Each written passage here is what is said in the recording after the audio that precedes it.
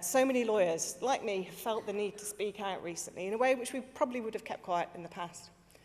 But it's because some things are so egregious that we can't just leave them unchallenged. And to me, one of those things is the suggestion that we should leave the European Convention on Human Rights. The European Convention and the Human Rights Act that incorporates it into our law are a fundamental part of protecting our rights, everyone in the country's rights, and protecting against abuses of power by the government. Now, others here today, I'm sure, will speak about and have already mentioned the appalling demonisation of refugees that's triggered the most recent debate on this issue, and also the damage that would be done to our country if we were to leave the Convention. But I want to give you just a few examples of how the Convention affects everyone and could affect anyone in this room by protecting our day-to-day rights, from the examples from the work that I do as a barrister working in healthcare. So firstly, if your family were to suffer a tragedy and a member of the family were to die whilst they were under the care of the state, and that covers a wide range of circumstances that could happen, there's an obligation now for a thorough investigation into how that happened. And there are numerous high-profile coroner's inquests and public inquiries that wouldn't have happened before the Human Rights Act incorporated the Convention into our law. Another example, if you're a member of a profession that's regulated and you end up in front of a disciplinary tribunal because someone has made a complaint about your work, where you could lose your career, the chances are now that you would have a much fairer hearing than might have been true in the past because of your convention rights. And a third example, if you had a mental health crisis and were taken into hospital, there would be protections in place for you with regards to detention, with regards to your right to family life, which wouldn't have been there before the Convention became part of our law.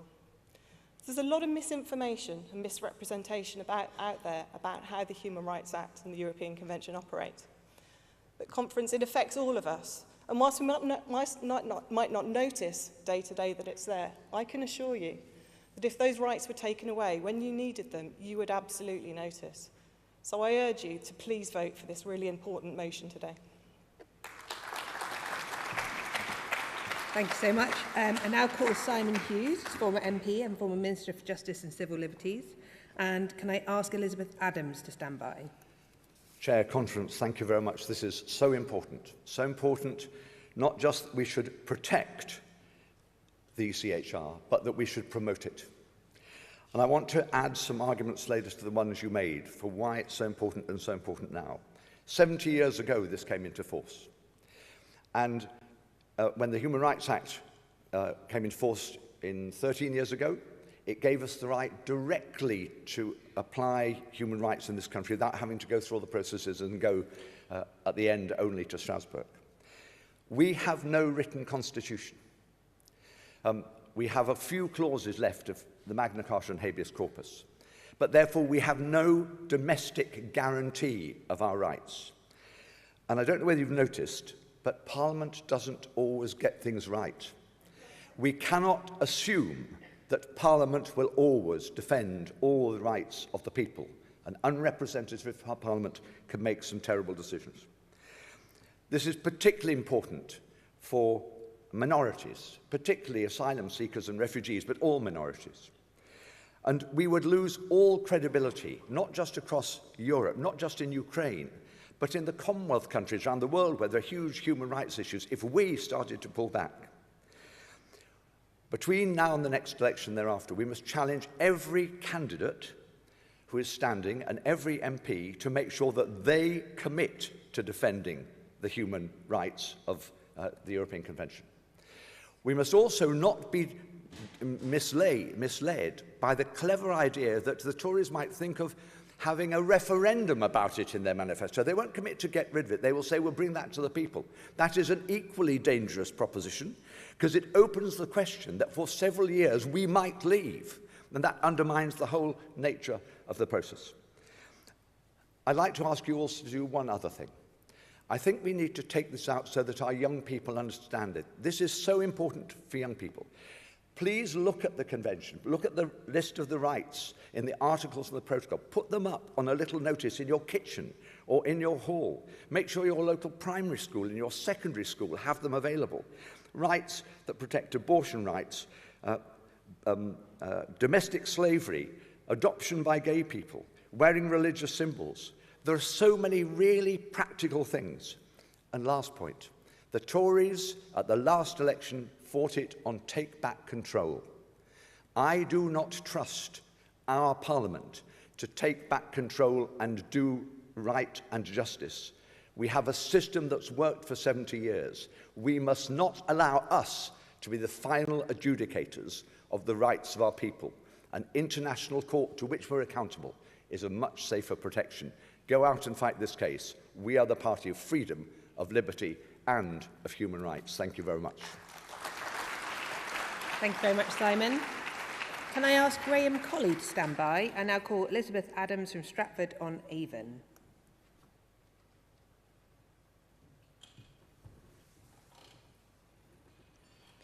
Conference, this motion goes to the very heart of liberal philosophy. This is exactly everything we stand for as a party.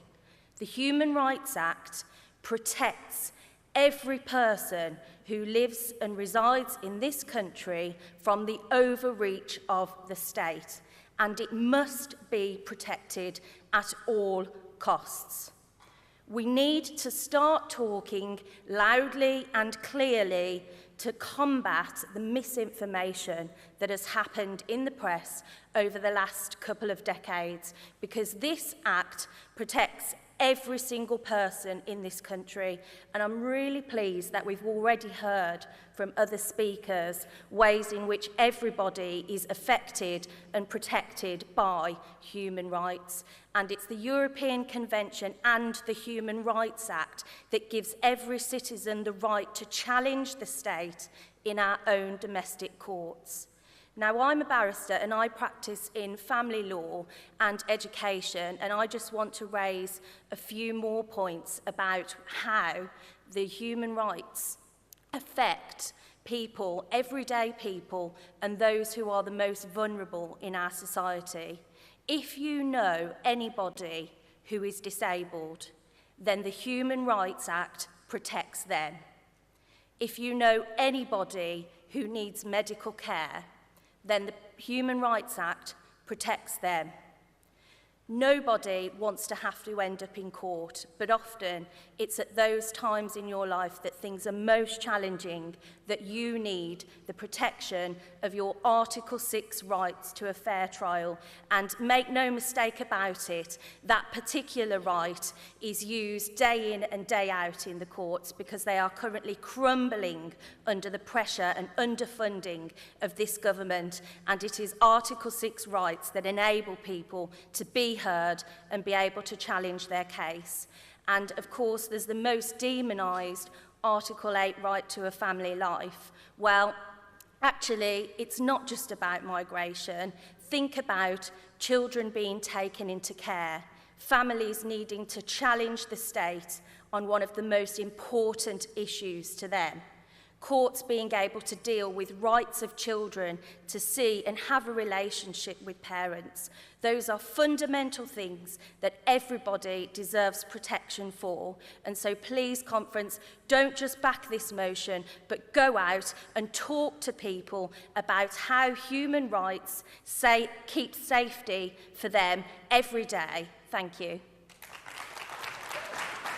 Thanks so much. Can I ask Eleanor Rylands to please stand by and now call Graham Colley, who's President of Rights, Liberties and Justice, and he's from Medway. Thank you. Conference. Almost a year ago, like many, I visited Auschwitz. It is true, it is a place where the birds do not sing. Visitors see the well-known images of the railway track which brought the victims to the spot where the selection was made, and those were sent straight to the gas chambers. Since then, I have been receiving tweets from Auschwitz Memorial, the Auschwitz Museum, showing 1930s photos of ordinary people, just like my family or your family would have been at that time. They come with the comment, they did not survive. Fellow Liberals, there is not just one reason why we should have the Human Rights Convention, but over 6 million. And as many know, David Maxwell Fyfe, a future Conservative Home Secretary, was the prosecutor at Nuremberg and subsequently was asked by Winston Churchill to help draft the European Convention. They understood that never again should governments be allowed to use national sovereignty to abuse the basic rights of individuals and minorities. And without a written constitution, we depend on the Convention to protect us against the misuse of power by government and parliament. And for years afterwards, One Nation Conservative lawyers continued to support the Convention.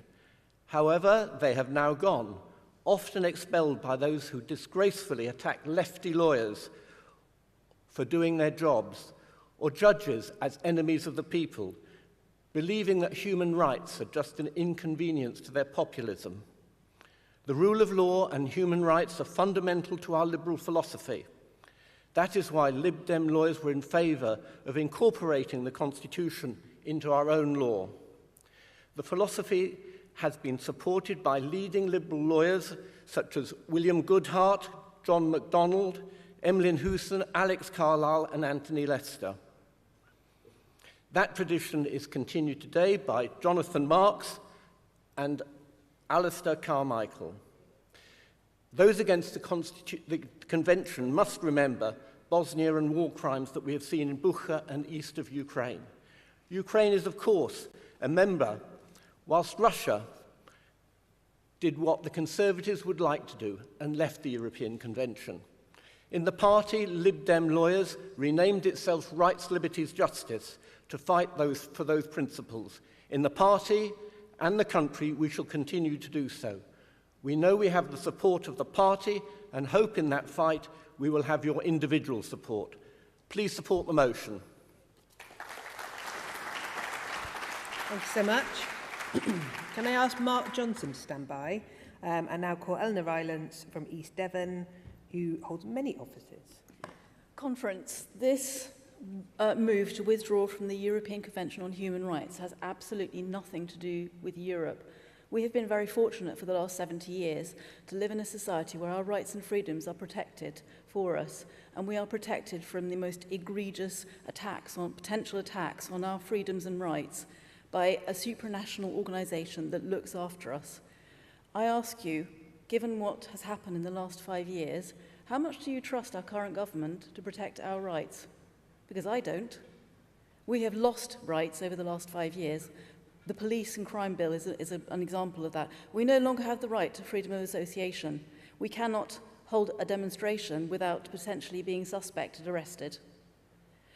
The Convention on Human Rights, we've already heard, a lot of the things that I wanted to say have been said already, were set up in the aftermath of the Second World War, a time when private citizens' rights were most appallingly flouted by states in a bloodlust. For the last 70 years, practically everybody in this room has enjoyed the human rights and the protections that have come with that. If you are human, this is about you. It's nothing to do with Europe. As we've heard, the only country in the European landmass that does not belong to the European Convention on Human Rights is Russia, and they withdrew from it because they wanted to be able to do horrible things. If you feel that our national governments shouldn't be necessarily trusted with oversight of our human rights, then you will protect this convention and you will protect the body that enforces this convention, which is the European Court of Human Rights. The Conservatives will tell you that this is about Europe. It is nothing to do with Europe, it is to do with human rights, our human rights of all of us. It's not to do with the human rights of minorities, it's all of us. Minorities are protected within those terms. It's a working document, it's a constantly updating document, it doesn't stay static, it keeps up with social changes. It protects our rights, it protects us all. We need to hold on to it at all costs. And the very last thing we should be doing with the government that we don't trust is to be withdrawing from this. We should be shouting a whole lot more about it. And this, for people outside the chamber, it's about your rights. It's not about just our rights, the rights of the people, Liberal Democrats or people who are interested in this. It's everybody's rights. It's all your rights. Please make more noise about it. Thank you. Thank you very much. So Mark Johnson's actually withdrawn his card, so I am going to jump, if he's ready, to Alan Collins-Rosal. Do I have you in the hall? Thank you, and thank you for jumping in without too much preparation there. So Alan's from Medway, speaking for the motion. Can I ask David Chalmers to stand by to submit on the motion after this? Good morning, conference. Absolutely not nerve-wracking at all, not being given 3 minutes warning, but I'll do my best. We've had a lot of hard-hitting stories, so I'd like to add a little bit of brevity to the debate this morning. 10 years ago, UK TV revived the greatest political satire, Yes, Prime Minister, for 6 episodes. In the final episode, the Prime Minister was seeking a control order under anti-terror legislation. Sir Humphrey informed him that a control order requires the consent of the High Court due to the European Convention of Human Rights. The Prime Minister's response to that was, "Oh, it's bloody Europe taking my rights away again." Bernard Woolley pointedly replies, "Actually taking away your rights, Prime Minister, and increasing everybody else's." The best satire is funny and truthful. Now, you can argue the revival in 2013 was lacking in comedy, but it was most certainly truthful. Sometimes in law, a ruling will go the way you want it to, other times it won't go your way. And you pick yourself up and you move on to the next one. You don't throw a tantrum and try to rip up the rule book because you don't like the decision it's led to. Now, some of you know me as the treasurer of LGBT plus Lib Dems. I'm an out and proud bisexual.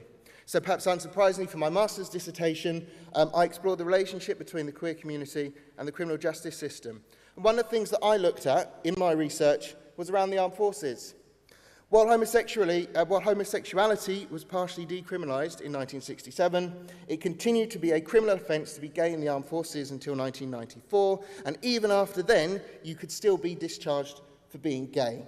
Now, that discrimination was challenged through the courts right up to the European Court of Human Rights, and in September 1999, the court ruled that that ban was a violation of Article 8 of the ECHR. Did the government at the day throw the toys out the pram and threaten to rip up the rule book? No. They immediately suspended the ban and within 4 months changed the law, ending it for good. Bernard's line in Yes, Prime Minister is pertinent. Regardless of government, left or right, libertarian or authoritarian, they are all bound by the ECHR not to violate our fundamental rights. This government does not get it.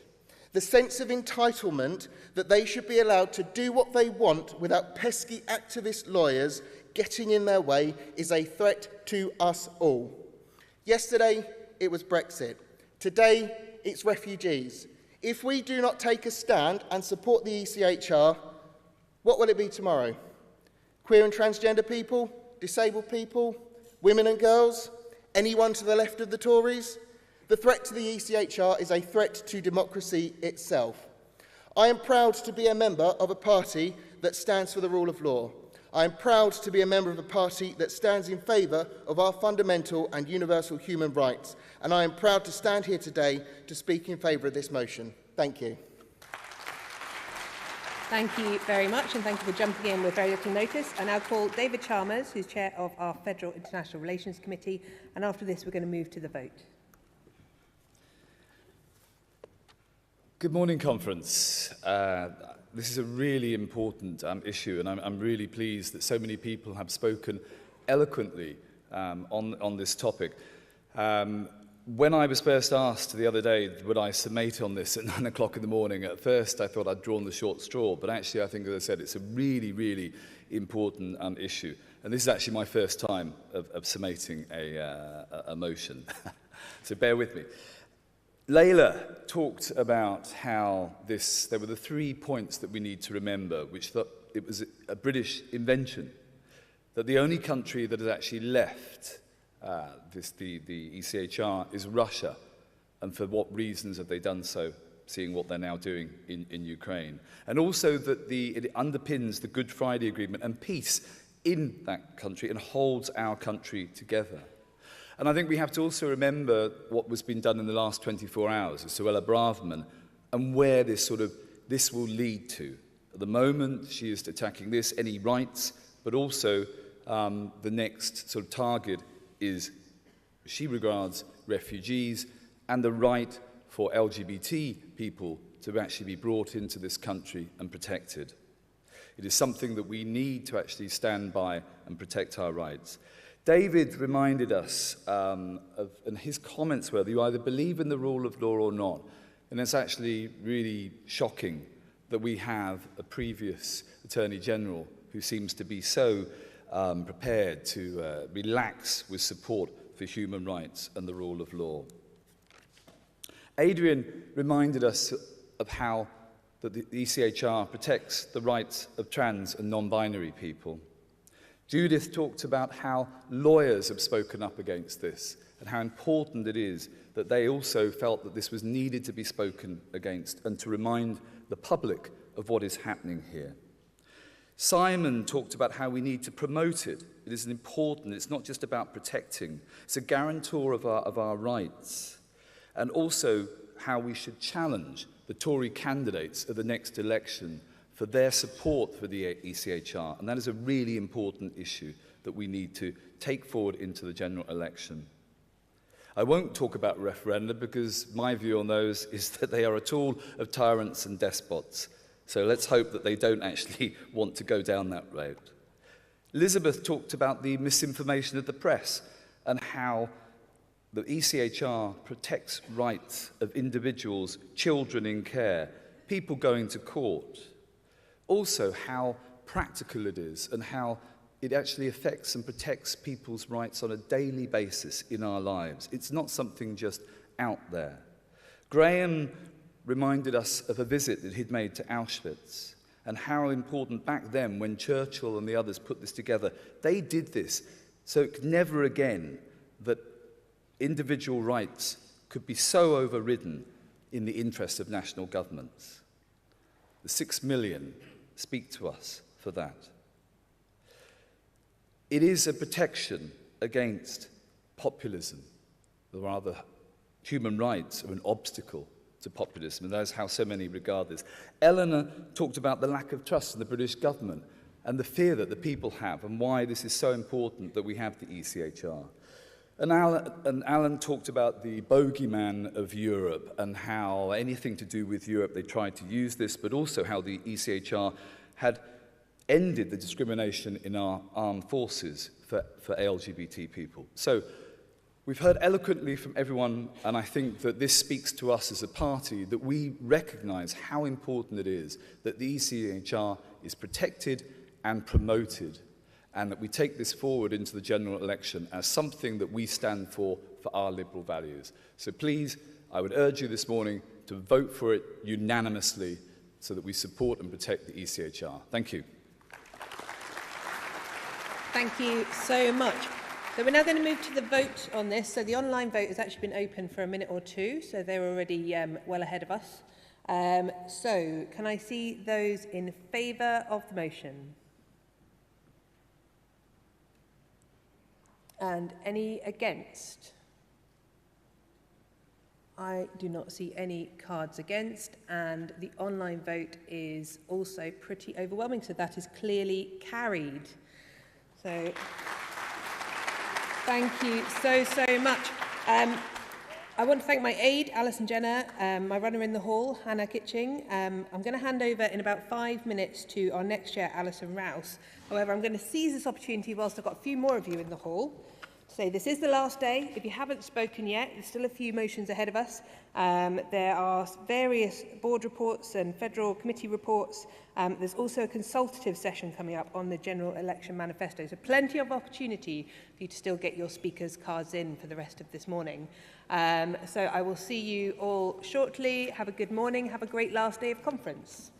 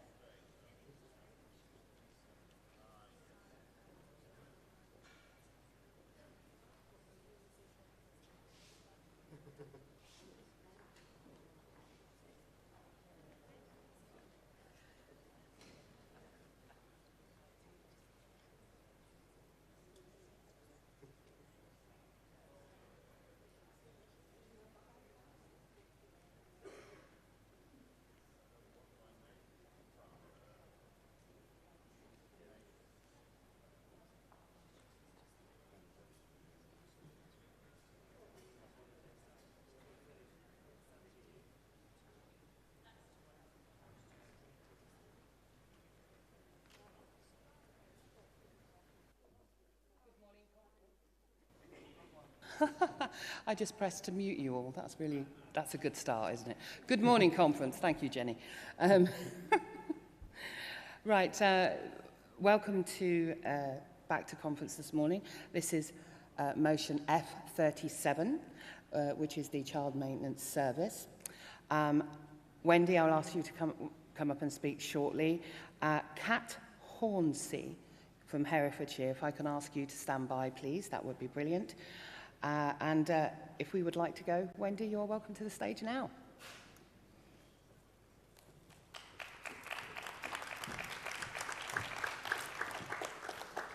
Good morning, conference. We're nearly there. We just need to power through. Conference, no one wants their family to break apart. But difficult things do happen, and sometimes there is no other option. Sometimes it is the best outcome for everyone involved.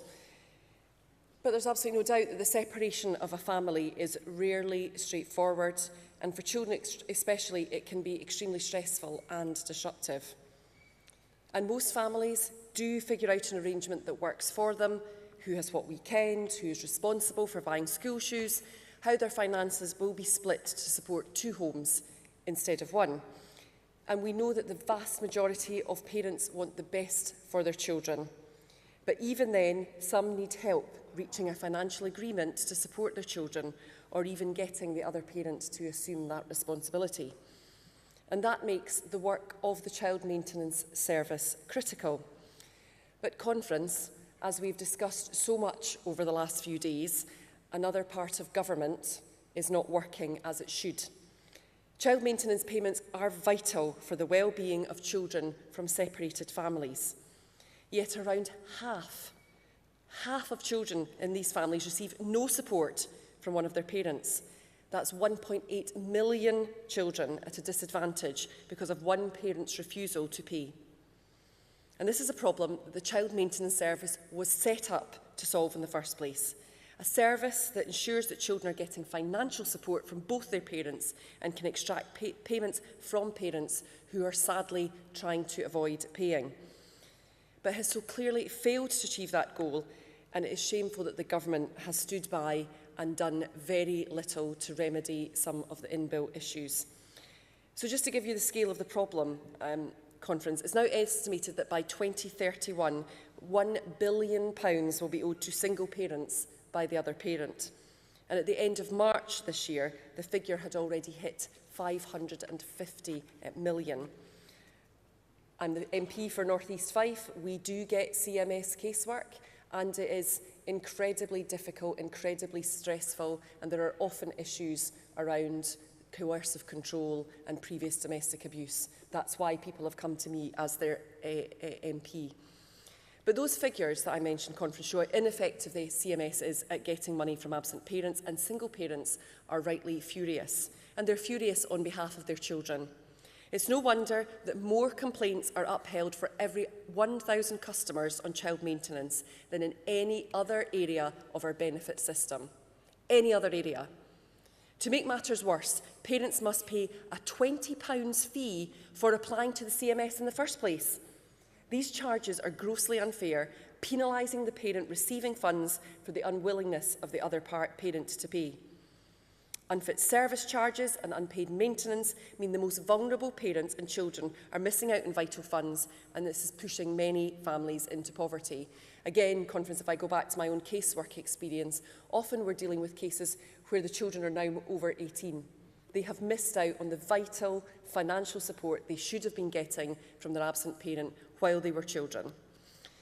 But the thing that makes me really angry is not just that single parents are missing out on financial support or that the government is unable to do anything about it. It is that withholding or artificially reducing child maintenance payments is being used as a form of abuse. Because, conference, for those who have been victims of domestic abuse, the CMS is not a matter of choice, but a matter of safety. It is often hard for survivors of domestic abuse to obtain the evidence necessary to get the CMS to increase the amount their abuser has to pay, or indeed to get any money out of them at all. It's a way that even when the relationship is broken down, they can influence and control that other partner. This is just another way that abusers can try to control their victims, and decreased or non-existent CMS payments can make it much harder for families to move forward and establish independence, financial or otherwise, from their abuser. Conference, the system should not be that easy for domestic abusers to manipulate. Currently, 300,000 children are covered by CMS's Collect and Pay service that helps to arrange payments. And over half of these children are from families where one parent has suffered domestic abuse from the other. Reforming the service should be high on the government's list of priorities, but as on so many issues, they are missing in action and uninterested in sorting the mess that causes hardship, pain and suffering to so many families. So that's why today's motion conference is putting forward the Liberal Democrats' plan to make the child maintenance service work for children. We'd start by launching a full review of the service and putting forward reforms to ensure it works for all children and parents. Children growing up in poverty is unacceptable. The government has the power and resources to tackle this and to ensure that children's rights to financial support from both parents is enforced. And they should use these powers. We'd remove the unfair charge of 4% for receiving parents using the Collect and Pay service, as well as that initial £20 charge that I mentioned.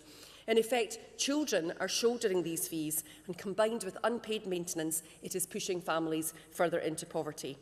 We'd also review the formula used to determine maintenance payments to better reflect parents' circumstances, such as the age of their children and their differing needs. Every child is different and unique, and children become more expensive as they get older, meaning that the flat payment no longer makes sense for many families. But perhaps most importantly, Conference, this motion commits us to writing into law guidance on child maintenance payments to survivors of domestic abuse. We'd include recommendations on how to extract payment from those using child maintenance as a form of ongoing coercive control and ensure survivors receive the money that they are owed. Conference, I ask you to support this motion and commit us to reforming a service that just isn't working as it should. I'm grateful to you for being here on the last morning of conference to show our support. Thank you. Thank you very much, Wendy Chamberlain. Can I call Kat Hornsey from Herefordshire to speak, please? And Simon Lepori. I apologise if I pronounced that wrong. Am I okay? Cool. Simon Lepori from Trafford, just to stand ready. Thank you. Good morning, Conference. My name is Kat Hornsey. I'm a City Councillor in Hereford, and this is my first time speaking. I stand before you in support of this motion and agree with the concerns raised, in particular about the cost of raising a child. But I'd like to draw your attention to the lines 43 to 45, which calls for a review of the formula used to determine the maintenance payments to better reflect parents' circumstances, such as the age of their children and their differing needs. As a single parent of 4 children, 3 of whom have special educational needs and disabilities, I have lived experience of how important it is for this conference to support a review of this formula for the differing needs of children. All single parents face similar needs and challenges, but those with children with disabilities face higher costs for things such as appropriate childcare, adaptive school uniform, for which there are very few suppliers, and to meet the dietary requirements of a child with a restricted diet due to their disability. Reviewing the formula to take account of these differing needs would help parents such as myself to handle the challenges that we face on a daily basis. To sum up, I would ask Conference to acknowledge the benefits that a review such as this would allow in making sure that our children, especially those with special educational needs and disabilities who already face huge challenges, are able to have the best start in life by ensuring that the higher costs of their needs are realised, and this is reflected in the support available to families such as mine. Thank you. Thank you very much, Kat. And can I call next Simon Lepori, please, from Trafford, who wishes to speak against the motion? Stop grinning at me. Against the compliance. And also, Josh, if you'll be ready to speak, please. Thanks. Morning, Conference. Don't worry, I won't be chanting at you like I was last night. I'm only speaking against a few lines in this motion. I agree with the sentiment in this motion. We need to deal with child maintenance payments. We need to reform it. It needs to be developed. My point is, where's our actual idea? And one of the conversations I've had over the past few days with people is, Why isn't it a requirement to place our national insurance numbers on the birth certificates of our children? You want to get money off absent parents? We've got your national insurance number. We're going to increase your national insurance payments, and we're going to give that money directly to the other parent you abandoned with your child.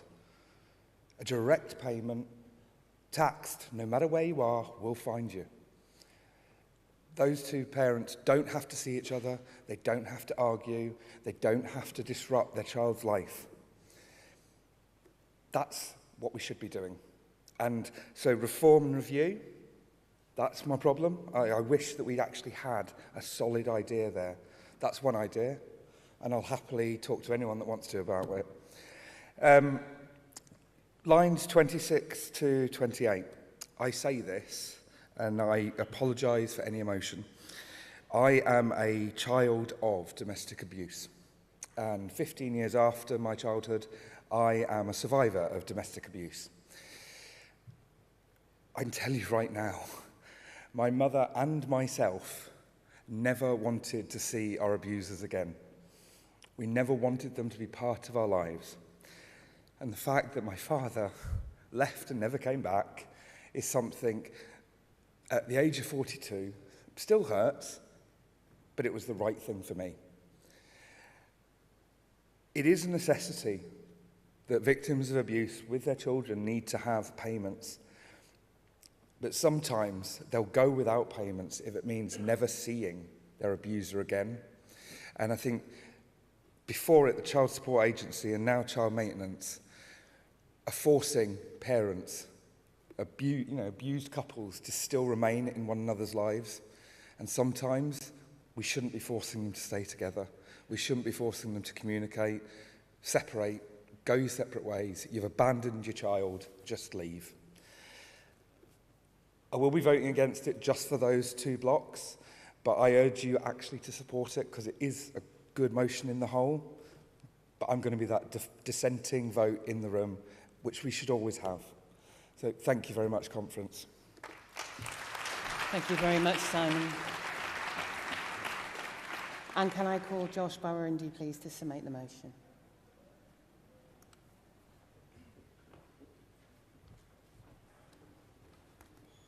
Conference, having been raised by a single mum myself, this debate has meant a lot to me, and hearing the contributions that have been made have been especially profound.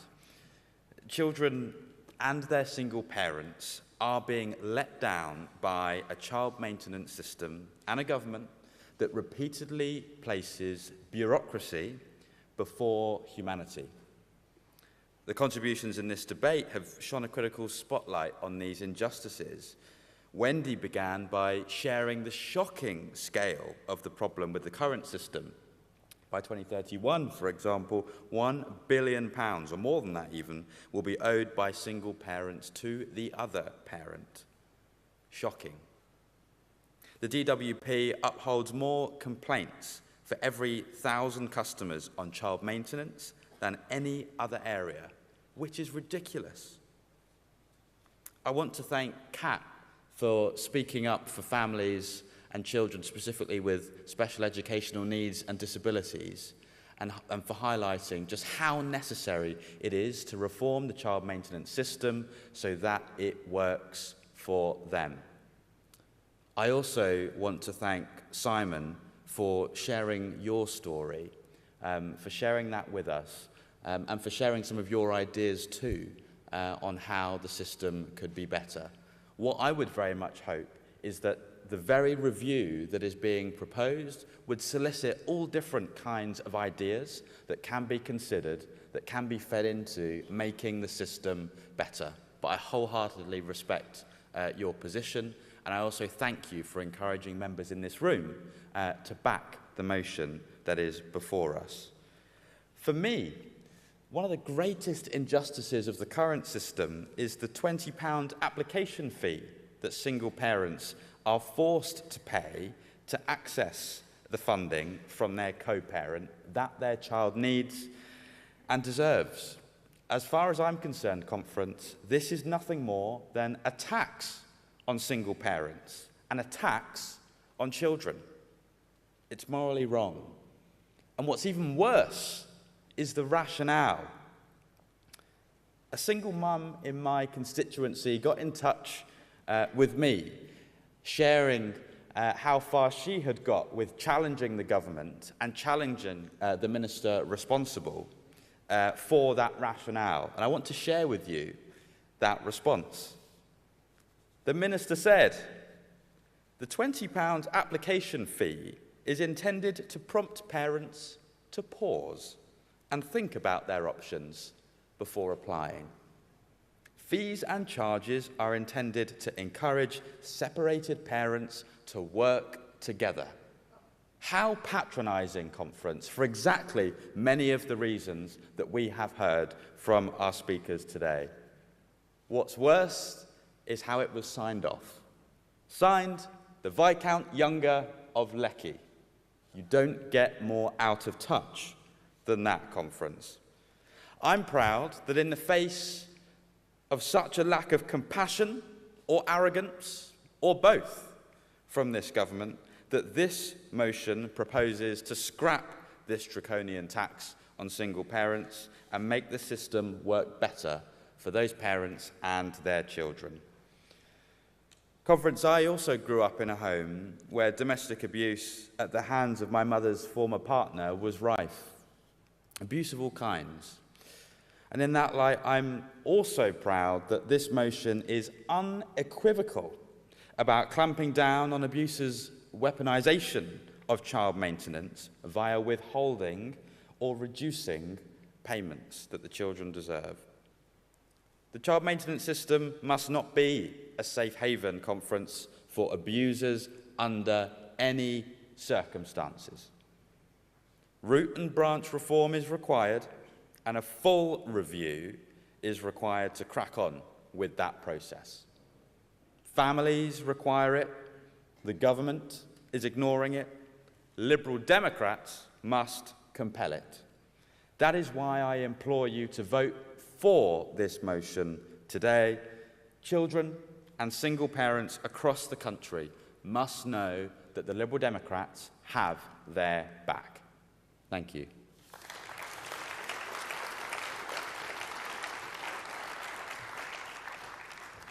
Thank you very much, Josh. Right, we will now move to a vote on this motion. So the online voting has started, so that's running at the same time. So if I can please, conference, ask you to raise your pass if you wish to vote for this motion.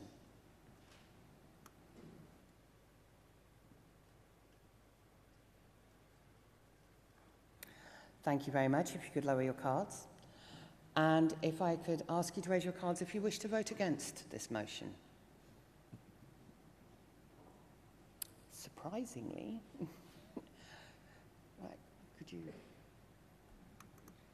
We'll just check the online vote.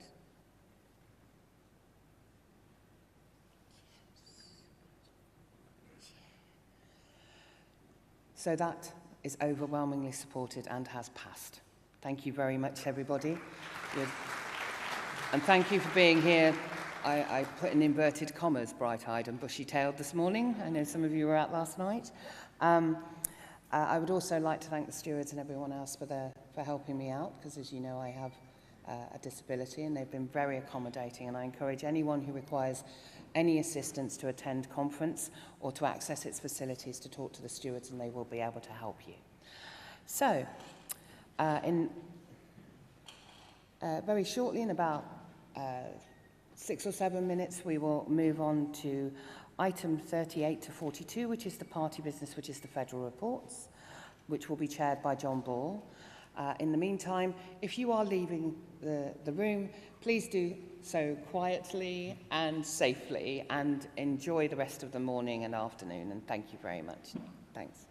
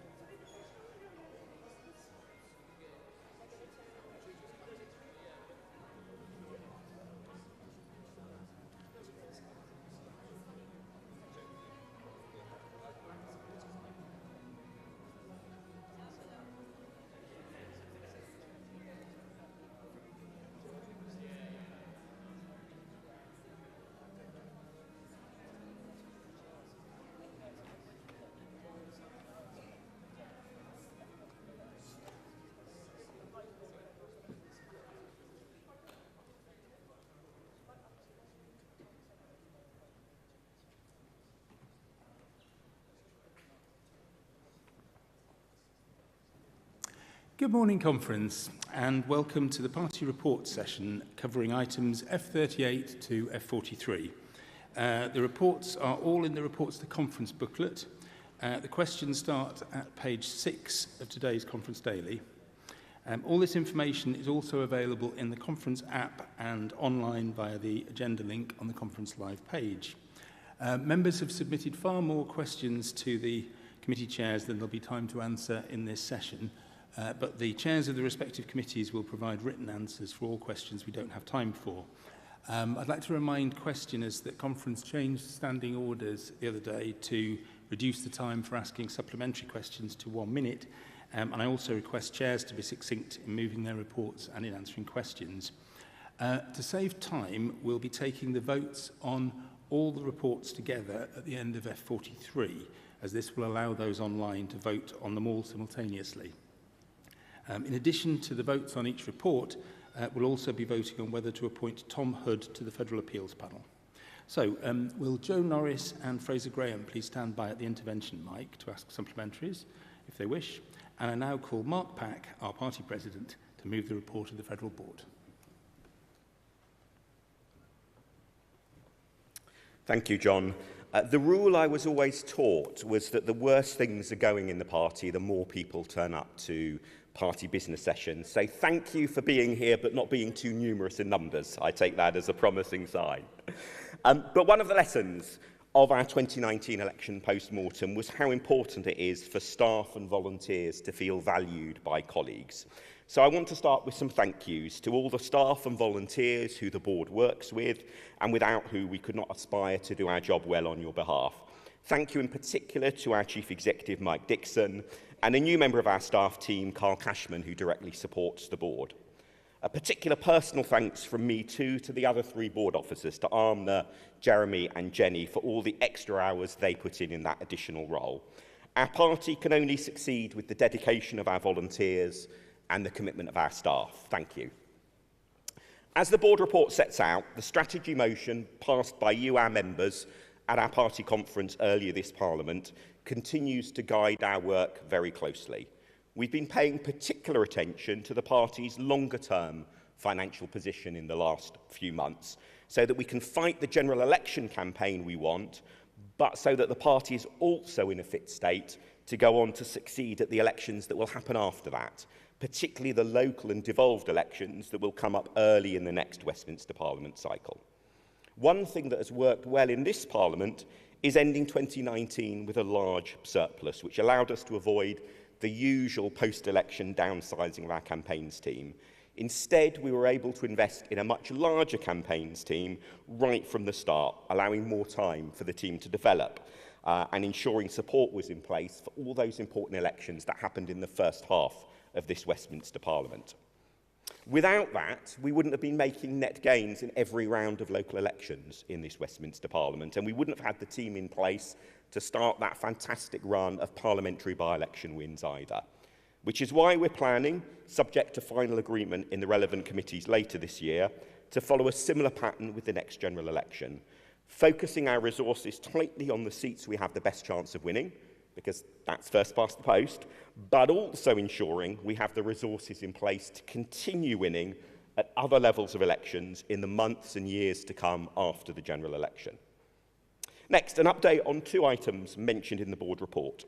The Federal Appeals Panel has ruled now on the outstanding appeal from the 2022 internal elections, and therefore, as mentioned in the report, that review of those elections is now underway. The board has also reviewed how we fill party posts ourselves, such as the roles on other federal committees that we elect or appoint people to. Based on our experience this year and feedback from others, we've decided to remove the requirement for people to be nominated by 2 board members, because that risks putting people off and making those posts feel like they were really only for already established insiders. Among other changes we've made is allowing for longer to fill such posts, so there isn't such a rush for a new board to fill all sorts of posts straight away. Again, a process that disproportionately benefits insiders who already know what's going on and which can count against improving our diversity. The board is not reporting any changes to the complaints process this time, but we have 2 other items I would particularly like to draw your attention to in our report. First, following the previous reforms that we put to conference, conference now sets and controls the total value of any indemnities the board can issue, such as to indemnify one of our National Party treasurers who may have done their job responsibly and diligently but might be facing legal costs as a result of the personal responsibility election legislation puts on them. Having carefully reviewed the risks that people may face in a Westminster general election year, the board wishes to set the total value of these indemnities that we could issue at £500,000, as set out on page 17 of the booklet. We may not use up all of this limit, and any use of it will, of course, need to be properly approved. Second, we have, as John mentioned, a new member of the Federal Appeals Panel to put to you for approval, Tom Hood. Tom's backgrounds and skills are set out on page 18 of your booklet, and his appointment follows a public advertisement and interview process. Tom's appointment would bring the federal appointees to the Federal Appeals Panel up to full strength. Finally, I'd like to draw your attention to part of the report from the Federal People Development Committee on page 33 of the report's booklet, which reports on the proposed new Liberal Democrat Friends of Ukraine affiliated organisation. In addition, I'm pleased to report that Liberal Democrat Friends of Palestine have successfully gone through the migration process from our previous AO-SAO status and are now an official affiliated organisation too. And with that, I'm very happy to move the report. Thank you, Mark. The first question, question 1, relates to the implementation of the Thornhill review from Joe Norris. Would you like to answer that, please, Mark? So just a reminder, the Thornhill review is the sort of post-mortem that we commissioned into the 2019 general election, and it was deliberately made public and put up on the party website because although it's very critical of what we did in that election, by making it available to all members, it also helps keep people like myself, the board and our CEO focused on implementing it. So thank you for a very apposite question, Joe. Overall, I think we've made good progress, although there's no room for complacency, and of course the acid test will come in the next general election. But it's not just me saying that we've made good progress. The board has had the Thornhill Review chair, Dorothy herself, come to the board a couple of times since the last general election to tell us how she views our progress is going. And I'm glad to say that the Federal Audit and Scrutiny Committee, which is the party body that commissioned and ran that original Thornhill report, are thinking of doing another stock take to see on how we're doing. But to give you a flavour of the progress, on the question of the clarity of leadership and decision-making, which is absolutely central to the report, the board's reported conference has debated and passed several major changes, including, you may recall, a new and clear set of definitions of the roles of leader, CEO and president, the biggest overhaul in our history of how the board is structured and run, and making the vice president BAME role a full voting member of the board. We've also, as I mentioned earlier, invested from early in this parliament in a much expanded campaign field team around the country. We've also got a proper grip of our medium and long-term finances, again, as I talked about earlier, and I think the many improvements in how our staff are supported, managed and respected by members shows through in the huge and very welcome increase in the results from our staff satisfaction surveys. And indeed, ironically, one of the financial pressures this year has come from the huge drop in staff turnover rates. As the Thornhill Review recommends, we've particularly focused our diversity and inclusion work on ethnic minority representation with things like the Project Stella scheme for parliamentary candidates and a new set of diversity targets focused especially on local government. There's a lot more that I could add, but hopefully that gives you a flavour of how we have been taking the review seriously. I'll just add one final comment, which is the Thornhill Review wasn't just about the board or the federal party. It has recommendations that apply to everyone, all of us, all across the party. So for everyone involved in any way in running any part of the party, I would really encourage you to have a look again at that report and think about, are there any more lessons that you can take on board and make sure we've got improvements in place ahead of the general election? Thank you, Mark. Joe, do you have a supplementary question? Yep. Thank you very much for that very thorough answer. In your moving of the report, you mentioned AOs, so I've just got a follow-up question on AOs. At your conference, the Young Liberals finance officer asked why YL can't download our member list data from Lighthouse. I know you met with Lucas and Kathy from YL after conference, but the issue still hasn't been resolved. I know this impacts many other AOs and really affects our abilities to engage with our members. So please could you look into this or provide a timetable? Thank you. Absolutely, and indeed, this was the topic I was tempted to pick as an answer to one of the later questions that's coming up about mistakes the board has made, because certainly I think we have overpromised in the past about what technology the party can provide to help AOs and SAOs, and then the new affiliated organisation status, and understandably, and I'm sorry about this, but I can hopefully at least empathise with the frustration that has caused people. Definitely trying to get things in the right state is important, and one of the things I'm hoping to be able to do soon after conference is sit down with our chief exec and the relevant staff colleagues at HQ to sort of work out what actually can we realistically deliver and what is the right timescale. But as I say, my apologies, because I think there clearly has been a bit of over-optimism in the past from the board about what would be possible to provide to AOs and SAOs. Thank you, Mark. So we now move to question 2, which relates to the relationship between the board and Federal Council. And that comes from Fraser Graham and Joe Norris, and so they can both ask supplementaries if they're both here. Thanks, John. So the question asks how many decisions have been called in by the Federal Council the board has made. The answer to that, I guess, is 1 and a bit. The one is a decision which will be where the council will hear this call in shortly after conference, which is a call in of a decision we made about the use of non-disclosure agreements and reflecting Layla Moran's campaigning against the use of NDAs, given the way they can be misused to cover up bad behaviour. As that board decision followed sort of a detailed debate and in which we actually had to take a couple of votes at the end of it, I think this call-in is a good use of the call-in process to say here is something that clearly the board had to think about very carefully, that there wasn't one obviously correct answer, and therefore the council making us think through that decision again, I think is a really helpful thing. I said 1 and a bit. The bit was the council was originally going to call in our process around how we fill party posts. As it turned out, the number of council members required to call that in fell 1 short of the threshold, but we said, look, we're still happy to come and do an informal Q&A with the council on the topic. And I think that was very useful, particularly the amount of unhappiness that was expressed in that Q&A session about the old rule of needing to get 2 board members to nominate you for a whole load of different posts in the party.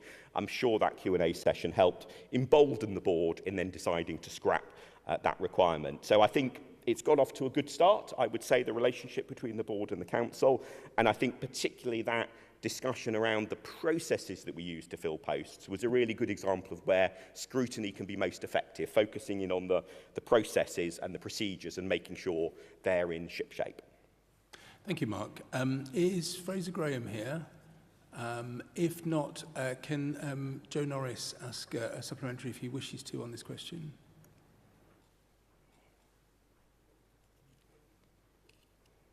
So yeah, I don't think we've got a supplementary on that. So then we'll move to question 3, which was also submitted by Joe, which is about your committee's worst mistake. Yeah.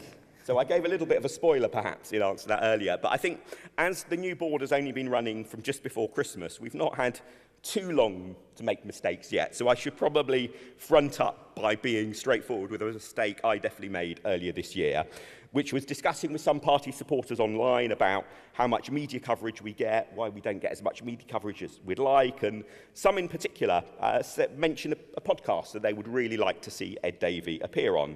And I expressed some scepticism, pointing out that the 2 presenters of the podcast were a well-known former Labour senior advisor in 10 Downing Street and a previous high-profile Conservative MP and candidate for his party's leadership. I'm referring, of course, to Rory Stewart and Alistair Campbell, and as you may know, Ed did recently actually appear on their podcast, and it went very well. I was completely wrong in my scepticism, I will fess up to that.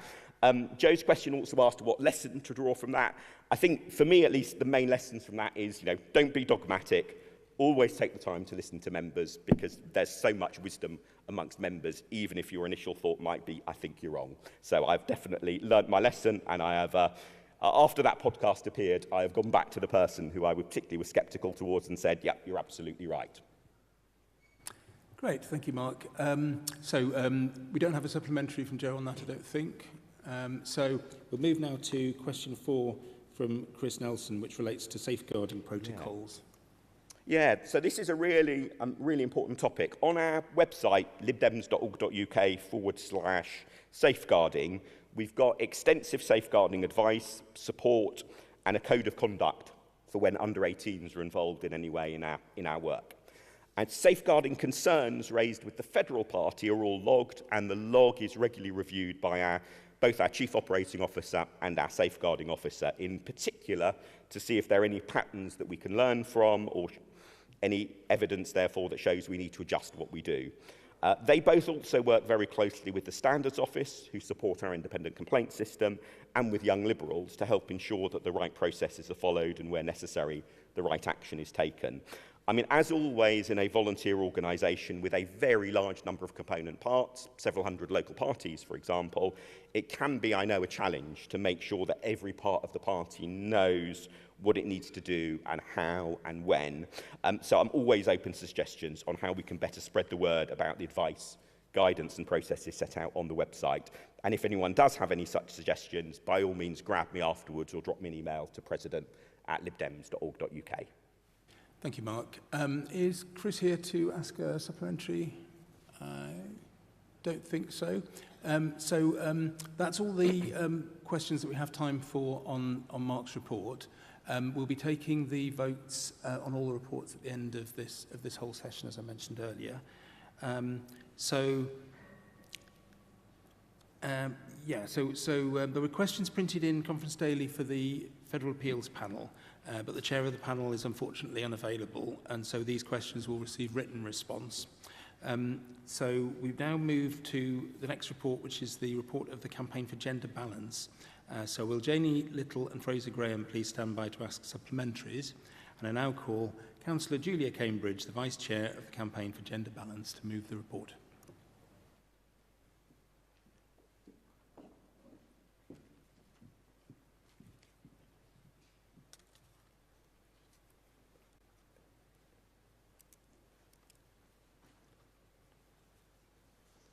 Good morning, Conference. So, as ever, the Campaign for Gender Balance has had an extremely busy 6 months since Spring Conference. Candy Piercy, our chair, reports that in the federal board elections in January, she was delighted to be re-elected as chair, and that I was re-elected as vice chair, and Vicky Slade was also elected as the second CGB vice chair. So despite an important round of May elections and the excitement of the by-election campaigns, we've been providing mentoring support for women waiting for approval and parliamentary selections throughout the year. The 3 CGB officers were involved in running our flagship webinar, the Future Women MPs Weekend. Once again, this proved very successful. We trained 14 women, and more than one have been selected as quite high up parliamentary candidates. I led our candidates approval team to success, helping many women get approved as parliamentary candidates. We've been proud to be supporting women candidates with a number of protected characteristics. Now, CGB Chair Candy Piercy has led the team providing support to women applying for specific seats, including parliamentary by-elections. We're very happy with the overall success rate and have had some excellent women selected. We're very pleased to have been able to support and advise the women by-election candidates. CGB Chair Candy Piercy has also been working with Daisy Cooper to identify and support diverse candidates who want to apply for parliamentary seats. We ran 4 training modules at the last spring conference in York. We've presented a larger programme of training at conference this year with 12 training modules, and I would like to put on record our thanks to the conference team for these extended slots. So 10 years ago, we were running more than 20 training sessions at Autumn Conference. We had a dedicated support staff at LDHQ, and we received an annual grant from the party. We're keen that the party considers the need to build a new team of rising potential parliamentary stars amongst our women members. We ask that practical support for CGB should be reinstated if that objective is to be achieved.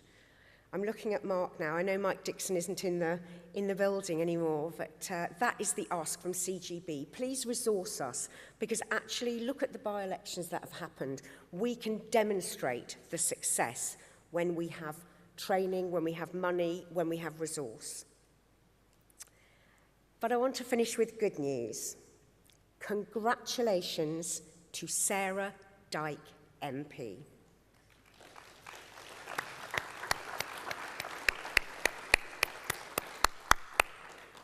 And we're all behind you, Emma Holland Lindsay, and all Lib Dems who are up for election in the coming year. Thank you. Great, thanks very much, Julia. So we now move to question 1 on F39, which was submitted by Janie Little, and it relates to encouraging more young women to stand as candidates. Okay, so Janie Little, Chair of Young Liberals, and I like this question because it is to do with attracting young women to the Liberal Democrats and to become and stand as candidates. And I think Janie's a shining example of that. And that's one of the ways that I'm going to start with. I think when women see women, and I know this because women tell me, they see women on our executives, on our board, in high places, doing inspirational things, or leading teams out, door knocking. It's not about a lofty status title. When they see that, you can identify it. So women like Janie, what I would say is keep being an inspiration for women, because if we have that level of visibility, it is going to attract more. If you go into a local party, you go and sit at the exec, you go on the door-knocking rounds, and it is 90% men, or it's 99% men. It's like, who do I identify with? Something has to be done. There isn't a gender balance. So really lead from the front. But there's something else, because it's not just about attracting young women to stand as candidates, it's about the retention of women. And this is where I think we have a challenge. Not to say other parties don't, I think it's across the board. But I will say that there is a deeper embedded culture in our local parties which is off-putting, especially if somebody's run as a council candidate and perhaps hasn't been successful that next time.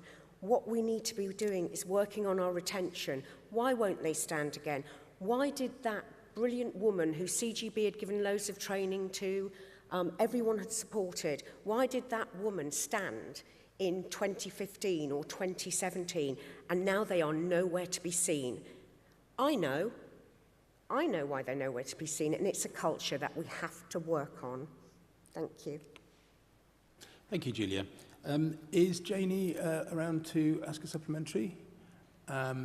If not, we'll go to question 2, which was submitted by Fraser Graham, which is about the risk of a majority male parliamentary group after the next election. Okay. So, with our by-election candidates, it's been thrilling to see a majority parliamentary party with that gender balance of women. It's a good thing, but in some ways it's made CGB's task a bit more difficult, because if I had £1 for the amount of people who came up and said, well, you're not needed anymore. We've got all these women MPs. We don't need CGB. You've done your job, great, but actually, where's the training for men? And it sounds flippant and silly, but actually this is the challenge we have.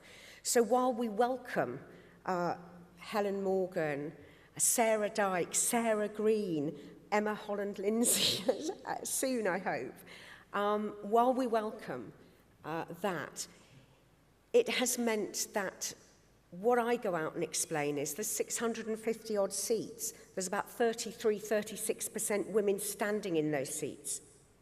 It's the same at council level. So don't look at the parliamentary success. Now, we've got a general election coming down the line, and that demographic, that gender balance is going to change. So in brief, what we've been doing at CGB is having our Inspiration Days, our Future Women MP weekends. We've been trying to line women up and give them the training and the skills, the confidence, whatever is lacking there, to go for those seats, stand in those selections, beat everybody, stand for us, and hopefully win. We have quite a few women who are in, I suppose, what we would call target seats or moving forward seats. And it's a very exciting prospect. Thank you. Thank you, Julia. Would Fraser like to ask a supplementary? Can you hear me? Yeah, there you go. Yeah, just briefly, can you confirm that those training events are going to remain inclusive to trans and non-binary individuals? I'd be very happy to do that, Fraser, and thank you for that question because it's really important. And the distinction I made in the report was about people with protected characteristics. We're not here at CGB to define, but it is obviously on record that although it might say women-only training and we are there for the gender balance, of course it includes trans women and non-binary individuals. I mean, that goes without saying, but thank you for giving me the opportunity to clarify that. Thank you, Julia. So those were the only two questions submitted to your report. As I say, we'll take the votes at the end of the final report session. So thank you, Julia. Thanks. So we now move on to F40, which is the Federal Campaigns and Elections Committee report. So can Joe Norris and Tim Harcourt please stand by the supplementary mic? And I now call Baroness Kath Pinnock, who is the chair of FCEC, who will move her report. Morning, conference. A bit early for me. First of all, I want to, on record, thank all the members of FCEC who have been hugely supportive as I took on the role in January from the wonderful Lisa Smart, who is campaigning to win Hazel Grove when the general election ever comes. So I'm building on her foundations and the success she had in establishing FCEC. So FCEC has seen, nothing to do with me, but seen quite a lot of success this year, the by-election success, local election success, of course, that is also with ALDC and campaigners across the country. You know, the communications team have had notable successes with the cheesy stunts, which I actually like, after each by-election win, and also with getting more of our policies and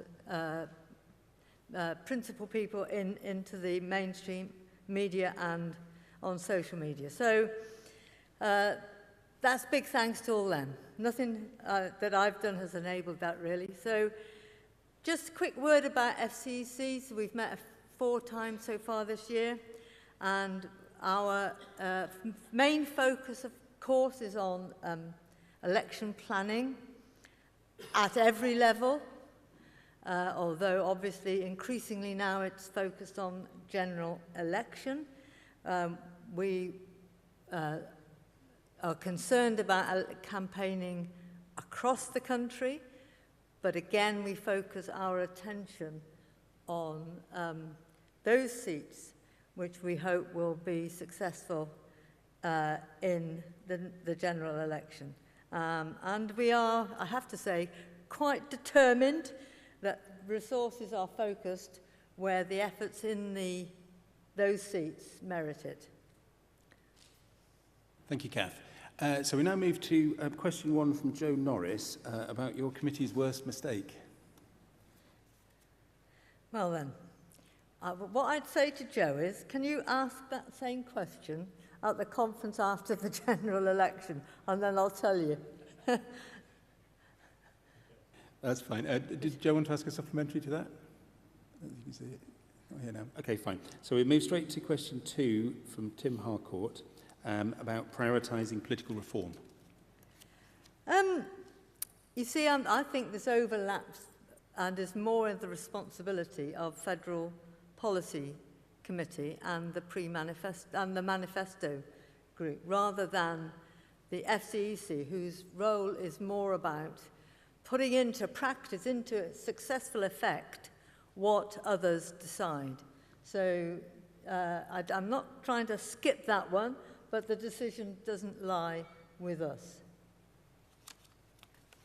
And is Tim here, and does he want to ask a supplementary? Doesn't look like it. We'll move to question 3 from John Grout about the new party's tech tools. This is about fleet and targeted email and Lighthouse, all the rest of it. So, again, I have to say, it doesn't come under the remit of FCEC, though it is very important. It's one of the tools that are essential if we are going to make very big progress in the year ahead. Personally, I love Fleet. I found it much simpler to use than previous tools that we've had. But, I mean, again, I think perhaps pose your question, John, to those who are developing that. And maybe perhaps we'll have a session at our committee about the value that the party has put into those fleet-targeted email and Lighthouse and all the rest of it, and a report back at the next session. Thank you, Kath. Does John wish to ask a supplementary? No, if not, that's the end of the time we have for questions for this report, Kath. So thank you very much for your time. As I say, we'll take all the votes at the end. So we now move on to F41, the report of the Federal International Relations Committee. So if Joe Norris and Fraser Graham can stand by the supplementary mic, I now would like to call David Chalmers, the Chair of the Federal International Relations Committee, to move his report. Good morning, everyone. Good morning, Conference. It's my pleasure as Chair to move the report of the Federal International Relations Committee. Let me set out by reaffirming that internationalism is one of the core values of our party. It sets us apart from our rivals, and it has attracted many of our members.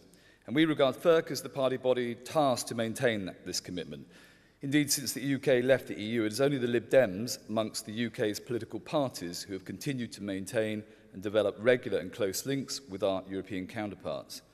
FERC, through our membership of the Alliance of Liberals and Democrats for Europe, ALDE, and participation in Liberal International, ensure that our voices continue to be heard and respected on the world stage. Following the constitutional changes passed at the Spring Conference, which increased the number of elected representatives on FERC to 8, in May, I led the Lib Dem delegations to the meetings of LIXCOM in Ottawa and to ALDE Congress in Stockholm, opportunities we use to promote our liberal values internationally. And so I'm particularly proud that we led the condemnation of the anti-homosexuality bill in Uganda with the full support of our sister parties from across Africa, and established support for a European framework to combat hate speech in Europe, which again received unanimous support from our European sister parties. Our delegation to Audi Congress included many members for whom this was their first time representing the party on the international stage, and we aimed to make it a fulfilling experience, and our delegation was the most diverse, which enabled individuals to bring their real-life experiences to the discussions, which included the one on trans rights. It is hoped that more party members will put themselves forward to join future delegations, and that we can find ways to support them financially. The Lib Dems continue to play a leading role in supporting the Alliance of Her and the Rainbow Platform, which support women and LGBTQI candidates. Many of our sister parties look to us for guidance and inspiration on matters of human rights, as in the case of Estonia, where the government led by our sister party Reform has just legislated for same-sex marriage. Whilst reluctantly accepting the constitutional changes in ALDE, which restrict the votes of non-EU parties to 33% of the votes cast in Congress, Council and Bureau, we managed to protect the important principle of ALDE as a European party, including EU and non-EU parties alike. And the Lib Dems are taking on a coordinating role with non-EU parties. As we look to rebuild the UK's broken relationship with the EU, we will increasingly need support from within the EU. Our relations with our sister parties will take on even more significance when considering that 12 of them currently sit in government in those countries, 6 of which are led by members of ALDE. At this recent conference, we had a whole delegation here from the FTB, our German sister party, which shows their willingness and keenness to develop relations with us. It is important that our international work is relevant to other parts of the party. The Lib Dem EU Liaison Councillor scheme, which hopefully you have heard of at this conference, has the backing of ALDC and the EU Committee of the Regions, and should be up and running later this year, and will bring us closer together at a local government level.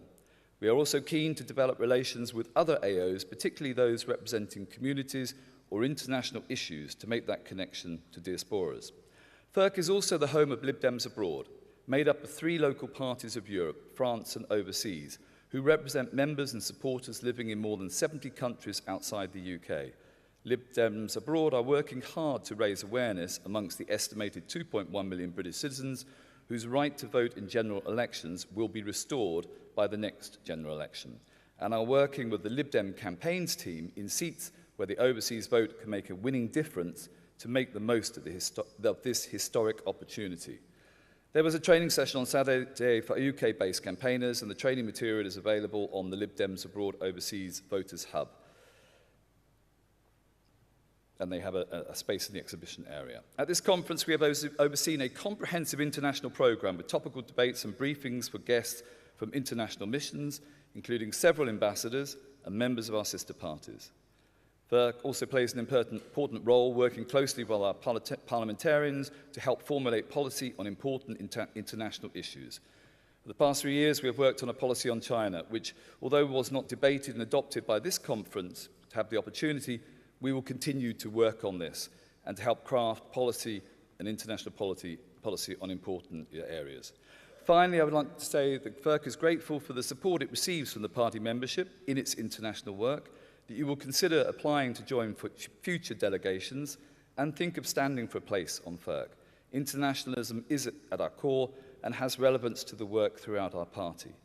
And I have to thank our international officer, who unfortunately, for resources' sake, we only have the support of her 1 day a week. We would like more resources, and we rely on the members of FERC to fill that void, who as volunteers give up their time and energy and knowledge to make sure that our work is carried out effectively. We are a great team, and it is my pleasure to be working with them, and I move this report. Thank you. Thank you, David. So we now move to questions. First question is the familiar one from Joe Norris about your committee's worst mistake. Well, I only took over in January as chair, and again, I've heard others saying about what mistakes they made. One mistake what I've learned recently is that we didn't listen keenly enough to the voices from our sister parties in the Baltics and Ukraine on what was happening in Russia. And I think that was something which we should learn to do more. I hear this when we're dealing with our sister parties in Africa and also outside. So for me, it's not necessarily a mistake, it's something which we as a party, we need to be aware of, that to take on their sort of positions. So it's and that's something which I'm very keen of when I'm sort of dealing with those parties. Yeah. Thank you. And I see Joe's there to ask a supplementary. Thank you for the useful and reflective answer. Liberal Democrats have a strong history of leadership within our international political parties and organisations, namely ALDE, Liberal International, LIMEC and IFLRI, the respective youth wings. You've already touched on this when you moved the report, but could you please expand on FERC's response to developments within the ALDE European political party and whether FERC feels we, as supporters of European federalism, should have done more to challenge the abolition of the ALDE individual membership system and the ongoing marginalisation of Liberal parties from non-EU member states within ALDE decision-making bodies? Cheers. Yeah, I mean, we were basically the authority, European authority, to explain to you that they had said that the voting rights of non-EU parties shouldn't exceed 33%. There were moves to actually reduce it even further, and when we had the meeting in Stockholm, there were moves to actually reduce that voting right to 20%, which I successfully challenged. I had to actually intervene at the last, it was a bigger meeting than this, and actually stop it, and we managed to secure that. What would have happened with the individual members, the only way that we could keep that was if our individual members from non-EU states were excluded.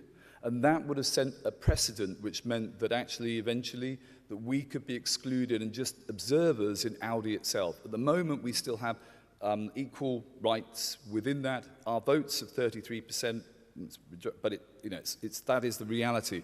But the real fear for us and concern was how we were going to be, where this next step would be. So reluctantly, we had to also support the abolition of the individual members. And I know that there is a new group being looked at to how that can sort of connect in the same way as LIMEC. But it was very much the sort of the reality on the ground. We will make sure that we work with the other non-EU parties, and we've been having meetings with them from Norway, Switzerland, Iceland, Northern Ireland, Gibraltar, and also now we're looking to expand that to bring into those from Ukraine and the Western Balkans who are not who are non-EU parties, to make sure that we have a collective voice, and so that we do have positions on the Bureau and also in Congress. So it's something of a reality where we are. We would not want to be there because we wouldn't want to be outside the EU. But equally, even if we were still there, we feel that that's what makes ALDE so strong, to have this grouping of non-EU and EU parties. It is not just an EU, it is a European party. And that is a principle which I would say I defended, hopefully, very strongly, and we succeeded in seeing off measures that would have made it diluted that Europeanism. Thank you. Thank you, David. So now we move to question 2 from Fraser Graham, which relates to campaigning internationally for the LGBT plus community.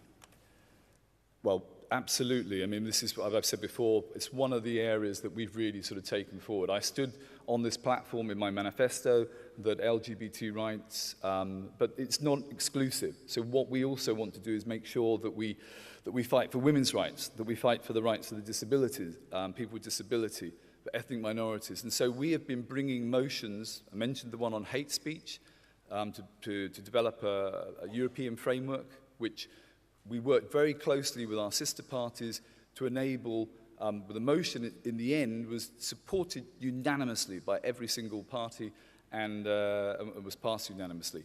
We were one of the original signees to the Dublin Declaration, which calls upon our sister parties across Europe to support LGBT rights, and in a practical way. So in the same way as we've been hearing about our party has support for women candidates, this is actually now across Europe to look at actually how we support LGBT plus candidates and members of those parties. So we're taking what we've learned here even further. Maybe we'll be looking at for something here in our own party in that respect. So whilst I'm chair, this is right at the core of what we do. It's our liberal values, and we'll take those forward.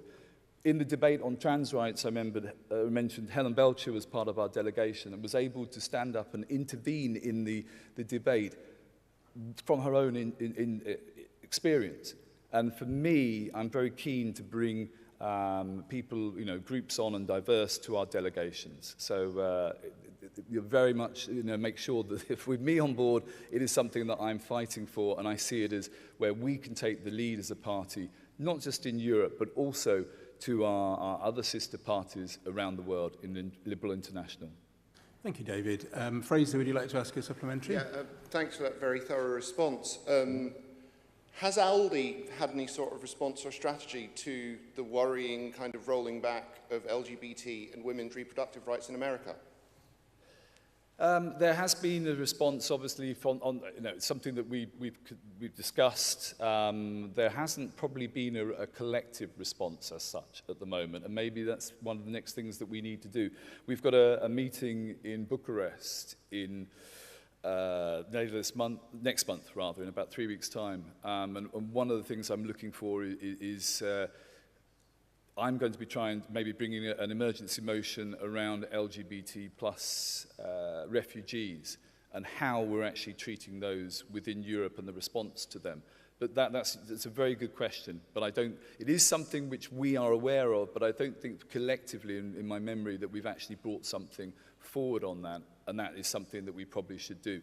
It has been discussed in Liberal International, but then that's a sort of a broader grouping. But you've raised something there which I'm quite happy to sort of look at how, and this is what I see for us as a party, we shouldn't be afraid to actually take some of these issues and be bold to get support from our parties and raise awareness for support on these issues across Europe. Thank you. So thank you, David, for your report and for answering those questions. Those are the only two submitted to your report. As I say, I'll take the votes at the end. Thank you. So we now move to F42, the report of Federal Council. So will Joe Norris and Fraser Graham please stand by the supplementary mics. And I now call Councillor Anthony Huck, the Chair of Federal Council, to move his report.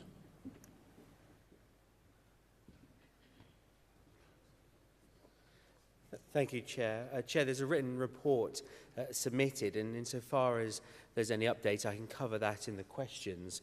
So aside from thanking our fantastic administrative staff, Kerry Buist and Carl Cashman, to maximise the time for the questions, I'm happy to move straight to those. Thank you, Chairman. Great, that's very helpful. Question one is the question that's been asked to a number of committees from Joe Norris about your worst mistake, or Federal Council's worst mistake. Thank you very much, Joe, for the question. Obviously, I'm here not to represent my own views, but the views of the Council. The Council's role is to scrutinise the Federal Board, and we do that by reviewing the papers and decisions of the Federal Board and deciding whether to call in any of those decisions, and if we do, whether to go on to overturn them. We also scrutinise by seeking conversations with the Board's senior officers without formally calling in a decision. In the 8 months that the Federal Council has existed, the Council doesn't consider it's made any mistakes in those decisions, but we're only 8 months into a 3-year term, so there's still plenty of time to do that. Great, thanks very much. I don't think there's a supplementary from Joe from that one. The next question, which was submitted by both Fraser Graham and Joe Norris, is about how many Federal Board decisions have been called in by Federal Council? Thank you very much. This was touched on as well by the President. A call-in requires 13 out of 40 members of the Council to inform me that they request a decision to be called in. And this is a bar set by conference in the Federal Constitution. A request for a call-in from any individual member can be withdrawn, and if the number falls below 13, then I've taken the view that the call-in falls as well. In addition, the Council has decided by a majority of its members that when determining its standing orders, that members' individual requests for call-in shall not be communicable to the Chair in confidence. They must be shared with the whole Council. Against that background, the Council has so far called in 2 decisions. The first call-in concerned appointment to the disciplinary subgroup. However, shortly before the subsequent Council meeting, 1 or more people withdrew their request, and so the call-in fell. But as Mark said, the Federal Board's representatives had already prepared their presentation, so attended the event, and we had a very useful discussion about the way in which appointments had been made, and I think some helpful comments were taken on board. The second calling is an ongoing matter. It concerns approval by the Federal Board of a paper about non-disclosure agreements, proposing that the Federal Party should have a policy of not using them in certain circumstances and releasing people who may be subject to agreements that have been made in the past. That call-in will be considered by the Council at our next meeting on the 6th of October. The question, as I read on the order paper, was tabled about challenged or sent back for reconsideration. I wanted to clarify that actually the power provided to us in the Constitution is to, quote, overturn a decision. That requires a very high bar set again by conference of at least 27 members out of the 40 to vote to overturn, and that number is fixed. It's not 2/3 of those attending a given meeting, it's 27 or more at all times, and so far the Council has not voted to overturn a decision. The written question also asked me whether the Council is too adversarial, and in my view the Council's relationship with the Board is not excessively adversarial. We're dealing with something very important, which is about making sure this party achieves greatness and achieves its objectives, and we take our role of scrutinising the Board very seriously. We ask direct questions and expect direct answers, but the ethos is collegiate and businesslike, and the President certainly hasn't expressed any concern to me that it is too adversarial. Great, thank you. Fraser, do you have a supplementary on that? So do you feel that the balance of numbers for the call-ins and for the overturning is correct in terms of the numbers that have been set out in the Constitution? Well, as Chair, it's not really for me to say that Conference is wrong. Conference has made a constitution. I expect over the course of our 3-year term, we'll be able to reflect on how it's working in practice and may, towards the end of that term, be able to express a view as a council as to whether we would recommend Conference make any changes. But the council has not adopted a view at the moment. Great, thank you, David. So the next question from Joe Norris relates to is the Federal Council covering all aspects of the Board's work? The Constitution provides us to have 40 members, and the party has elected a very diverse set of people with a range of skills, backgrounds and interests, and that's extremely useful because it means that broad range of people have different things that they're likely to pick up.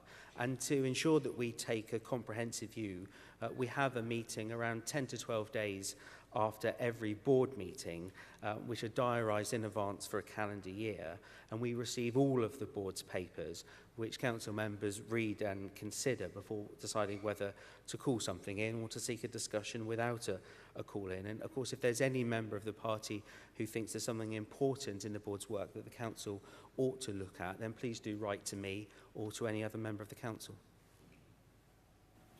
Great, thank you. And Joe, would you like to ask a supplementary on that? Yeah, just a quick one. You mentioned that you had 40 council members. I was just wondering what the attendance is like at the official meetings and at the post-meeting meetings. I haven't kept score, but and I'd have to check with our administrators. The members of the council are often very busy. Many of them are serving on local authorities or in the House of Lords and other places, but off the top of my head, I think our attendance is typically in the mid to low 30s. Thank you.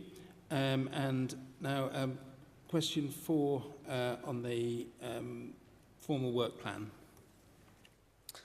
Yes, our work plan is an item at the end of the agenda of each meeting, and this long-term planning is somewhat helpful. For instance, Ed Davey will come to our next meeting on the 6th of October, and that was scheduled since April of this year, and we'll shortly be looking at setting our meeting dates for the calendar year 2024, and I'll be asking council members to identify items that they think in the long term will be useful to look at, and we'll certainly be discussing the right way for us to perhaps pencil in a date for a special council meeting in the aftermath of a general election if the board takes any decisions at that stage. We've recently adopted a set of standing orders, and that provides for the board to, forgive me, the council, to create working groups for small sets of council members to take a deep dive into particular matters, and I'm hoping in the next few months we'll start to see those up and running and being effective. Great, thank you. And is there a supplementary on that one? Oh, okay, great. So that's all the questions that we have time for. So thank you very much, Anthony, for answering those. So we now move on to F43, which is the report of our Vice President, Amna Ahmed. Can Michael Wang please stand by if he wishes to ask a supplementary? And I now call Amna Ahmed to address us. Thank you. Great. Thank you very much, and good morning, Conference. It is a privilege to be here today as your Vice President, elected by members of our party to continue our work on diversity, engaging with ethnic minority communities, and improving our record when it comes to making sure we look like those people that we hope to represent. And as always, I'm grateful for your support, as is my 11-week-old daughter Yasmin, as I present my report to you today. The preamble to our party constitution reminds us that liberal values are embedded in ideas of equality, fairness, and the ability to live freely without prejudice. But prejudice continues to exist in our society. Sometimes it is really blatant, it is obvious, but quite often it is hidden. The impact of both of these types of prejudice on our fellow citizens can be life-changing when it comes to education, health, housing, to name but a few. This government is too focused on targeting refugees to even consider the impact of prejudice. In fact, they seem to want more of it. And as Liberals, we exist to use our political power to make change, and change that is desperately needed. Policymakers rely on data to gather evidence when diagnosing a problem, and the numbers show that we as a party have a real problem, not just the problems that I've outlined in our society. Fewer than 2% of our members identify as non-white, under 1% are disabled. The latest census shows that 18% of our country self-identifies as non-white, so that's almost 1 in 5 people. And the data also shows that these communities often suffer disproportionately in many social indicators, the ones I mentioned earlier, for example, but also child poverty, school exclusion, lower wages, mental health, all areas in which we have wonderful policies where we could be doing more to ensure these communities are included. We need to ask the difficult questions of ourselves. If we are not attracting these voters to our cause, then are we still living our values? And, being cynical, are we able to turn a blind eye to such a large demographic? We must win elections, and improving diversity in our party is critical to that continued success, despite our electoral system. I'm not the first Liberal Democrat to identify concerns around lack of diversity within our party, but I hope, perhaps too optimistically, but not with your support, that I may be one of the last. Many reviews and reports, including general election reviews, have identified the issues and offered solutions.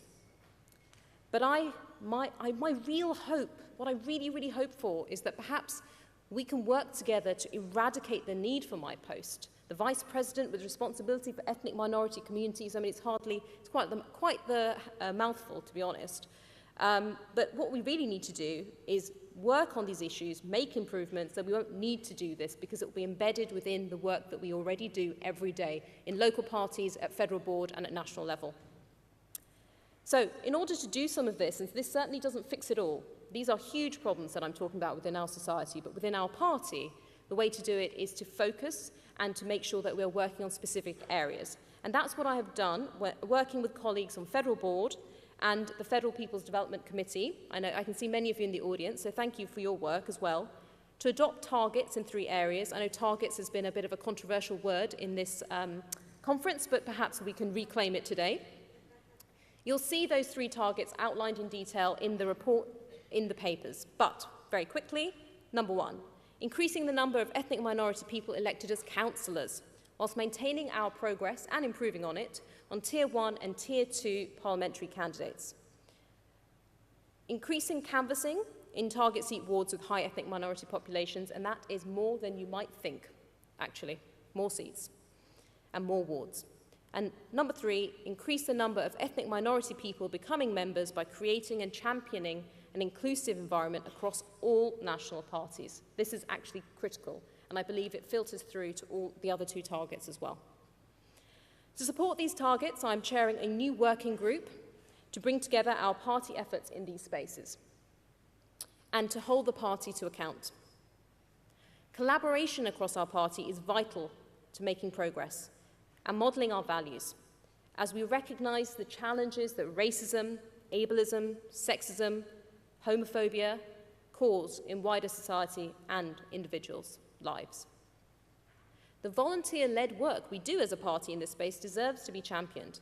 So today I wanted to hold up the Lib Dem Campaign for Racial Equality, or LDCRE, who are working with the policy unit on the manifesto. You may have attended the manifesto workshops this weekend, spreading awareness of brilliant work done by Lib Dem local authorities, highlighting our work and our membership at Black Pride, and they will be shortly launching a roadshow to work with local parties on better engagement with BAME voters.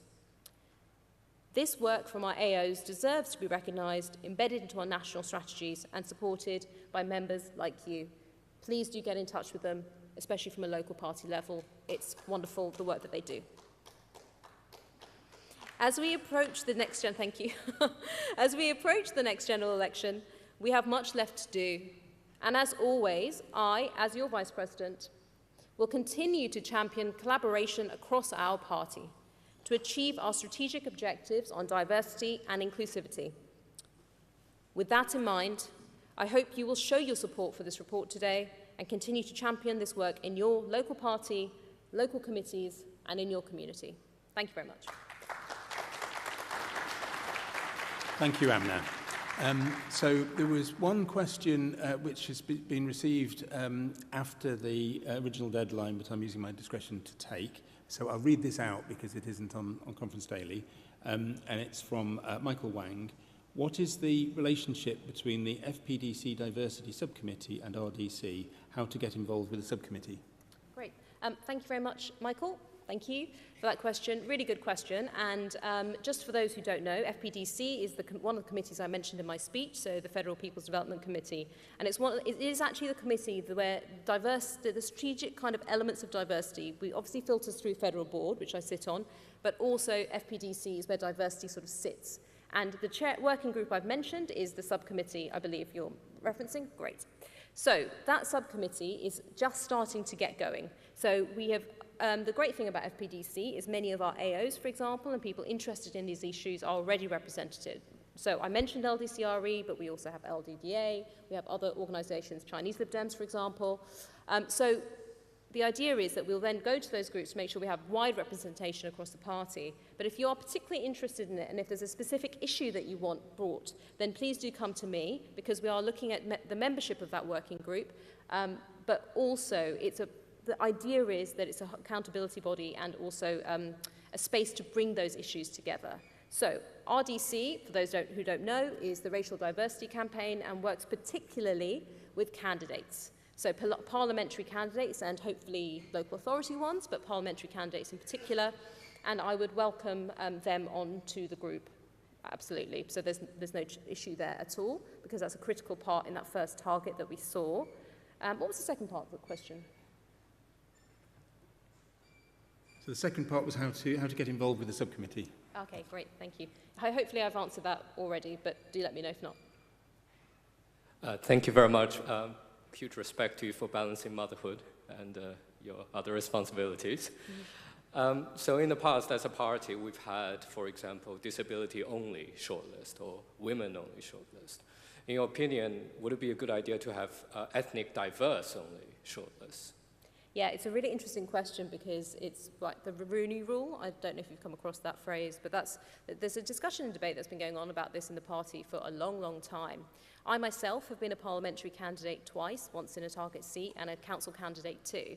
So I know how difficult it can be, not every local party, but it can be really, really difficult to become a parliamentary candidate, and particularly in a target seat space.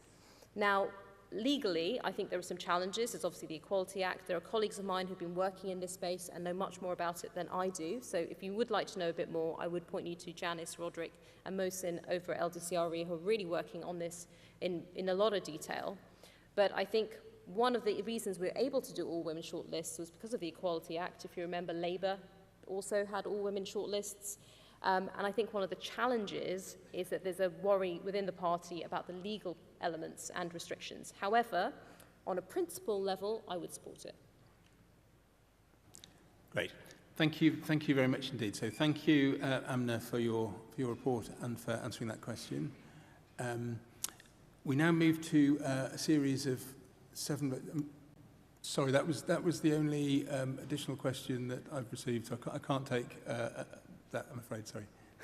So thank you very much. Thank you very much, Amna. Great. Thank you. Okay. We now move to a...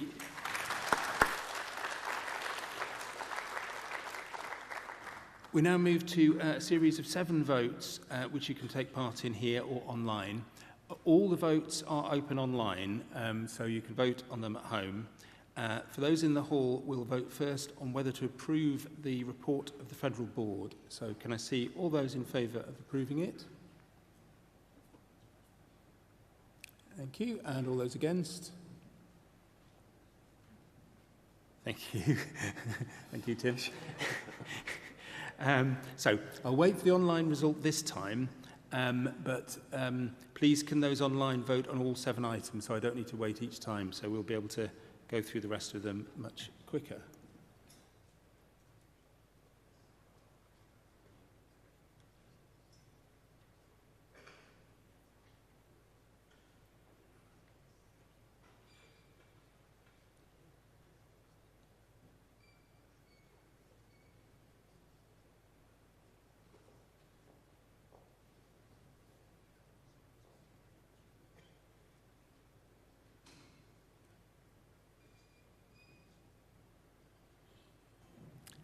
Yes, so that report is very clearly approved. So next, we need to vote on whether to confirm the appointment of Tom Hood as a member of the Federal Appeals Panel, which was mentioned in Mark's speech. So can I see those in favour of confirming the appointment of Tom Hood? And those against? Thank you. Yes, so Tom Hood is confirmed.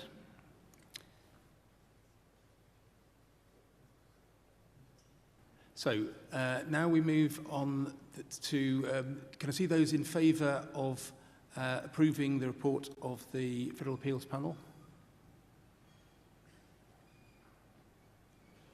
And those against? Okay.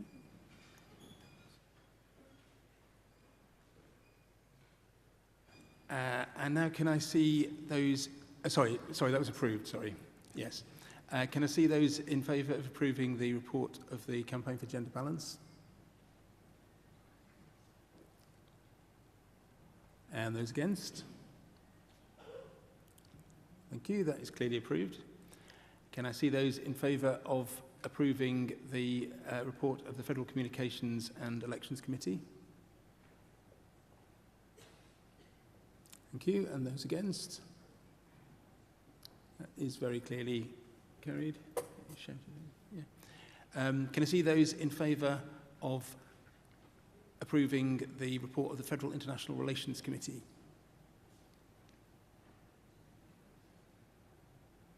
And those against?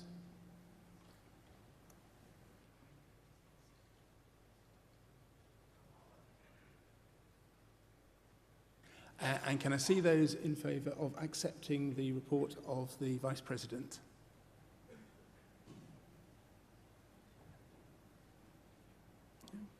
And those against? Thank you. So that is accepted. Sorry, I've been told I missed Federal Council. Sorry about that. Can I see those in favour of accepting the report of Federal Council? And those against? Great, thank you very much. That is approved. Great. So thank you to all the chairs who reported to us and answered questions. And thank you to the questioners in this important session for party accountability. I'd also like to thank my aide here, Sam Barrett, and my aide in the hall, Duncan Brack. And so I now hand over to Cara Jenkinson, who's chairing the next session.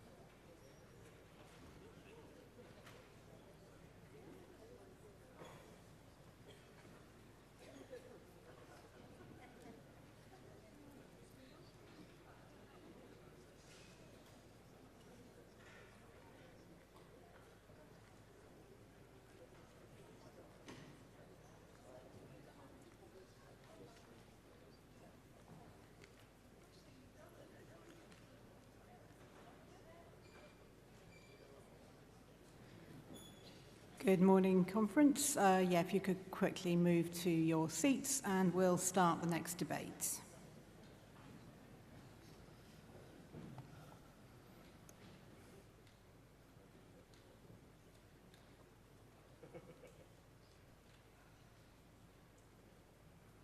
Okay, so the next debate is F44, which is tackling the nature crisis. I'm Cara Jenkinson, and my aide this morning is Eleanor Kelly, and hall aide is Sam Barrett. You can find the motion on page 100 of the printed agenda, and there is one amendment which you can find in Conference Daily on page 11. So can I remind all speakers to keep to time, and could I ask Vicky Slade to stand by, and I now call Baroness Parminter, who is Chair of the Lords Environment and Climate Change Committee, to propose the motion. Thank you. Good morning, Conference. We've long been at the forefront of protecting the environment. It was Lloyd George in 1913 who said, "The land is the greatest, the most essential of our national assets." And in the 1970s, it was our conference who were debating environmental issues and the climate change decades before the Kyoto and Paris agreements. During the coalition, it was Liberal Democrats who fought for the tax on single-use plastic bags, which has saved billions of them ending up in landfill. And this month, Liberal Democrat parliamentarians seek nature sites. Today, Liberal Democrat councils are championing the environment. St Albans City and District Council has the highest recycling rate in the country, and indeed 4 out of the 5 top councils for recycling are Liberal Democrat. The Conservatives, meanwhile, have undermined our environment at every turn. The UK is one of the most nature-depleted countries in the world, with 15% of our species at risk of extinction. Remember in 2017 when Michael Gove promised a green Brexit? The same man this month sought to repeal EU rules that protect our rivers from nitrate pollution. In short, Gove has taken back control to level down. It's no wonder Liberal Democrats now run the council in Michael Gove's own seat. Everyone knows our environment is not safe in Tory hands. The facts speak for themselves. The Tories have missed targets for our seas to be in a good environmental status and has made no progress in improving the condition of SSSIs over the last 13 years. And despite household waste recycling flatlining since 2015, Rishi Sunak last week chose to kick the can down the line rather than pick it up and put it in the recycling bin. That's why Liberal Democrats will keep fighting against this government to keep them out of council chambers and out of number 10. At the heart of this paper is a national mission to double nature by 2050. Liberal Democrats are already delivering this. South Cambridgeshire District Council adopted this approach in 2021. We know it can be done. We will do this by doubling the footprint of our most important nature areas, expanding the network, including SSSIs, from 8% to 16%, home to our most precious wildlife like red squirrels, curlews and nightingales. We will double the area of priority habitats across England, working with farmers and land managers to improve for the long term woodlands, meadows, wetlands and coastal areas. And doubling the abundance of species by 2050, bringing us back to the level of the 1970s with targeted measures for saving species on the brink and, where appropriate, reintroducing others, like they have at Knepp in West Sussex, where storks and beavers can be seen again in the landscape. So we need to guarantee a home for nature, but we need homes to live in too.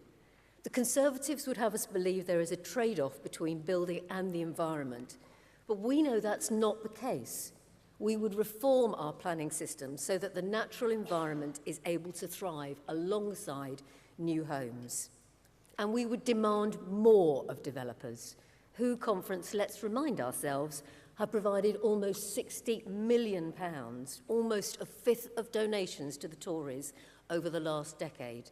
We would require new, larger greenfield developments to deliver 100% biodiversity net gain by the end of the next Parliament.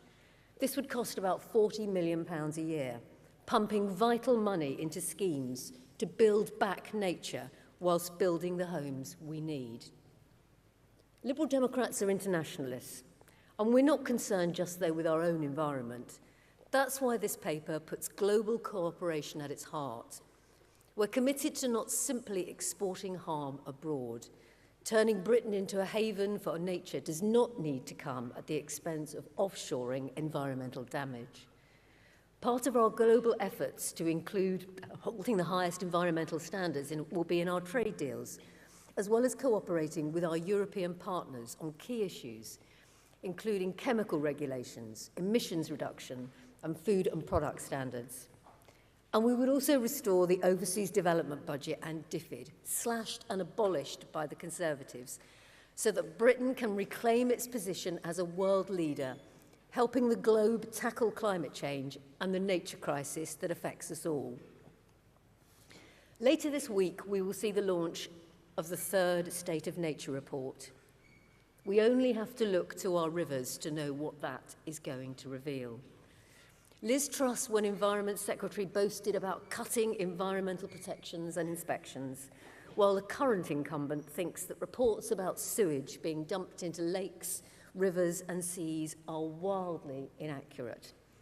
Their legacy is not a single river in England is in good overall condition. I agree with Fergal Sharkey, who said it's down to decades of poorly regulated profiteering amongst water companies and a vacuum of political oversight. We, though, have a comprehensive plan to clean up our rivers. We would abolish Ofwat and replace it with a regulator with a stronger mandate and resources to hold water companies to account. We would transform the water companies by promoting the public benefit model of ownership with higher environmental standards written into their corporate DNA. We will set stringent targets and deadlines for water companies to end sewage discharges to ensure we stop the decline of biodiversity by 2030. And we would launch a blue flag scheme where rivers could be designated with that special status, giving river swimmers the confidence to know that they wouldn't become sick and that environmental standards were being met, with water companies that continue to dump their sewage into blue flag rivers facing punitive fines. And we would introduce a sewage tax on water company profits to fund the clean-up of waterways and a ban on bosses' bonuses for companies that fail to clean up our rivers. Our Lib Dem message to water companies is clear. If you want to continue in business, clean up your act. Conference, the country and the world needs bold leadership on the environment. By clearing up our rivers and lakes, cooperating with our neighbours, reforming our planning system, defending and expanding nature, Liberal Democrats can give this country the leadership on the environment that is so desperately needed. I commend this paper to you.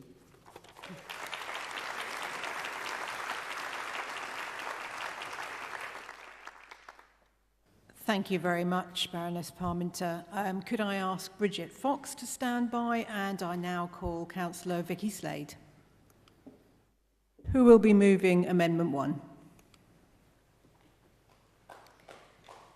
Thank you. Conference, this morning I've hot-footed it straight over from my happy place. Upton Heath overlooks Poole Harbour and is one of the most wonderful places, as Baroness Parminter knows for herself when we toured it quite a few years ago. It's the home to the Dartford warbler and the nightjar, to all 6 native species of reptiles, and it's covered with a blaze of colour from the gorse and heather, not to mention the constant buzz of insects enjoying the bogs that run along its lowland areas. If you follow me on Twitter, you'll see lots of pictures of it. These special places have been impacted over centuries from human actions, But the action of many nature organisations alongside the local authorities, we're turning these around.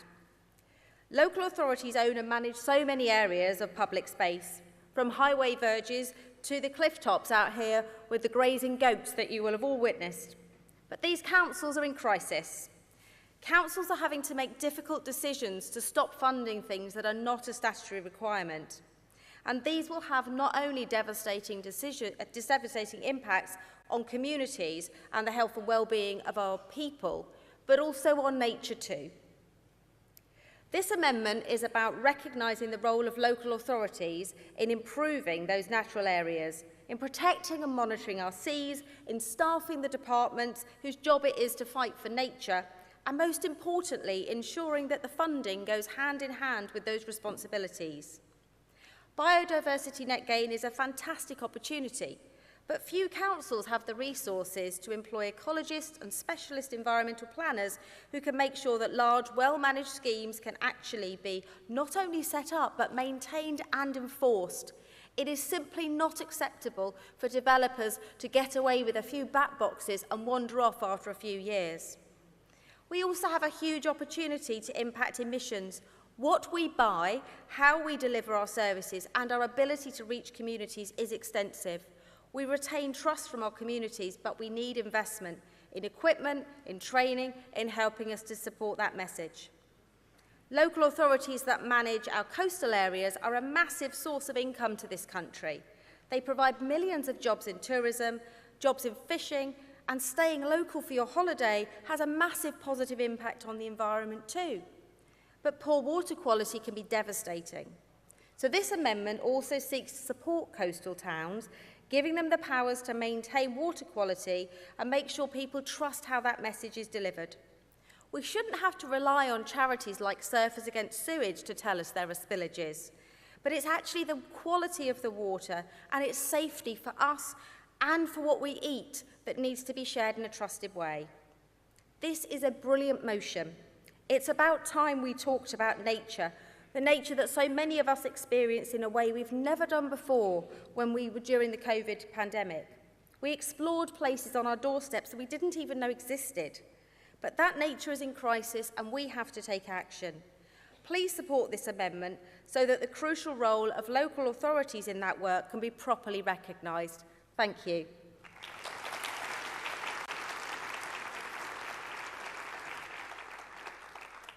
Thanks very much, Vicky. If I could ask Stephen Hunter to stand by, and I now call on Bridget Fox. Good morning, Conference. Some 75 years ago, the poet John Betjeman, like me from Islington, came to Bournemouth and wrote that the town was dressed in a large and wealthy coat of precious furs, not fur, but fir trees. We love our trees, and rightly so. A single mature oak can support over 2,000 species. Woodland soil is a vital carbon store. City trees cool and clean our air and lift our spirits. We cannot live without them. But while we may be a nation of tree lovers, even tree huggers, we are also the least wooded country in Europe. Our average tree cover around 13%, unlucky for some. And even in our leafiest areas, trees are being lost to development and disease, with ash dieback alone threatening 80% of our native ash trees. No wonder that the Committee on Climate Change has urged making tree planting a priority, as well as protecting the woodland we already have. And Liberal Democrats are leading the way, as we've heard, with councils across the country doing amazing work.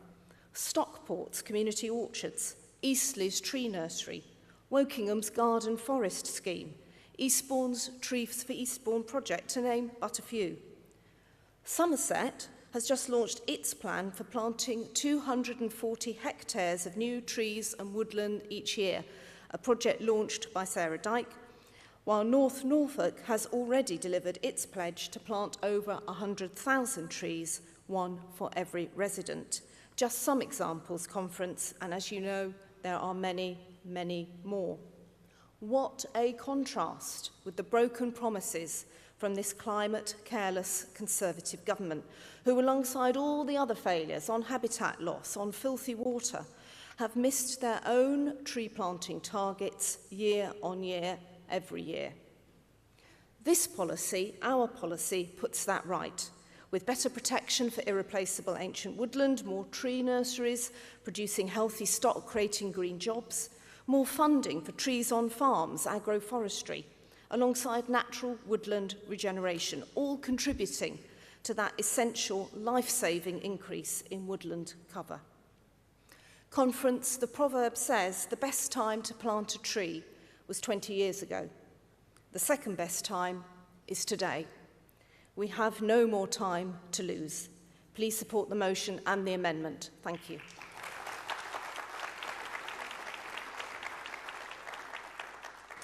Thank you very much, Bridget. Could I ask Caroline Voden to stand by? And I now call Stephen Hunter.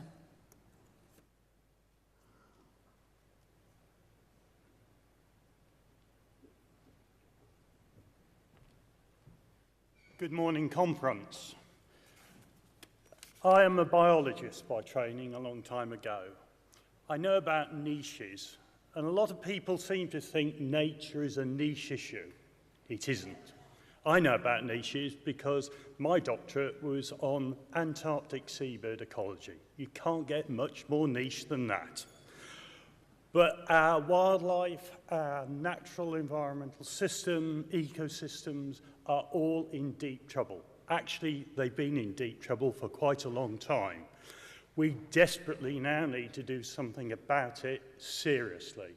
We need a land and sea use strategy that covers the major issues, the issues of pollution, the issues of habitat loss, the issues of invasive species, another of my pet subjects, and about all the things that impinge on our total environment.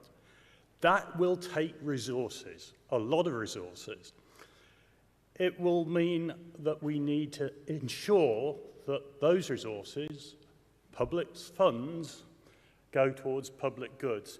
And I say that with slight trepidation because I was speaking to Andrew George last night, who told me he invented that public money for public goods, and he wished he'd copyrighted it, and I guess I'm going to get a bill afterwards, but there we are. We need to see that things are turned around. This is not just about stopping things, it's about recovery. You've gathered I'm into my birds. We have swallows in our garage. We have a pair of swallows that breeds every year. Used to be one of about 20 or 30 pairs in our village. We are now down to 2 or 3 pairs. We've lost turtle doves in our area altogether. The curlews are going. Some of the butterflies are in deep problems. And that's before you get to those little brown things that crawl around underneath, which most of us don't even know how to identify, never mind know whether they're disappearing or not. The plant life across the North Yorkshire coast, with which I am familiar, is really impoverished. There are little pockets of things where people say the last few plants of this species still exist. What are we going to do about it? So I urge you to support this motion very strongly. I think we will need to think very carefully about where we spend these resources. I am ex-DEFRA. My wife is from ex-DEFRA. And she said to me once, well, of course, DEFRA is the most important department in government because we're helping save the planet. And that's the most important thing in life. So we will need to think about who supplies these things. We will need to think about our departments. Richard, who chaired this group, has heard this before. Could you bring your remarks to a close, please? Yeah, we need to get the right money in the right place.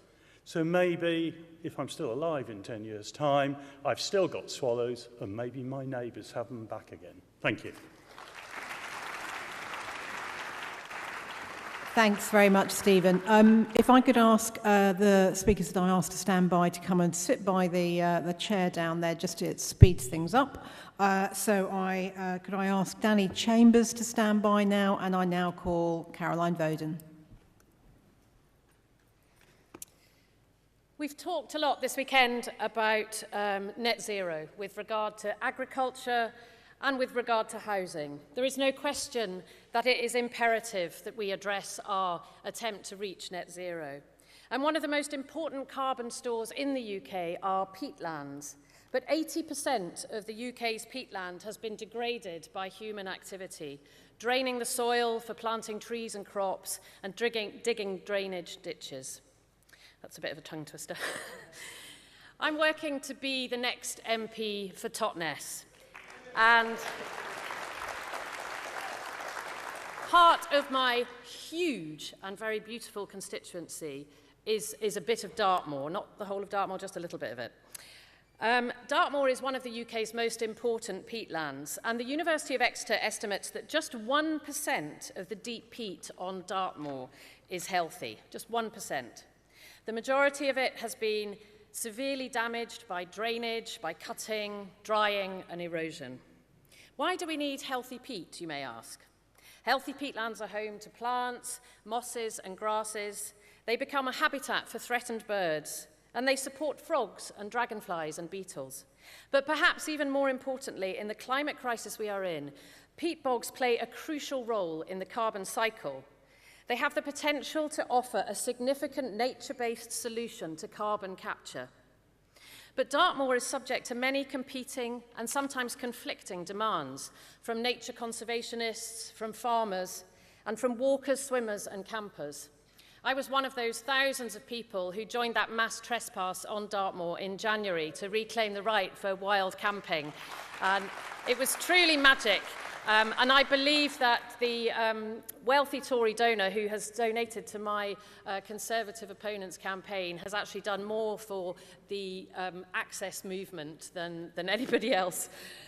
So how do we weigh up these competing land uses? How do we tell farmers who graze their sheep on common land that they can no longer do so? We have to use public money for public goods to provide environmental payments for farmers so that they can reduce their grazing, so that the damage to the peatlands is reduced. The Dartmoor Commons Act was written in 1985, and I believe it's time we revisited it with the climate crisis as a focus. And I hope that Richard Ford, myself, and potentially other Liberal Democrat MPs from Devon will be part of a campaign to reimagine Dartmoor, to promote the restoration of its peatlands, to protect its sites of special scientific interest, and to allow access for responsible leisure activities like wild camping, hiking, and swimming in its rivers, and to support its farmers through environmental subsidies. There are many aspects of Dartmoor that we need to protect, but its deep peatlands are crucial, re-wetting and restoring them so they can do their bit to help us address our climate crisis. Thank you.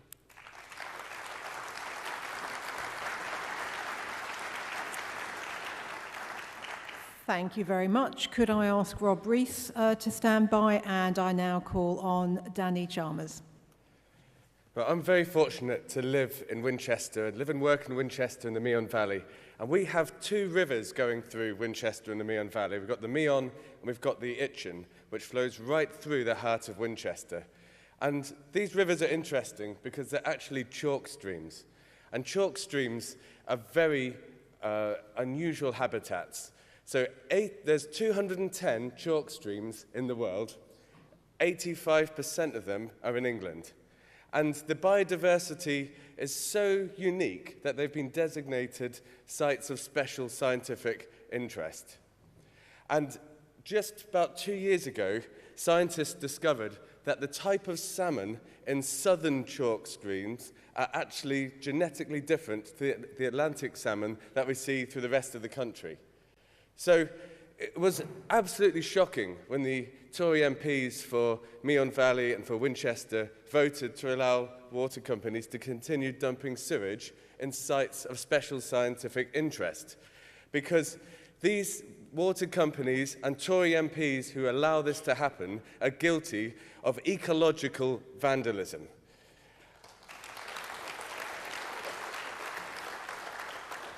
It probably shouldn't surprise us too much because they also voted to allow fracking, ignoring decades of warning from scientists about our climate emergency. And if we've learnt one thing of the actions of Conservative MPs in this Parliament, whether it's about sewage dumping or net zero or tackling the climate emergency, is that we need to stop electing politicians who completely ignore science.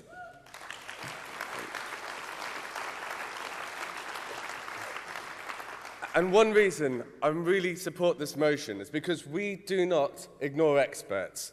And it shows that we take the climate emergency seriously. It shows that we take biodiversity and habitat loss seriously. And it also shows the public that we have a practical plan to stop sewage dumping and to tackle the climate emergency, so we can be very proud when we go out campaigning, being the party that has a proper plan to tackle this climate emergency. So thank you.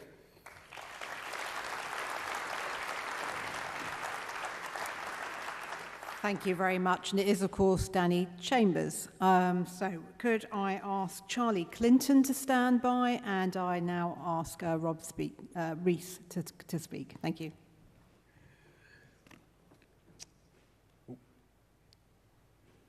Thank you, Chair. Last night at Glee Club, if you were there, if you managed to stay up late enough, we sang Jerusalem at the top of our voices. And living in the north, coming from Sheffield, I speak to people every day who remind me of what this country was like not only a few decades ago. Especially in Sheffield, where the phraseology of dark satanic meals still rings true in the memories of those of the community. I wasn't intending on speaking on this. I was hopefully having a day of recovery.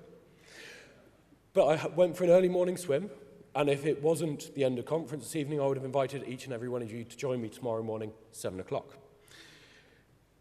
We're lucky in Sheffield that we have got massive amounts of green space. I enjoy wild swimming, I enjoy hill walking. But I'm going to take this off in a slightly different direction. We had a brilliant motion on health earlier in this conference. And you might think, what is health and biodiversity got linked? I've suffered for a while with bouts of poor mental health. One of the things that really fixes my brain when things go wrong is either taking a dip in one of our rivers in Sheffield, or by going walking through our forests and on our peaks. So this nature and biodiversity motion is not only about fixing the things that are going wrong in our green spaces, in our farms, in our countryside, but it's also factoring in fixing this country's health.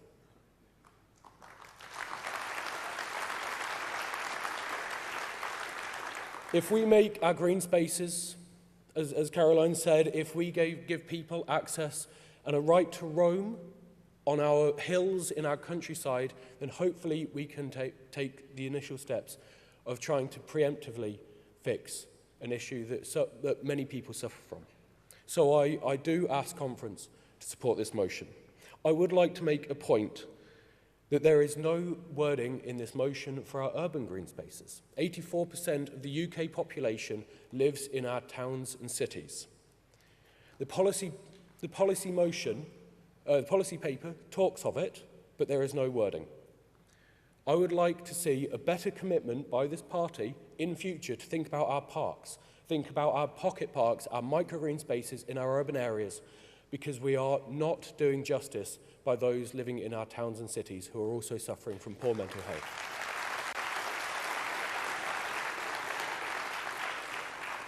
So I repeat, I support this motion, but I'd like us to think further about what we can do, because we need this country to return to a green and pleasant land. Thank you.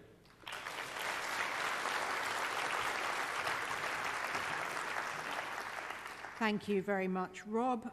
Could I ask Dan Boatwright-Green to stand by? And I now call on Charlie Clinton.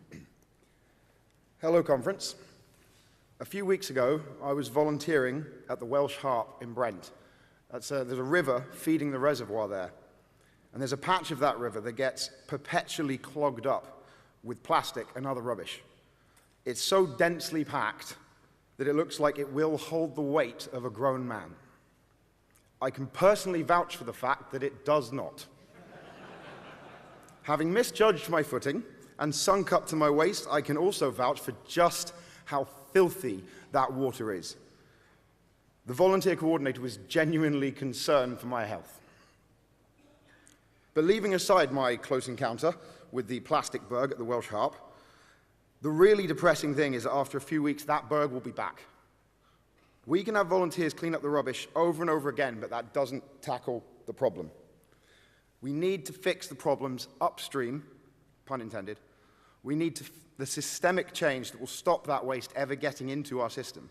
At a fringe event yesterday, Coca-Cola, the speaker from Coca-Cola, was asked how we can make, as an example, deposit return schemes viable.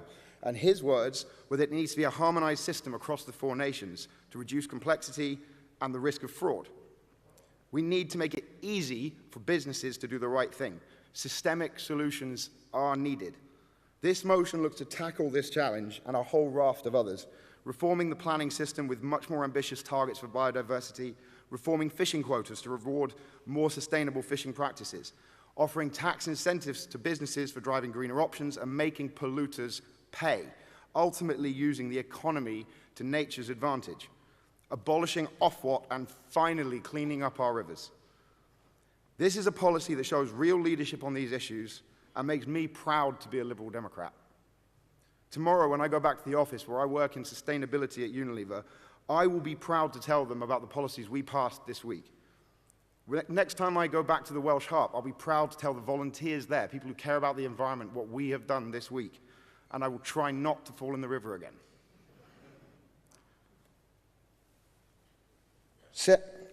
I have two quotes I'd like to share just to end what I'm going to say today. One was from a Camden Liberal Democrat called Sarah Hoyle, just the other day having a glass of wine. She said, "We are not special.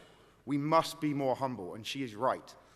Forget for a minute the benefits for us in cleaning up this environment. We simply have no right to treat the environment the way we do. If anyone says this policy is too strict or imposes too much of a burden on business, I say tough. We know it's right. And if they still object, I would quote David Attenborough to them.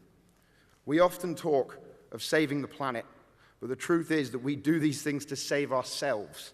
With or without us, the wild will return." Conference, please vote for this motion, but more than that, please shout it from the rooftops and on the doorsteps. Thank you.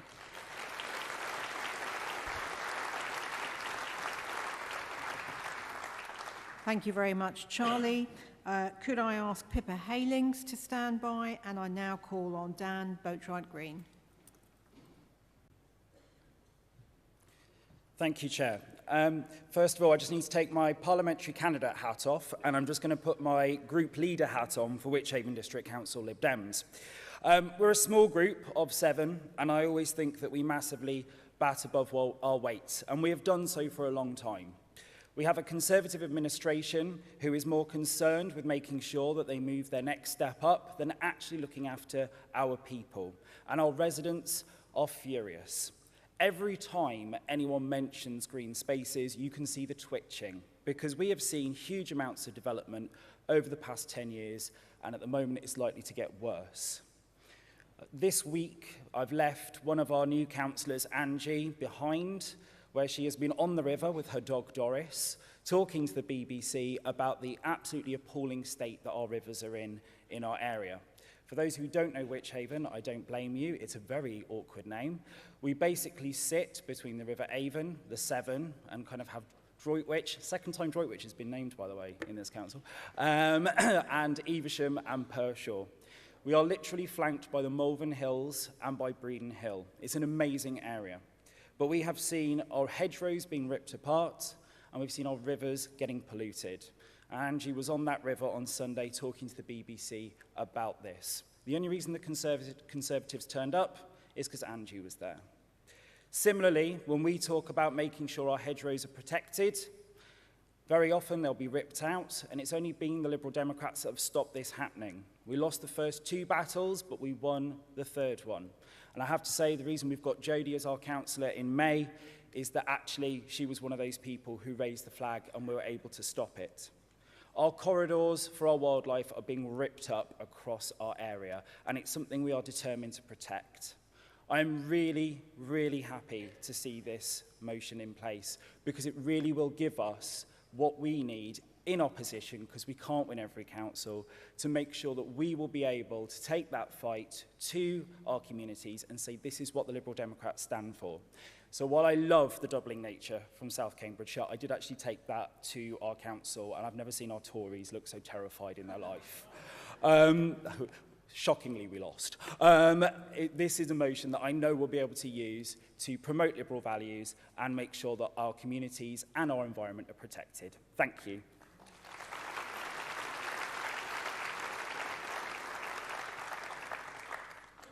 Thanks very much, Dan. Could I ask Victoria Collins to stand by? And I now call on Councillor Pippa Halings.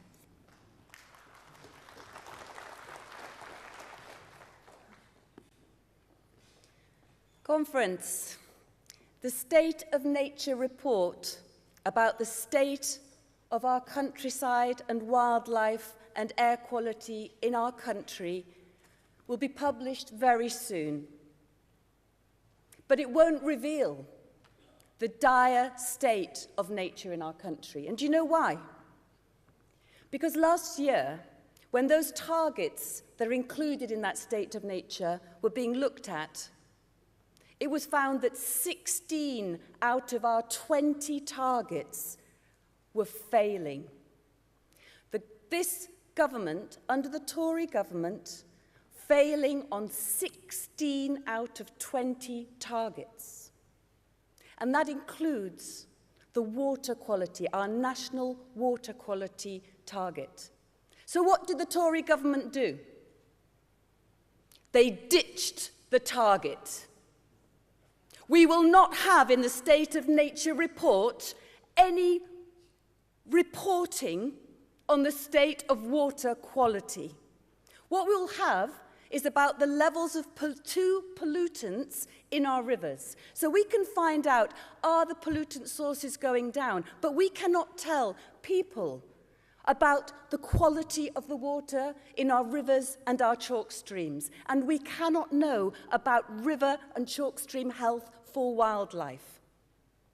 We need a party that speaks up for nature. And it is not the Conservatives, because having ditched net zero, Rishi Sunak is about to launch the next level of attack on nature, and it will have natural England in its eyesight.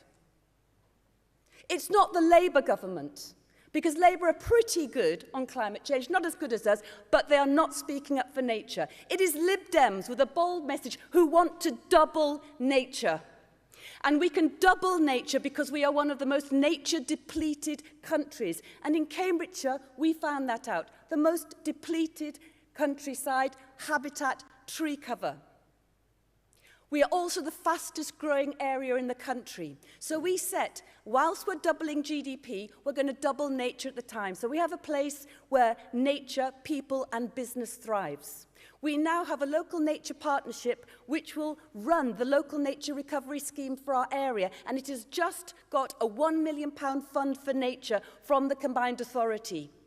This is working together where we make sure that it's about people, it's about livelihoods, it's about housing, it's about farming, all together with the natural resources that sustain it. We need a party that is standing out there to double nature, to stand up for nature, that has not just red lines when we go into government, it has green lines too.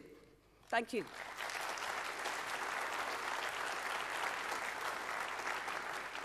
Thank you very much, Pippa. Could I ask Nick Sanford to stand by? And I now call on Victoria Collins. My first memory of Ashridge was after a very long bike ride going up and up and up the hill through the woodland. The beautiful 5,000 acres of beech trees, rhododendrons, open fields and views across the county have been the backdrop of walks with my loved ones, mornings to clear my head and picnics with friends. It's cleared the air that I breathe and provided a home for the wildlife that makes my home so special.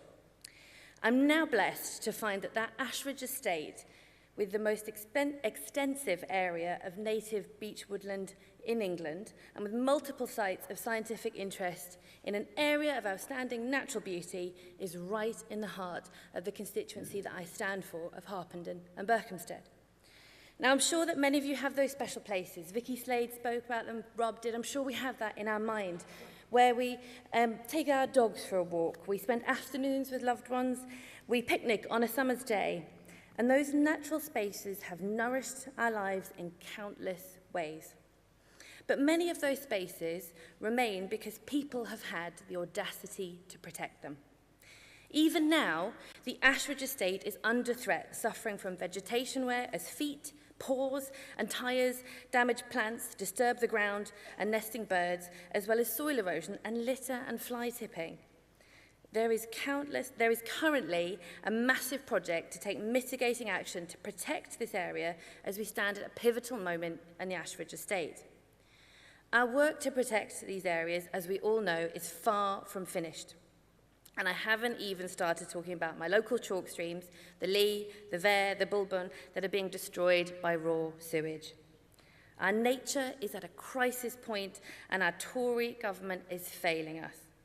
That's why I support this motion. In particular, at least doubling the protected area of nature to 16% and properly regulating our precious waterways. We must go further, however. My work with sustainability and business shows that businesses have the duty, necessity, and willingness to be part of the solution. That's why I also welcome the duty of care for businesses to protect the environment and mandating disclosure of impact on nature in financial and business sectors. Many businesses want to be part of the solution, but they need that leadership to make it happen. Nature is an antidote for the ills of our environmental impact. It's a gift we must cherish, and we must guard it for our generation and for generations to come. Our natural spaces and wildlife is at risk. We must protect, we must prevent, and we must keep growing. We must do all we can, which is why I wholeheartedly support this motion in tackling our nature crisis.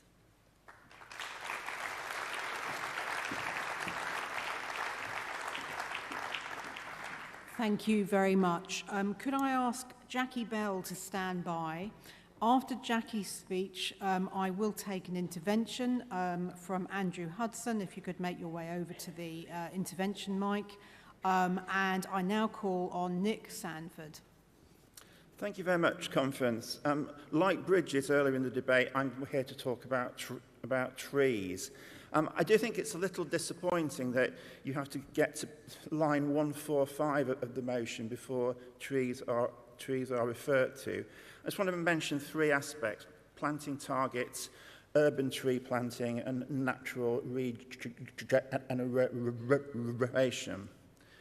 In the last general election, there was almost an auction between the parties. Who could promise to plant more trees? The Tories set 30 million, Lib Dem 60 million, Greens 70 million, Labour I think was 100 million. And we have seen councils all over the country have gone for various targets to do with tree planting.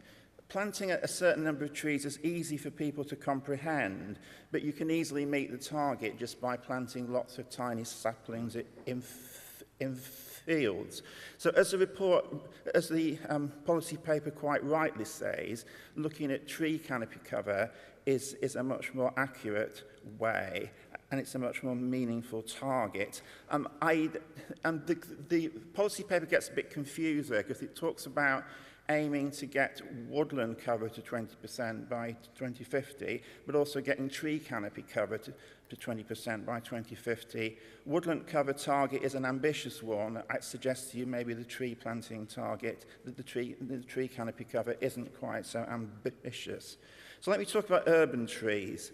I think an earlier speaker said that 84% of people in the UK live in urban areas. But if you look in the land management section of the paper, you have 7 pages where urban trees aren't referred to. So I think we need to emphasise urban trees. They're really important. They provide benefits for both people and wildlife. Quite often, an urban tree is the only bit of nature that a person in an urban area comes across. They protect us against surface water flooding. They shield us from air pollution, a wide range of benefits. I just want to say a bit about natural regeneration. The charity Rewild in Britain say that we should take a natural regeneration first approach to woodland creation, and I agree with them. At its simplest, natural regeneration is a really inexpensive way of producing woodland. You basically just allow existing woodland to seed into adjacent areas. It's the best way of expanding ancient woodland.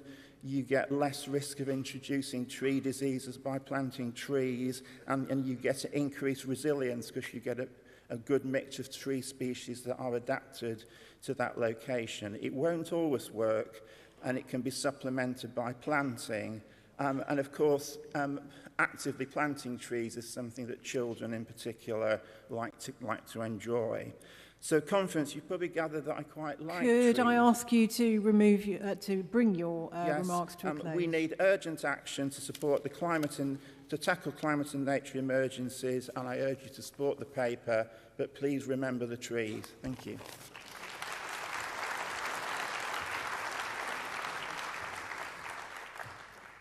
Thank you very much. So after our next speaker, we will move to an intervention, and after that, could I ask Keith Melton to stand by? I now call on Jackie Bell.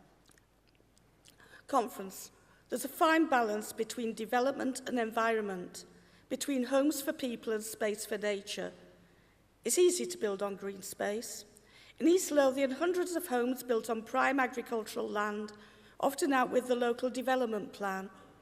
The Labour Council leader, the planning convener, says it's not worth refusal. The developer will appeal, win and cost the council money. Some Dunbar developments are amongst them examples taken by Scottish environmental charities to the Aarhus Convention, showing how the lack of third-party appeal rights in Scotland is damaging environment.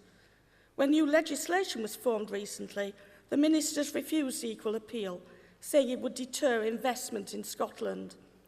National Planning Framework 4 is meant to give protection to habitat and nature to ensure net biodiversity gain. Sadly, although only enacted in February, we've already seen East Lothian Planning Committee ignore it. The lure of golf money won from a private club using funds from 78 expensive Keller houses to build a new clubhouse. The areas are biodiverse habitat with an SSI nearby and a scheduled ancient monument. No affordable homes were included. They said it was enabling development. Some of the houses and part of the course are due to be underwater by 2040. Worse to come, the Labour Council leader, who has declared a nature crisis, chairs a trust that owns a sports centre. He's proposing vast expansion on land coming as a transfer from Taylor Wimpey and another developer related to house building.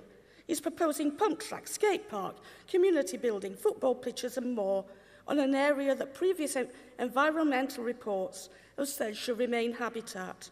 Construction will impact on woodland and the excavation of wetland to allow building of concrete structures. My husband, who is a research recreational designer and landscape architect, says it's bonkers. We've already seen the destruction by Taylor Wimpey of an area being used by the school as an outdoor classroom to store soil. He expects the project, although plans are still to be submitted, to go ahead. That development, it flies in the face of MPF 4. The Trust itself has a charitable objective to interpret, enhance and protect natural heritage, reports to Oscar Unheard.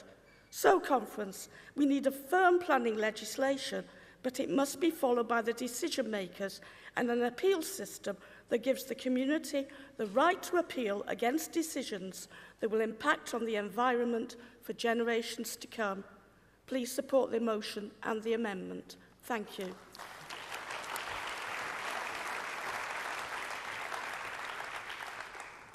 Thank you very much, Jackie. So we'll now have a 1-minute intervention from Andrew Hudson.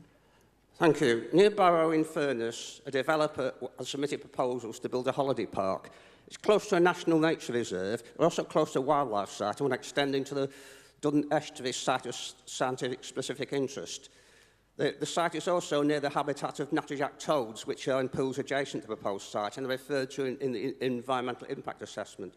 Any development would increase the number of visitors to the area. Now, I've had arguments said that the development would bring jobs and prosperity to the area, and that people like me are NIMBYs.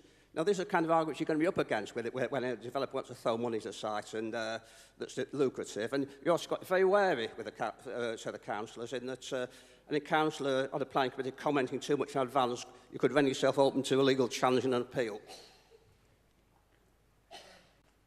Thank you very much, Andrew. Could I ask Tim Farron to stand by, and I now call on Keith Melton. Conference. I've been addressing Liberal Conference and Liberal Democrat Conference since the early 1970s, but this is the first time I've addressed the conference as an elected councillor. I am councillor for Trent Ward in Newark and Sherwood district, and my council seat covers about 10 miles of the River Trent. The River Trent was demoted from being the 8th most polluted river to being the 7th most polluted river last year, and I would dearly love to get it to blue flag status, but that's perhaps a little bit too ambitious. This is the first time I'm addressing conference as a portfolio holder. I'm the portfolio holder for climate change and net zero, and I am very anxious to be ambitious. My officers keep telling me I'm very ambitious in my plans, but I would like to double the tree cover in Newark and Sherwood. Now, the benefit of Newark and Sherwood is it has Sherwood Forest as part of its patrimony, and I would love to make sure that we double the tree cover. But we also need to look after the heathland that is part of Sherwood Forest as well. There are glowworms to be seen, and we need to look after the diversity that we've already got, as well as doubling the biodiversity net gain. So I urge you to support this motion. It is an excellent motion, but more than that, I would urge you to make sure that nature crisis and the environment and the climate crisis are placed at the top of our agenda in the manifesto going forward into the general election. We are not perceived by the general public as being as environmental as we actually are. This is an extremely important issue, and I urge you to vote strongly for this motion and carry it forward into the general election. Thank you.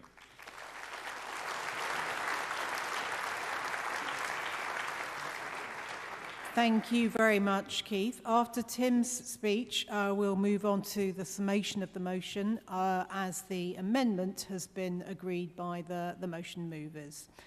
Tim. Thank you. If Rishi Sunak is remembered at all, it will be for his cop-out last week. His decision to downgrade environmental action in a desperate, futile attempt to grub for votes in the gutter. His decision that our children and grandchildren can be betrayed, our natural environment destroyed, the climate catastrophe neither mitigated nor prevented, all because some red wall backbenchers whined about meat taxes that do not exist or having 7 bins. Conference, if we did have 7 bins, the Tories can get in every flipping one of them. A weak Prime Minister making puny short-term choices because he fears that he hasn't got much of a future and is therefore happy to trash the future of our natural environment and of our children who will depend upon it. How we treat nature is crucial as to whether we will be seen as having spent our time on this planet well. Yet every year we see species declining, hedgerows disappearing, forests destroyed. But nothing sums up the Tories' failure to protect our natural environment more than its failure to prevent water companies getting away with dumping raw sewage into our rivers, coastlines and lakes, including England's largest lake, Windermere, at the heart of our communities in Westmoreland. Let's be clear, the sewage crisis is political. Water companies have pocketed bill payers' money, failed to invest in infrastructure, chosen to pay themselves huge bonuses and dished out massive dividends to their shareholders, all because the Tory government lets them. The sewage scandal is a threat to our natural environment, killing animals, plant life and whole ecosystems. It is a threat to public health, but it is also a monumental injustice. Rich companies able to exploit the natural environment because the government is too weak to stand up to them. You see, for those of us For those of us in the Lake District, the quality of our waterways is not just political, it is personal. We will not stand idly by while powerful companies, spineless Tories conspire to poison our most precious natural asset. Because as local governments and local communities get outraged, we see the Conservatives backing away from protecting our natural environment and tackling the climate emergency. Contrast that outrage and passion with Sunak's craven, puny choice to go limp on nature and on climate change. Even the eco-warrior Boris Johnson has slagged him off for losing his nerve. Indeed, Uxbridge seems to be playing a role here. The by-election result tells us a couple of things. Mostly, it tells us that Labour are rubbish at by-elections. So get yourselves down to mid-beds and help Emma. But it has also taught Labour to get more timid on the environment, failing to push back on Tory culture wars and being absent on sewage dumping, keeling over in the Lord while Lib Dems took the lead. But defending nature is in our nature. We will not be backing down. We'll champion biodiversity, water quality, climate action, because whether we are remembered for it or not, we are determined that we leave our country and our planet in a decent state for the generations who follow. Please support the motion and the amendment. Thank you.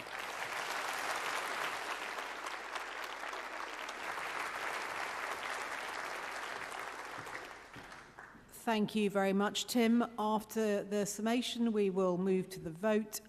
For those online, the vote on the amendment is now open. Conference, I first stood on this stage with Kate Parminter to propose and close a motion on the environment nearly 7 years ago. And in it, the Liberal Democrats were before the Conservatives, before Labour, in proposing legally binding targets to restore nature, long-term agroecological revolution in the farmed environment, and local nature recovery from the bottom up. Those targets to restore nature in England are now the law. We are the first country in the world to set such targets. We now have local nature recovery strategies, and just last week, Kate Parminter led amendments to the Levelling Up Bill that strengthened the legal link between local nature recovery strategies and the planning system. Fantastic work. But Conference, I want to let you into a dark secret. This party may have led, but the Liberal Democrats didn't do it alone.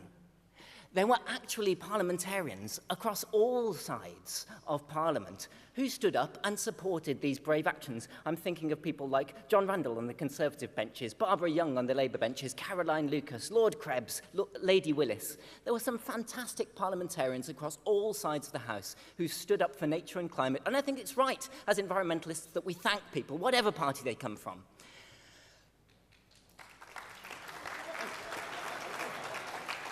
We should. But the reason I start with that is because over the last few weeks, all of that has changed. The Conservative Party brought in proposals to strip away protections for our rivers that look after our most important sensitive wildlife sites for rivers. The Office for Environmental Protection, the government's own watchdog, said that this would be a clear regression in law. The RSPB, the National Trust and the Wildlife Trust said it would be the worst weakening of environmental law for decades. Then, of course, we went on to see the net zero moment last week, and that stripped away some extremely important pillars of that cross-party consensus. Of course, some of the things that stripped away don't matter because they didn't exist anyway, but some of the things that were stripped away were real losses. Of course, I'm thinking of electric cars, the installation plans, gas boiler changes.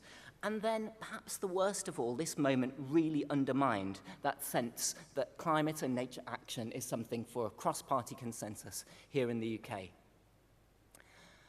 And so it's into that void that the Liberal Democrats now need to step with radical policies to look after nature and turn around the decline of biodiversity by the end of this decade.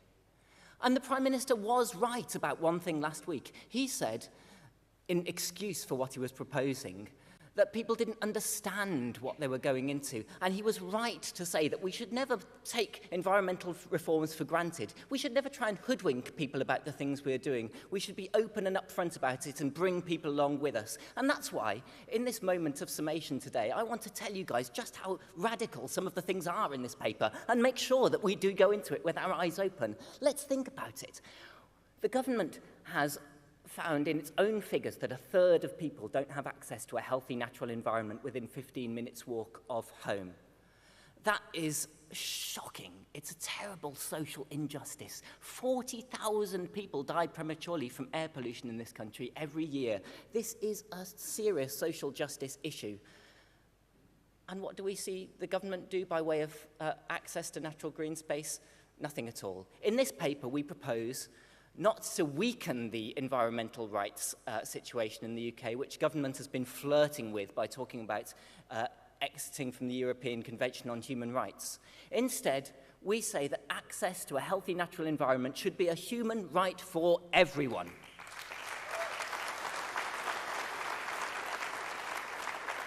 And we go on to talk about some other things that are extremely hard. Doubling nature is not easy. We know already that only about 38% of our SSSIs are in good condition as it stands, and they only cover 8% of England. What's the government done? Well, it's stripped away the budgets of the Environment Agency and Natural England, who are responsible for going out to look after those places. Indeed, 2/3 of our SSSIs haven't even been assessed by Natural England in the last decade. How can we possibly think about turning things around with that record in place? This paper proposes not only that we invest in the restoration and improvement of those existing sites to look after them and restore the abundance to those places that are meant to be our most precious places for nature, but that we go on and expand that network, doubling the space for nature. And that's something that will be a huge challenge. We've seen even over the last few weeks that every new SSSI designation is something to be cherished and fought for, and we'll need to do that with the consent of communities, and that's why local Liberal action, working with communities to bring them along, is essential. Third, we've talked about changes to the planning system. Now, if you don't know them, the habitats regulations are perhaps our most important nature protection laws here in the UK. And it's those laws that the government has taken aim at with its nutrient neutrality protections. In fact, it hasn't just aimed to do that through one law. The government has accrued to ministers 4 new powers to weaken the habitats regulations over the last year.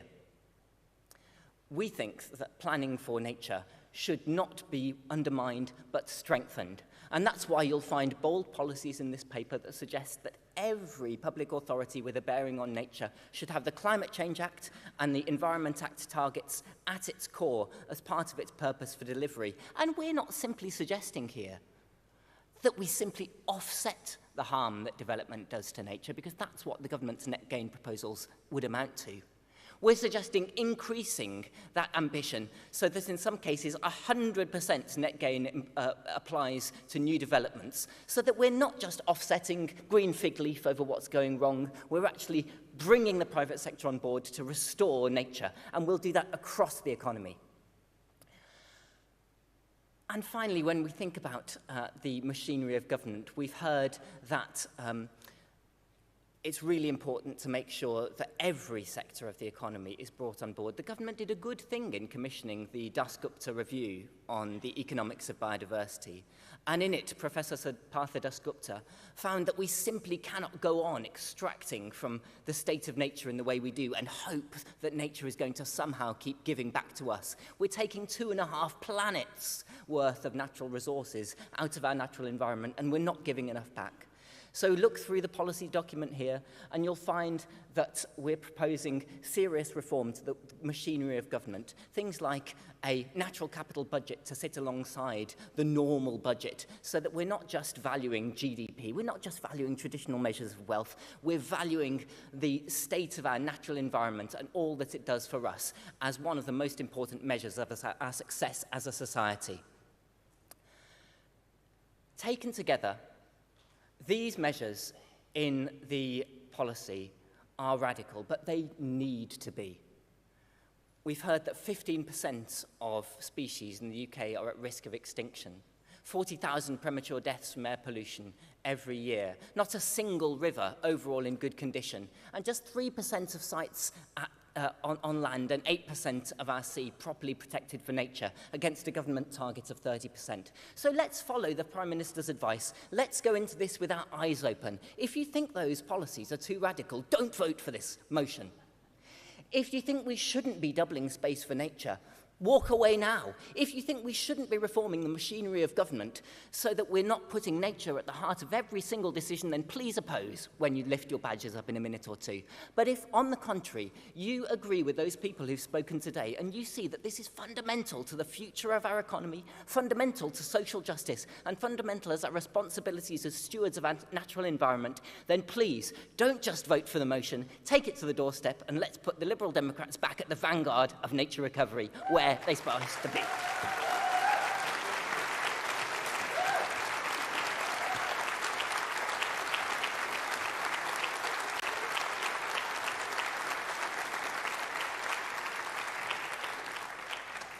Thanks very much to Richard Benwell there.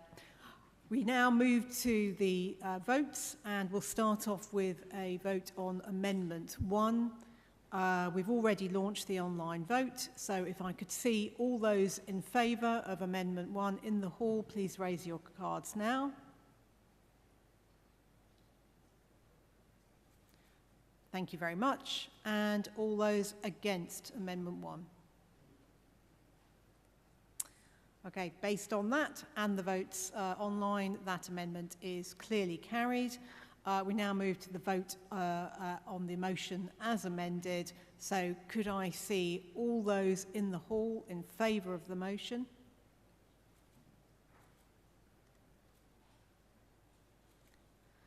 And all those against?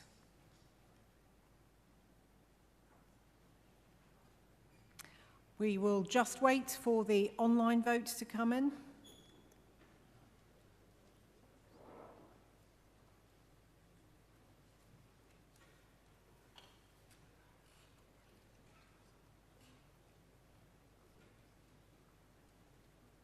And the motion is clearly carried. Thank you very much.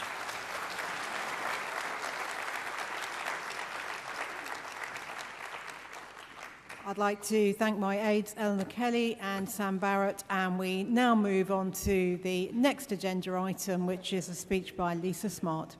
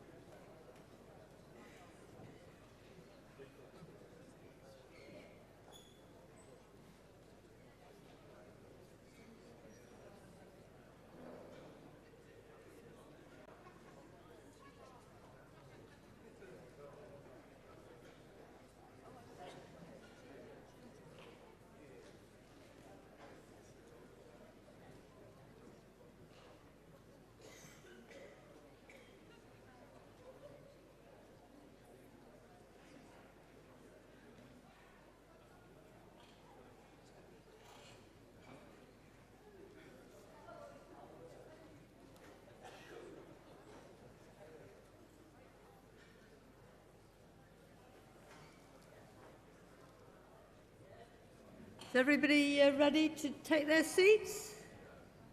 If not, conversations would be best outside the auditorium, if you don't mind, please.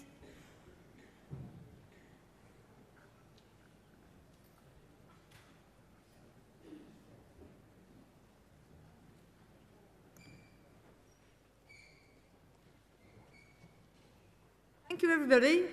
We've now looking forward to hearing from the wonderful Lisa Smart, who is going to turn Hazel Grove yellow. Hey.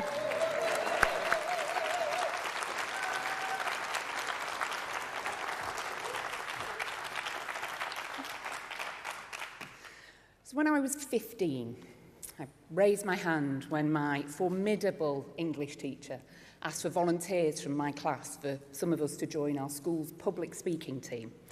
And I went to a Catholic comp, and I was really never much cop at netball or hockey. So I thought, well, scrapping it out with all the local schools just by talking was much more up my street. So our teacher asked me to go home over the weekend and write a speech about something I cared about. Bring her the first draft on Monday morning. So Monday morning came, I piled into school, holding the draft. I was really, really proud of the work I'd done over the weekend. I'd researched it, I'd written a draft, and I'd put together what I thought was a really strong, liberal case that addressed a thorny issue that was a really hot topic amongst the Year 10s. And it was really clear to 15-year-old me that decriminalising certain recreational activities was absolutely the way the country should be going. So my teacher took the draft, thanked me, and said she just might give it a bit of a tweak, give it a polish, if you like. And I was really excited to see what she'd do with it. So when it came back, though, my teacher had completely flipped over the speech, and what I'd argued in favour of decriminalising, the speech was now forcefully making the completely opposite case.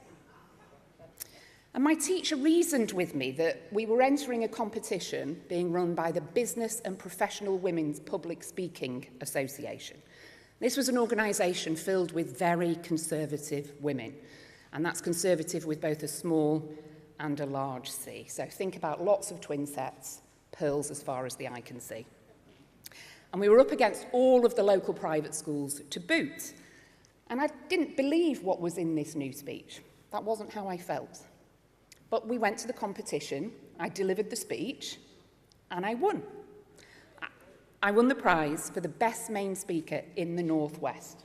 And that should have felt absolutely great. But it felt really hollow because I didn't believe in what I'd said. And that has stayed with me ever since. Now, every person in this room, I am sure, is here because we believe. We believe, and we want to be part of getting our country back on track. But for us Lib Dems, it can be tough, right? The die isn't always cast in our favour. The hopeless first-past-the-post system, layers of vested interest, and a media landscape that isn't always wanting to hear what we have to say. But we keep going because it really matters. And like me, you might believe that the most important thing for our country right now is to get rid of this appalling Conservative government.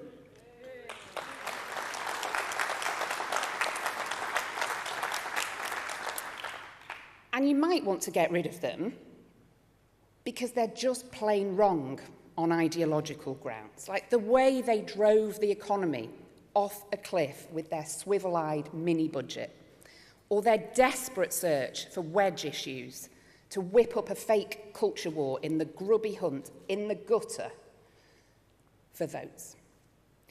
Or it might be the utterly shameful way they treat those seeking asylum. And it might be because you oppose them and absolutely everything they stand for, or it might be because they're just not very good.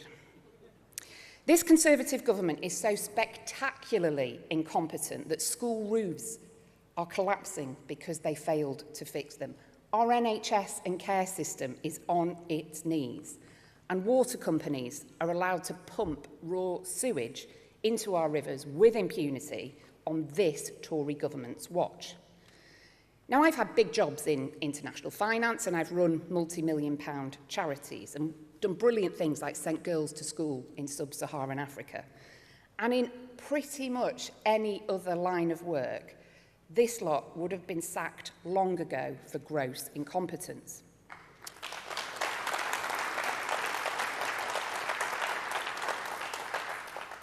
So whether it's because they're heartless or just blooming hopeless, each and every one of us in this room has a moral imperative to remove this Conservative government at the next election, and it cannot come soon enough.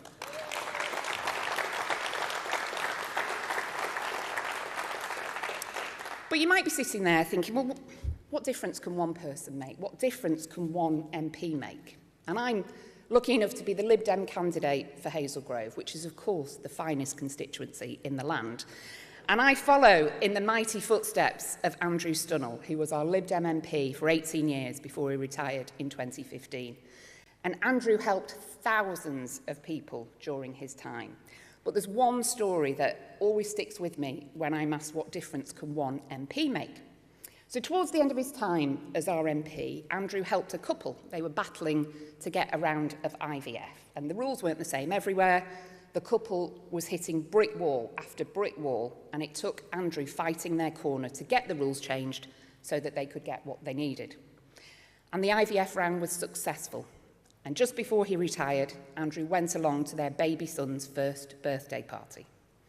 And Lib Dems at every level, whether it's council, the Senedd, the Scottish Parliament or our Westminster Parliament, we get stuff done. And it might be we get that really irritating pothole fixed.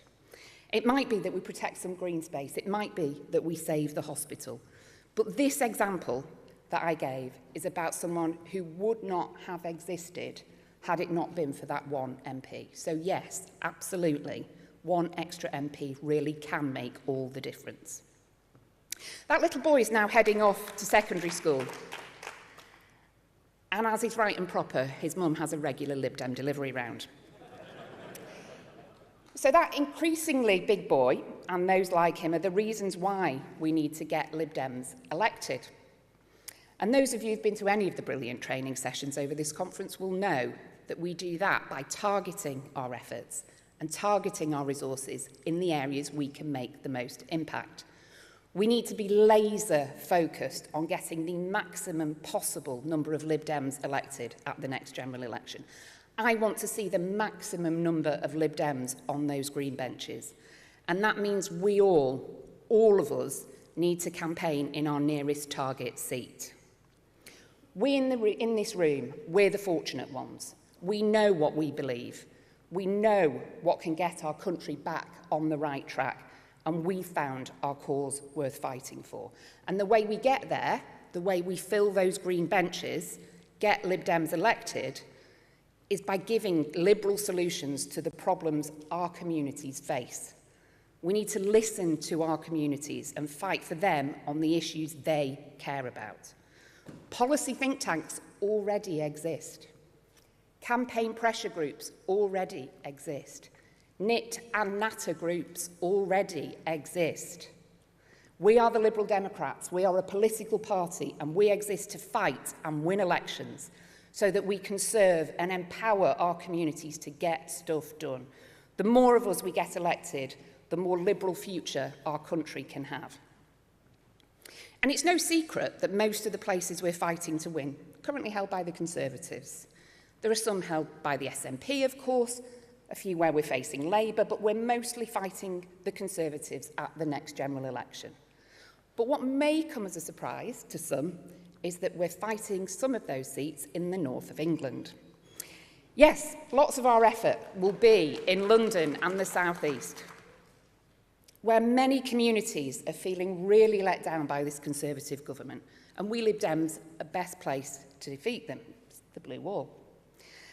But what if I told you that this feeling of being let down, feeling neglected, feeling taken for granted, reaches far further than an hour's rail journey from Euston? That in the north, this being taken for granted was layered on top of sustained underinvestment in our infrastructure. It's on top of some much trumpeted but often underwhelming devolution deals that still leave communities having to ask for scraps from the Westminster table. The North deserves better.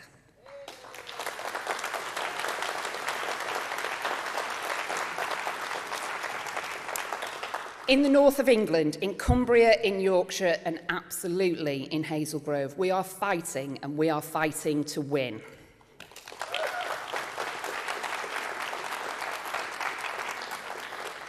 I first stood for Parliament in Hazel Grove in 2015, and lots of you will remember it wasn't our most successful election.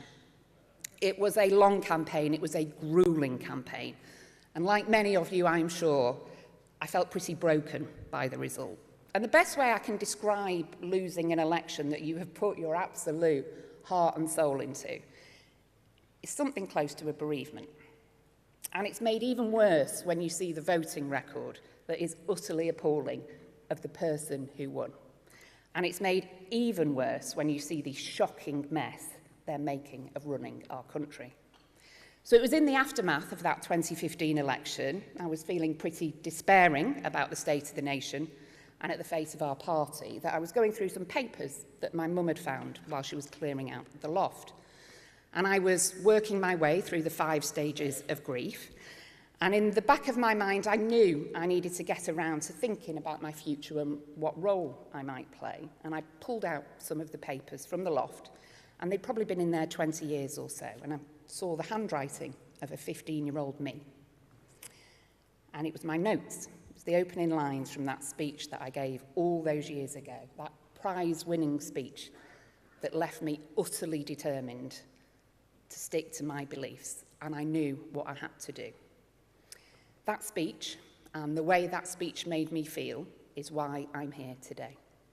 You and I are here because we believe.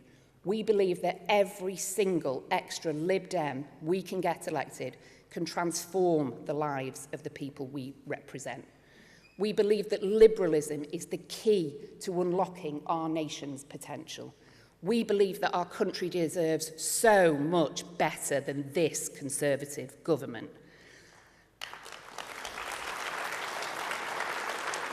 Our country is desperate for change. Our country is depending on us. We need to believe in ourselves, get out there and make it happen. Thank you.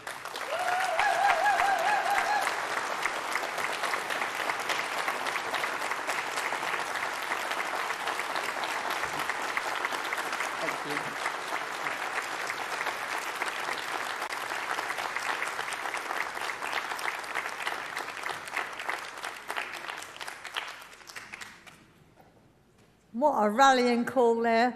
So if you live near Hazel Grove, remember what you have to do before the general election is called. Your help is needed from now till the end of polling, 10 p.m. on polling day. So we couldn't elect a better MP for Hazel Grove. Lisa, you know I'll be there. So now, thanks very much, Lisa, for that wonderful speech. We now have a lunch break until 14:10, 10 past 2 in Old Money. And when somebody else has got something to say to us. So you've go and enjoy the next hour or so, either in Fringes or have a lunch, and be back here for 10 past 2.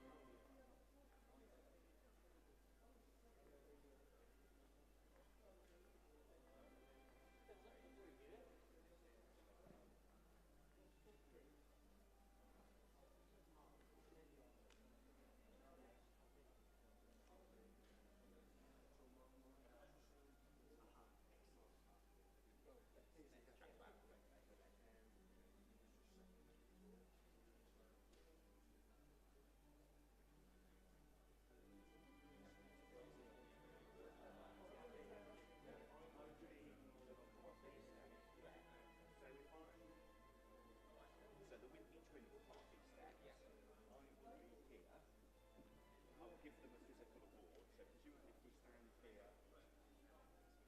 Are you able to position this bit? No, I think if they come up the steps, I think if I stand at the top of the steps. I want to get the Lib Dem to the fair view. Oh, right, okay. So where would you need... That's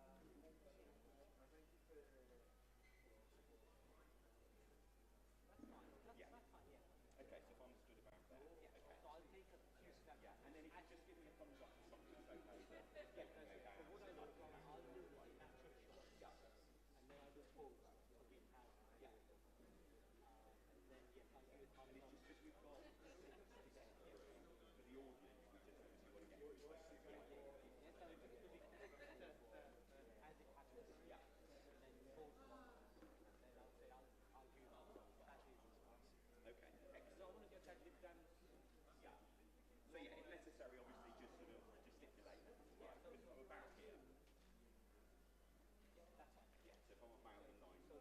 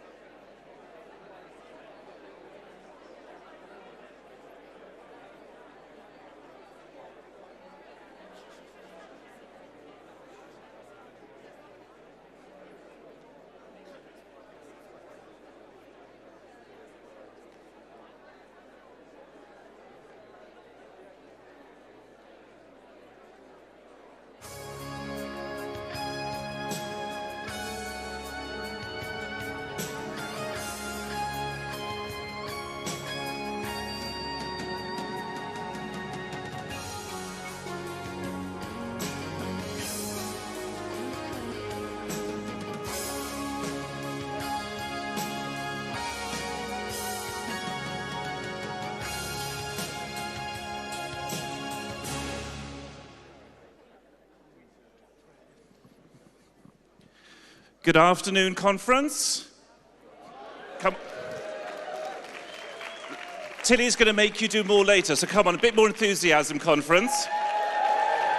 Excellent, thank you very much. Thank you to everyone for your amazing hard work over the conference period. We can't move to next business now anymore. Your time is up. No more standing orders. We now move on to the serious stuff.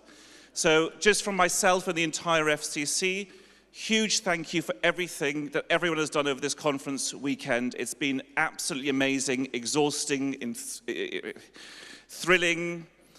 I've lost the ability to speak, I've been on stage far too many times, and everyone wants me off the stage now. So with that, I'm going to hand over to Mark Pack to move on to the party awards. Thank you for everything you've done, Nick. Thank you.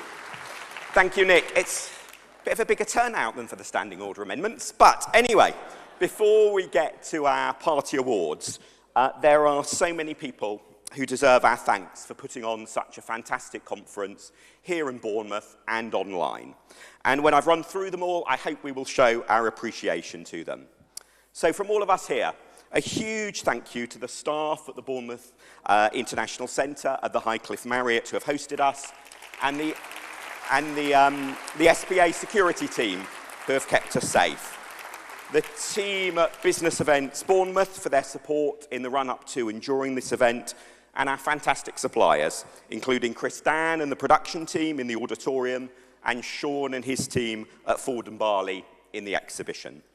The team at Aztec and Blue Cube, and our HQIT team, who keep everything from the stage set through to the fringe meetings and the IT systems running smoothly, whatever the hour of the day.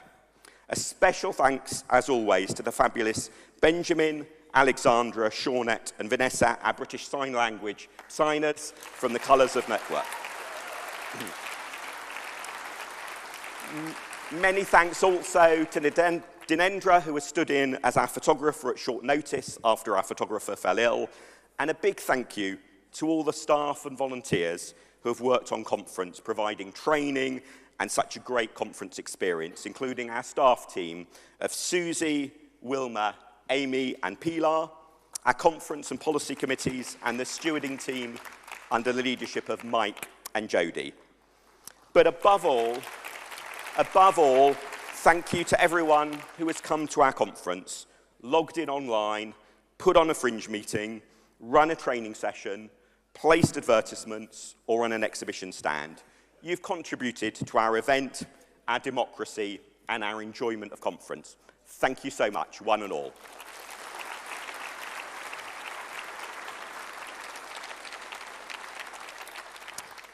So before we look to the future with Ed's speech, and just possibly to our wallets with an appeal, it's fitting that we should look around the country to recognise some of our most amazing colleagues for their contributions with our party awards.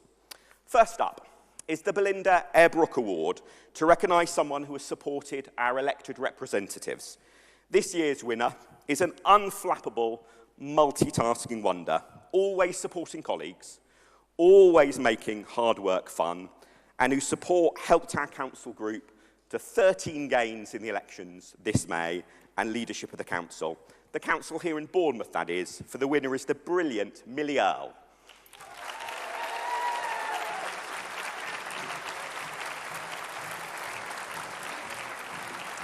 So many congratulations, really well deserved. So if we just have a look at Narendra, he's the photographer.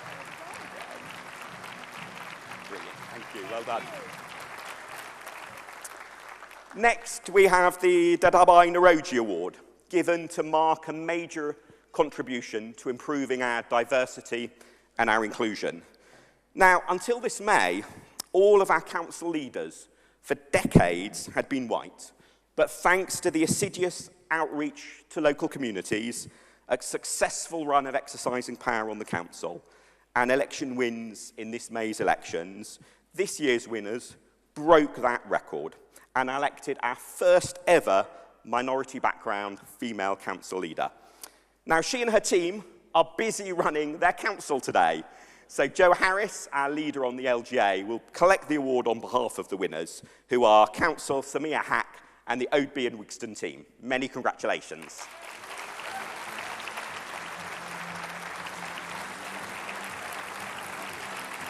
Hi, Joe. Congratulations. So we just look at the... Thank you. Next up, we have the Harriet Smith Award for one of our colleagues never elected to public office.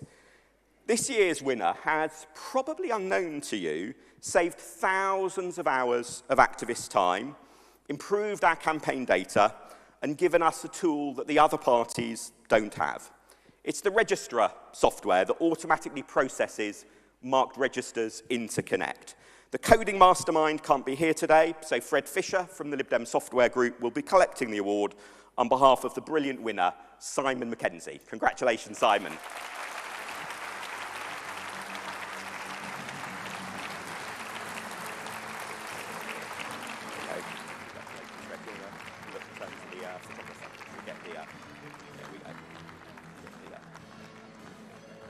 Brilliant.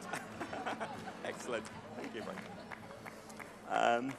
Now we turn to an award that I'll be presenting on behalf of Liberal Democrat women, the Patsy Colton Award, marking the contribution of an exceptional woman. The winner this time is someone who led her local team, and indeed personally recruited many of them to politics, led them to 13 gains in the elections in May, led them back to leadership of the council, and led them into tidying up a horrible mess left behind by the Conservatives. Now, you've already heard from the winner this time at conference, because it is, of course, the amazing council leader here in Bournemouth, Vicky Slade.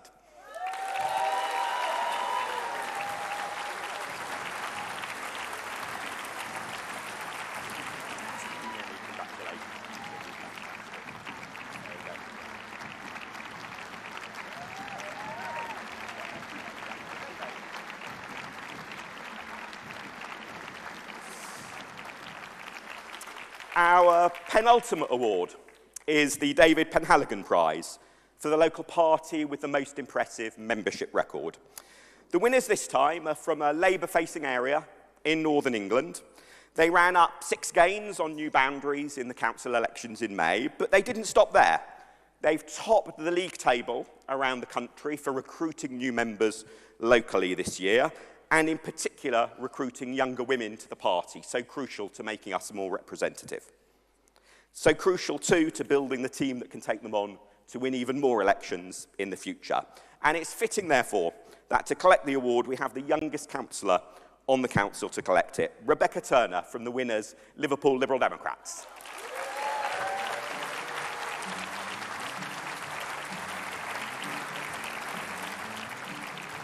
Congratulations. It's great. You just look at the photographer, yeah. Brilliant. Well done.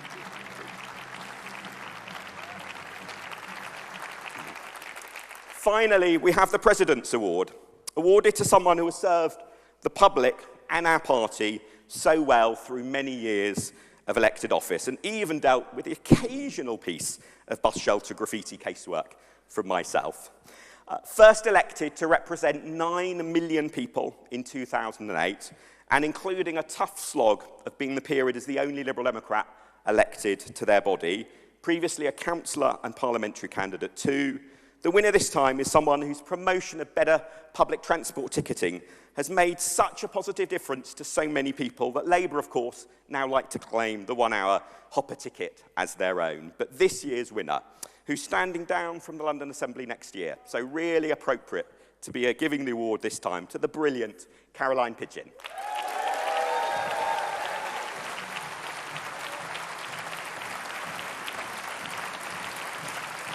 So many congratulations, Caroline. You're in the front.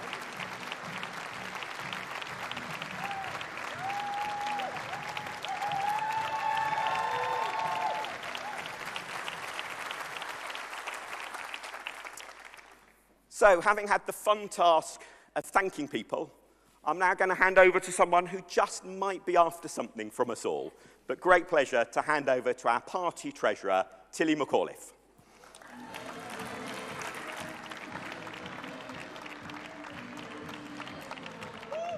Woo! Yes, keep the whoops coming. Hello, conference. Now, I know you might be a tiny bit disappointed that it's me, but how excited are you for the main event? I'm going to just have to chat. Yes, there we go. You see, they didn't put my auto cue. Apparently, one of the reasons I get auto cue is to make sure it works for Ed. And we've just proved it. There it is. Right. I am your pre-prandial drinky, your little aperitif, your martini, shaken not stirred, to get your juices flowing before the main event. Well, I say juices flowing, but of course what I actually mean is cash flowing.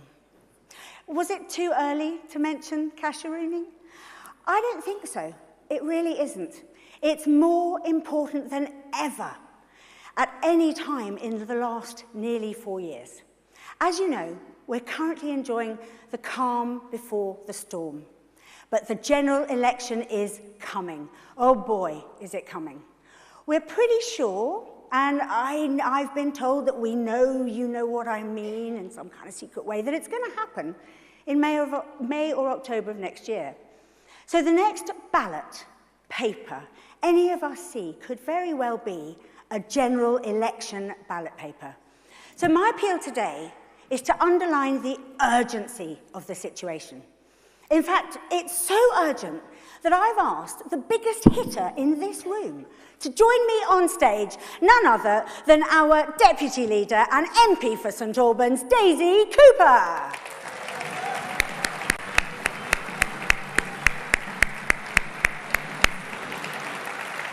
Hi, Daisy. Hi, Tilly. So, Daisy, I'm so glad you could join us today to talk about fundraising and underline quite how important it is. Thank you, Tilly. I am really, really happy to be here. Raising money is going to be so important for the next election, so I am delighted to be here to help you deliver that message to you guys. Just don't ask me to do anything cheesy, right? Oh, I'm not sure I can keep to that promise. I'm really sorry. But I was just talking about the urgency of the situation. Oh, it is really urgent, actually, Tilly. It's really, really urgent because it may be September now, but Christmas will be here soon. And Dave McCobb, our Director of Campaigns, he loves Christmas. In fact, do you know who else loves Christmas? Ed Davey loves Christmas. In fact, we all love Christmas, don't we? We all love Christmas. But this year, there is only one present that Dave McCobb and Ed Davey want. You see, any money that you can donate right now, we can spend before Christmas. And that means it will go so much further than, that's right, you can see where this is going. It will go so much further than any money you donate after Christmas, which we will still need after Christmas, by the way. But we will get more bang for your buck if you donate right now. And we need to get going early so we can compete with the Tories' megabucks. Don't get me started on the Tories, Daisy. Let's not forget just how conniving, how scheming they are. Unbelievably, they are increasing the maximum spend by a political party during the general election period by, wait for it, 78%. Yes, that means they will be able to spend more than £34 million. That's not the only rule that they're changing for their benefit. Incredibly, they're altering the rules around GDPR. I'm sure we are all, if you've been on Connect, if you've been on any of our databases, you know what GDPR is. And it's going to make them easier. It's going to make it easier for them to buy up data. And all this means it's even less of a level playing field. That's right. So the only way that we are going to make this a fair fight is if we raise as much money as we possibly can right now, and if we can spend as much as we can as soon as possible, and as cleverly and as smartly as we can. And what do we spend the money on? We spend our money on lots of really important things. We spend it on making sure that key voters in key seats know what we stand for. We make sure they know what we are fighting for and why they should vote for us. We want to spend it on our campaign organisers. Are there any campaign organisers in the room? Can I hear a cheer for our campaign organisers? A cheer for our campaign organisers. We need to spend that money on office space so that we can bring our amazing volunteers together. We need to spend that money on our leaflets so we can get our message out and on social media. And it's so important that we can spend it on both our national and local campaigns, delivering the message that we have, which is that if you want a Liberal Democrat MP, having a Liberal Democrat MP is vital for your area and the best thing for the country. So people, we need to get donating. Tilly, tell them how to do it. Well, our famous buckets are going round the room. What is this? This is the wrong slide. You have been given a precursor to what's happening next. How exciting. This QR code is what you're meant to point your camera to. That will get to our appeal page, or go to libdems.org.uk/appeal, or call me 07768 444 822. Have a chat. Tell me if you're going to donate, or let's just talk about the general election campaign. So that will mean that we can elect as many new MPs as we possibly can. I'm going to give a shout out to a few. I want to elect MPs in Guildford. Woo! Harrogate and Knaresborough. Woo! Winchester. Woo! Cheadle. Hooray! What about South Cambridgeshire? Hooray! And why don't we go north to East Dunbartonshire? Woo! And all of our amazing other target seats, of whom there are far too many to mention. Come on, guys, you've got to please keep donating. I want to see your phones out, scanning the barcode, using the link, and also there are buckets coming round as well. So please keep donating. We need to keep our incredible newly elected MPs in Parliament as well. So let's have a big old whoop for our MP for Cheshire and Amersham. Woo! Our MP for North Shropshire. Woo! Our MP for Somerton and Frome. And our MP for Tiverton and Honiton. Some of these guys have got boundary changes to contend with, so we need a bit of extra money. Just keep updating that number, a bit higher. And we need to ensure that all of our current MPs keep their seats, like you, Daisy. So, whoa! So I want to go back to Dave McCobb. Just a reminder, if you don't know him, he's the Director of Campaigns. Incredibly nice, incredibly bossy. And he said to me, Tilly, please tell everyone how important it is we raise and spend money before Christmas. We can make such a huge impact in 2024 if we can invest people's donations now. Can you please say that? I mean, he's serious. He's deadly serious. He is. He's incredibly serious, Tilly. And actually, we need money now. We really, really do. I can see there's some people that haven't put their hands in their pockets yet. Please, dig out any cash that you've got in your pockets and get your phone out to donate. It's really important we get money for the election. Please, please donate. So, do you think we can make Ed and Dave's dream come true? Ooh, do you mean Dave's Christmas dream, Tilly?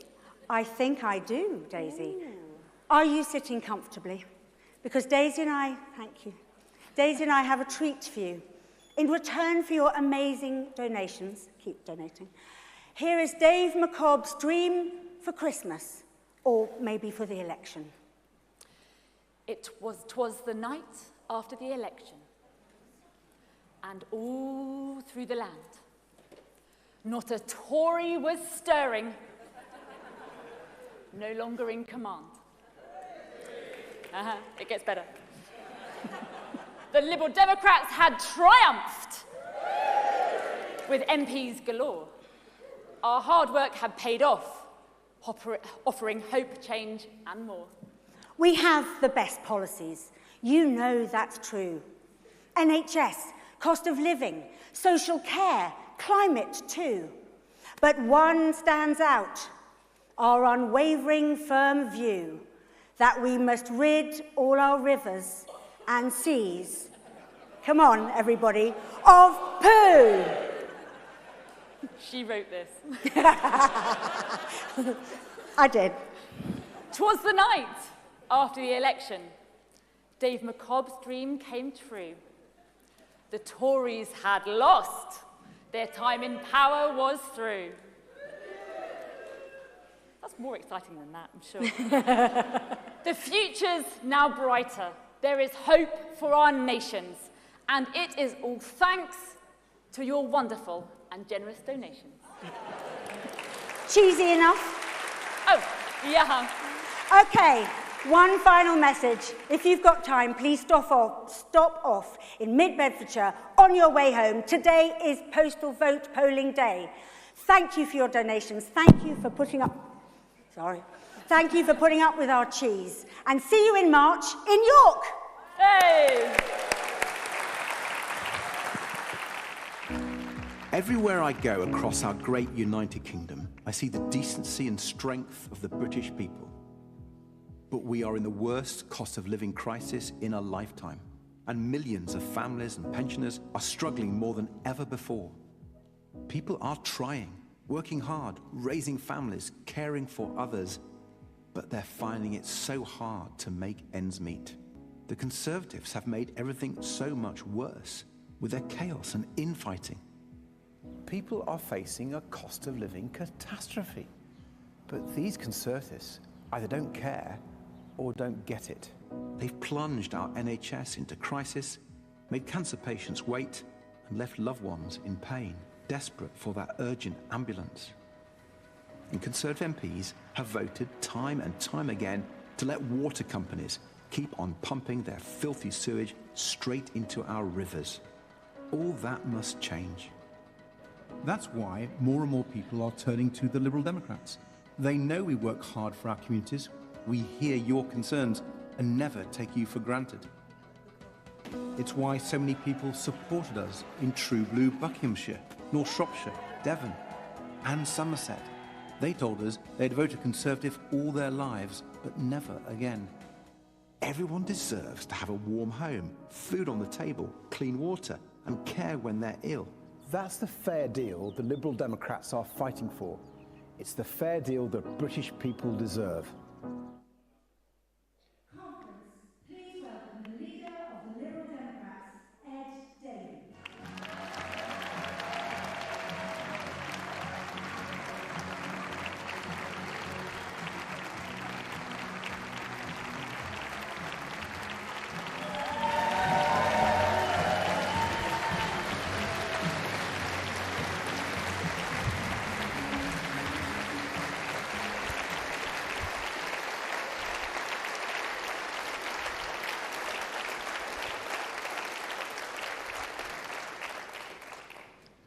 Thank you, friends. I'm afraid I have to start this afternoon with an apology. You might remember, after our incredible victory in Somerton and Frome in July, when the amazing Sarah Dyke overturned a Conservative majority of 19,000, I said it's time to get these clowns out of number 10. We even wrote it on the side of a big blue cannon. Do you remember? Well, a party member got in touch afterwards to say he is an actual clown. And he took great offence at being compared to the Conservative government.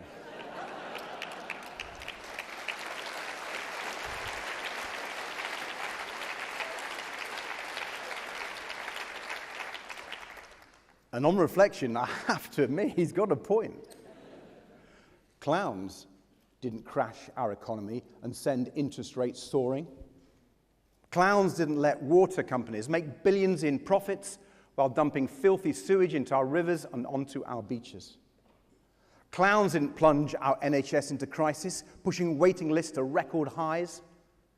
Clowns didn't waste billions of pounds of our money on dodgy PPE contracts. Clowns didn't prop up a lying, law-breaking Prime Minister and then allow him to put his cronies in the House of Lords. Clowns didn't do it. The Conservatives did. So, let me take this opportunity to apologise unreservedly to that party member and to the whole clowning community.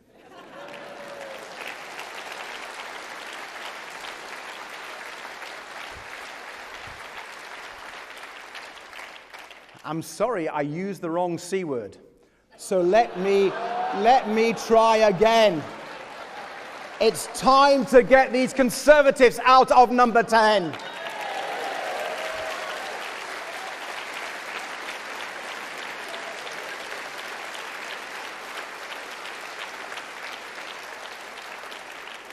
And Liberal Democrats, we've made a great start. Sarah Green in Buckinghamshire, Helen Morgan in Shropshire, Richard Ford in Devon, and now Sarah Dyke in Somerset.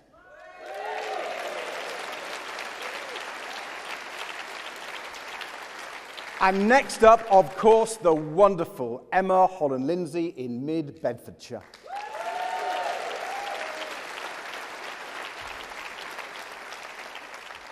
Friends, our by-election record in the last 2.5 years is nothing less than historic.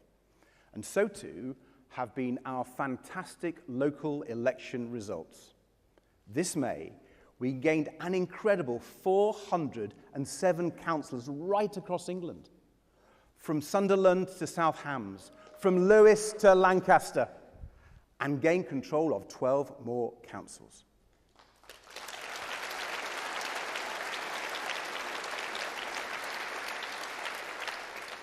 In Scotland last year, we boosted our councillor base by 1/3. We're growing back there strongly too, as we hold the nationalists to account for the total mess they made of, well, everything.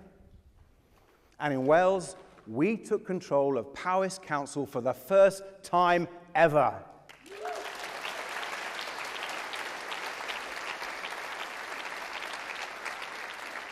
Liberal Democrats right across our United Kingdom, you should all be so proud of what we've achieved together.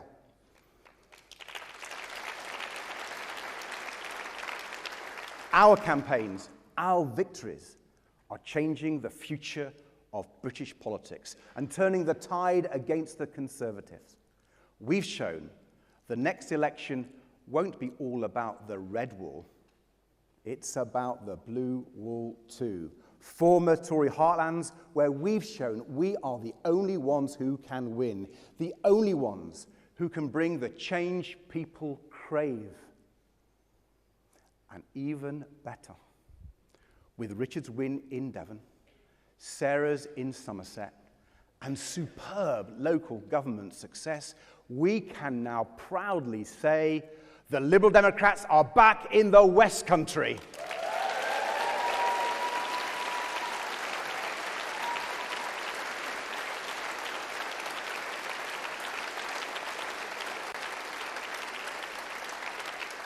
A second front against the Conservatives where every Liberal Democrat vote is the powerful vote for change. But now comes the big one, the general election. For the British people, the next general election can't come quickly enough. People are desperate for change.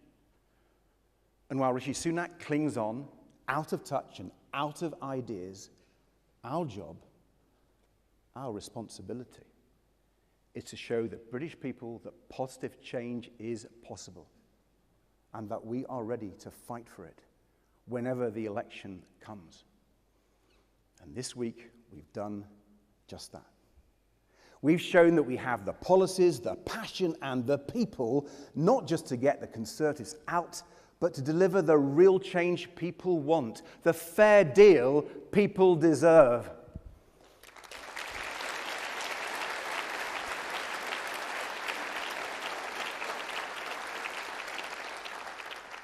Our task is to get more brilliant Liberal Democrat MPs elected so they can be strong local champions for their communities and lead the change our country needs, bringing real hope to millions in this economic crisis. Hope to people struggling to get by and struggling to get on, cleaning up our environment, rescuing our NHS and care system, transforming our politics for good. Remember, at the start of the year, Sunak gave a big speech where he told the country, we're either delivering for you or we're not. Well, in fairness to Rishi, he was telling the truth.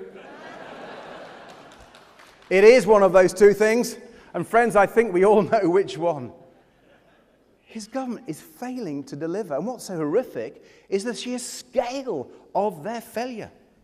In so many ways, our country today just isn't working the way it should.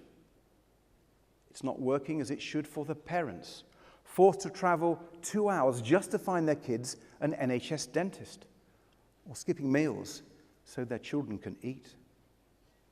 It's not working for the couple in my constituency who fear losing their home of 13 years as their mortgage payments have shot up by more than £400 a month. It's not working for the teaching assistant and her young family, evicted from their home in Ambleside so the landlord could turn it into a holiday let. It's not working for the pensioner going without heat in the winter, or the commuter left on the platform by yet another cancelled train. It's not working for the swimmer who spent 13 days in hospital with cellulitis after swimming in sewage-infested water. Conference, I have never known our country so badly governed.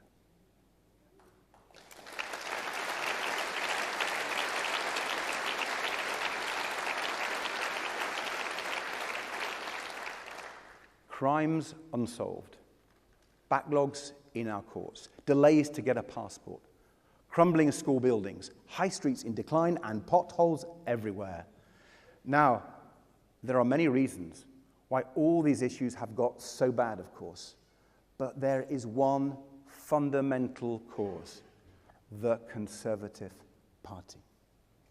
Britain isn't working because the Conservatives aren't working. They're more like a bad TV soap than a functioning government. The factions and the feuds, the personal vendettas, the shock exits, and unwelcome returns. Each episode worse than the last. Well, it's time to change the channel. The corruption of Boris Johnson, the chaos of Liz Truss, the carelessness of Rishi Sunak. This whole Conservative shambles, they all have to go.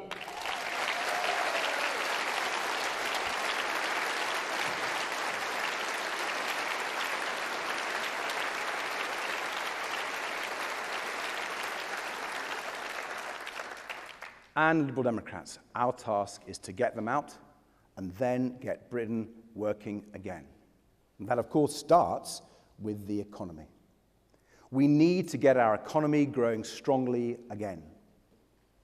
Conservative ministers might think 0% growth and 7% inflation are numbers to boast about, but the British people certainly don't.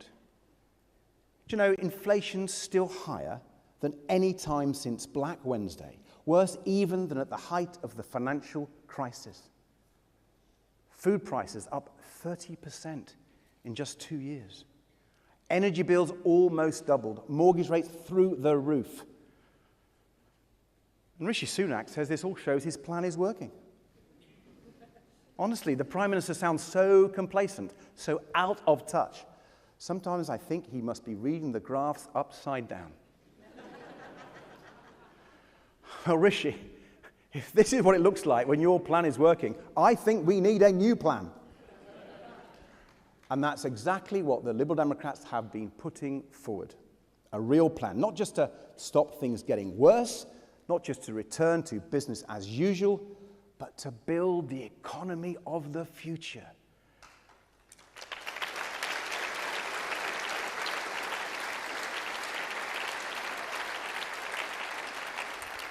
To build an economy that is genuinely innovative, prosperous, and fair. An economic plan that gives everyone the chance to get on in life and see their hard work and aspiration properly rewarded. A plan that backs entrepreneurs to grow their small businesses and create worthwhile, well-paid jobs in their communities. And yes, a plan to tackle the climate crisis, reach net zero, embrace the clean technologies of the future.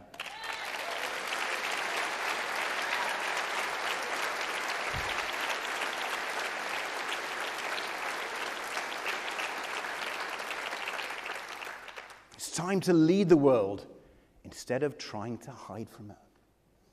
Conference, after Rishi Sunak's disgraceful speech last week, the contrast between our approach and his could not be clearer. We already knew he doesn't care about tackling climate change. That's no surprise. But what about the damage his U-turns will do to our economy, to our car industry, to people's jobs right across the UK? Doesn't Sunak care about any of it? Apparently not. Frankly, instead of delivering that speech, Rishi should have torn it up and thrown it away. If he's got 7 bins, he might as well use them.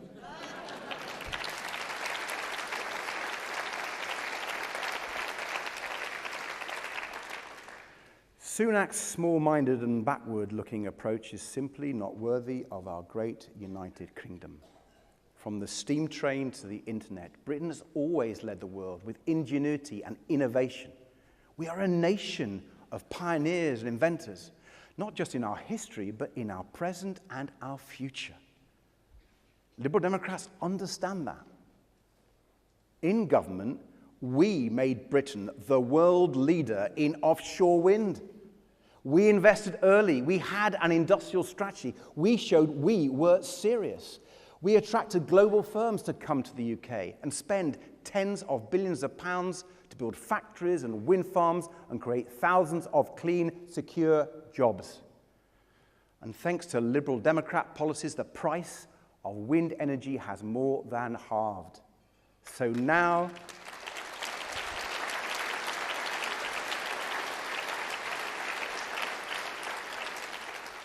renewables are by far the cheapest form of electricity and the most popular. We could be doing the same thing with so many other new technologies: tidal power, clean flight, high-speed rail, creating jobs and cutting prices. But Rishi Sunak says no. We say build Britain's economic future here in the UK. Rishi Sunak says outsource it to China. That is a dismal failure of leadership, and we can do so much better.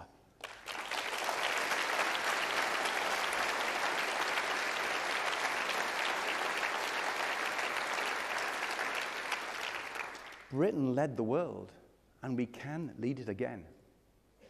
But not with the Conservatives squabbling amongst themselves and clinging to the fossil fuels of the past. And not with the Prime Minister refusing even to attend the United Nations General Assembly last week. Instead of standing his lectern in Downing Street, single-handedly trashing our economic future, Rishi Sunak should have been in New York, working with global leaders to tackle this crisis together. Britain can be an incredible force for good when it stands tall on the world stage. But Rishi Sunak doesn't seem to care about that either. He's getting it wrong at home, and he's getting it badly wrong abroad too. Our vision is for a Britain that leads the world as we embrace the economy of the future. The Conservatives would only shackle us to the past. And there's another crucial part of our economic vision, another area where we are so different from this government. Something that would so obviously make an enormous difference to our economy and our standard of living. Something we have always been proud to champion, even when no one else even dared whisper it. Fixing our broken relationship with Europe.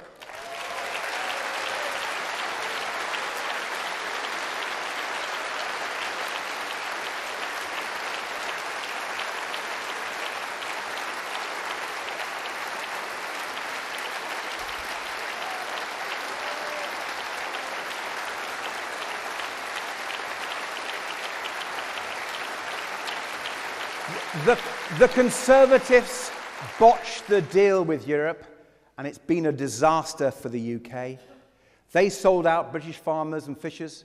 They tied up British business in red tape, and they pushed up food prices in our supermarkets. So much unnecessary pain inflicted on so many by so few.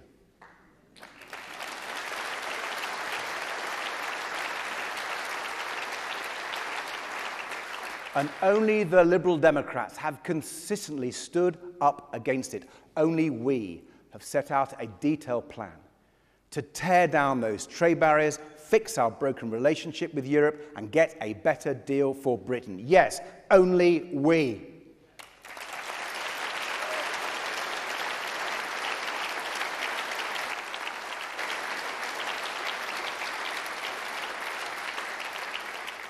Because Labour's plan, if you can call it a plan, is nowhere near that ambitious.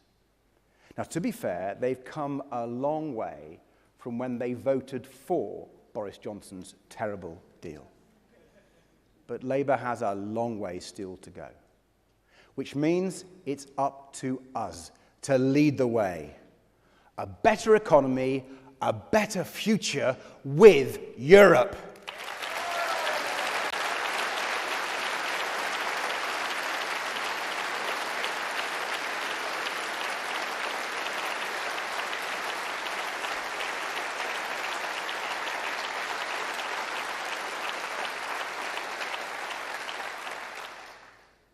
Opportunity, investment, innovation, trade, that's the Liberal Democrat recipe for economic success. And one more ingredient, people. Because at its heart, what makes our approach different is that we understand that the economy isn't just a series of abstract percentages and meaningless slogans, it's all of us. It's the things we do every day together. It's the jobs we do, the services we rely on, the food we eat, the homes we live in. It's the TV shows we watch, the places we visit, the presents we give each other. We understand that when you strip everything else away, an economy is its people. And if we want to get our economy going strongly again, we need to focus far more on our people.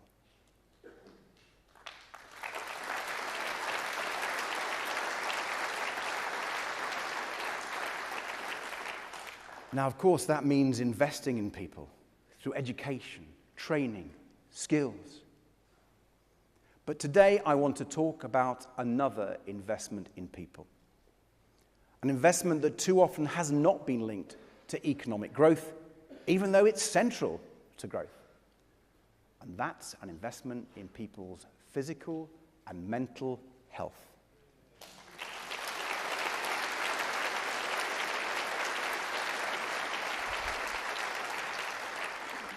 We can't build the economy we need with 7 million people stuck on NHS waiting lists. We can't grow the economy with 2.5 million people shut out of the labour market by long-term physical and mental illness, when people aren't supported to recover from long COVID, wait weeks for a GP appointment, can't get basic help so they can get back to work, feed their families, and get on in life. A healthy economy needs a healthy population and a healthy NHS. And I've been so proud that we Liberal Democrats have consistently led the way in highlighting the crisis in the NHS and proposing solutions. Reversing cuts to GP numbers and guaranteeing an appointment when you need one. Tackling life-threatening ambulance delays and improving access to NHS dentists. There are so many parts of our NHS plan that will both treat people better and boost our economy. And today, I'd like to focus on one particular awful part of this health crisis that shatters lives and takes people in their prime. It can be very difficult to talk about. It's difficult for me. And I know it's difficult for many of you. But we do need to talk about it.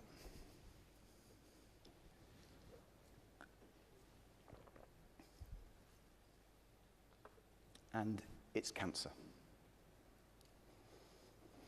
As many of you know, my brothers and I lost both our parents to cancer when we were young. My dad died aged 38. Just a few months after being diagnosed with a cancer called Hodgkin lymphoma. I was only 4, so I don't remember it very well. What I do remember is my mum's grief and her incredible strength in the months and years that followed after being widowed so young with 3 boys under 10. Then, when I was 9, cancer came for Mum too. She was diagnosed with breast cancer, and I do remember how that felt. She had treatment, including a mastectomy. But 3 years later, they found secondary breast cancer, metastatic cancer, in her bones. And they told her it was incurable. Yet Mum refused to accept that it was incurable. She battled it for 3 years for her boys. She tried everything, including a naturopath, while we looked after her. It was hardest, of course, in the last 18 months or so as she became bedridden and the pain became excruciating. For me, caring for her became my life before school and after school. I'd sit for hours on her bed, talking to her, telling her about my day, listening to her stories, trying to make the most of every minute. When she was fighting the cancer with the naturopath, my top task was mashing up carrots and apples for the healthy juice drinks she lived on. Then was helping her with the pain, pouring out doses of morphine from this big bell jar we had in the kitchen. I don't think they'd allow that now. Putting pads on her legs and sides so she could give herself small electric shocks when the pain got really bad. It was a tough period as a teenager, but it was much, much tougher for Mum. Yet those years were also special. They gave me an incredible bond with my Mum. She was so strong, so resilient, fighting to be with her boys, even in the face of such a cruel disease. I like to think I learnt a lot from her. I was 15 when she died. They'd put her on a totally unsuitable dementia ward in Nottingham General Hospital. I was visiting her on my way to school, in my school uniform, by her bedside when she died. Now, I don't tell you all this because I want you to feel sorry for me. Not at all. It was a long, long time ago, and I've been very lucky since. But I do tell you all about this because actually, too many families have their cancer stories, like mine, today. My family story isn't unique. There are millions of us whose lives get turned upside down by cancer. This very day, across the UK, 1,000 people will hear that fateful diagnosis. 1,000 people choking back tears as they try to process what it means for them. 1,000 people trying to figure out how to tell their loved ones, how to break the news to their partners, to their parents, to their children. And then 1,000 people wondering what comes next.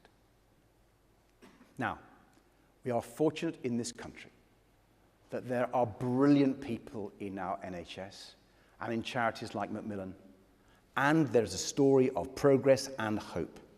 Cancer mortality rates have fallen by 25% in the last 30 years. 10-year survival rates have doubled in the last 40.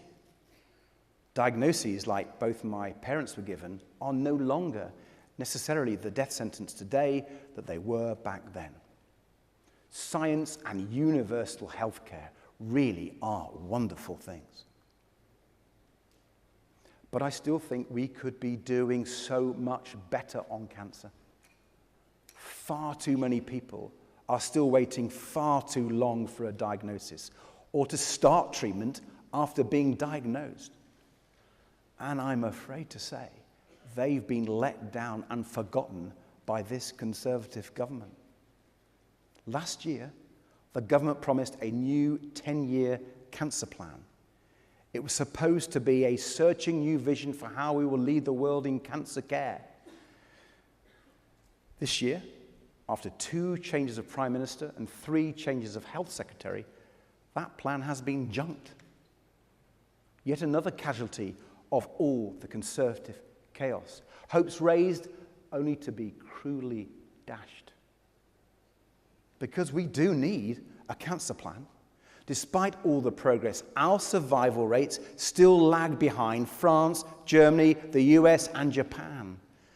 And the government is now missing every single one of its waiting time targets for cancer.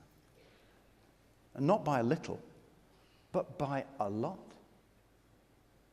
Right now, there are more than 20,000 people across England who've been told they have suspected cancer, who've been referred for urgent treatment by their GP, but who've been waiting more than 2 months to start treatments. More than 2 months. Just imagine the fear, the anxiety, the helplessness. Knowing you need treatment, knowing every day could make a difference, but powerless to do anything but wait. Like Ian, an engineer I was speaking to just last week.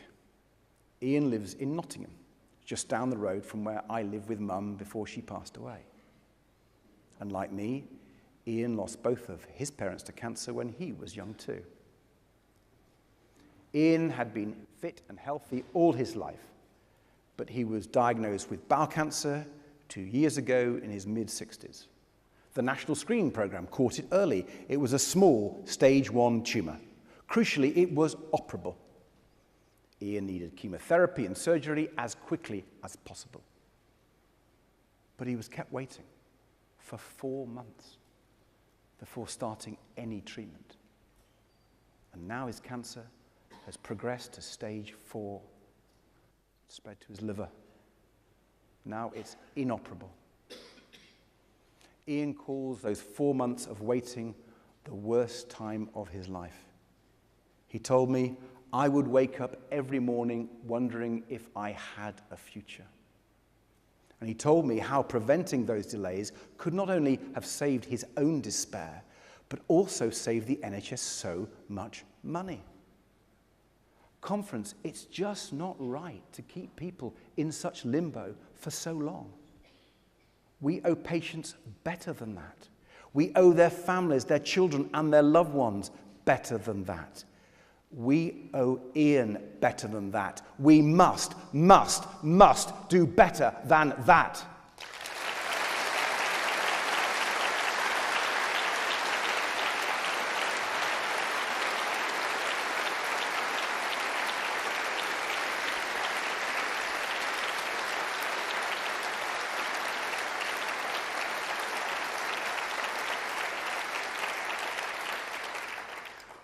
Just in the last few months, we have seen incredible breakthroughs that could revolutionize the way we diagnose and treat many types of cancer.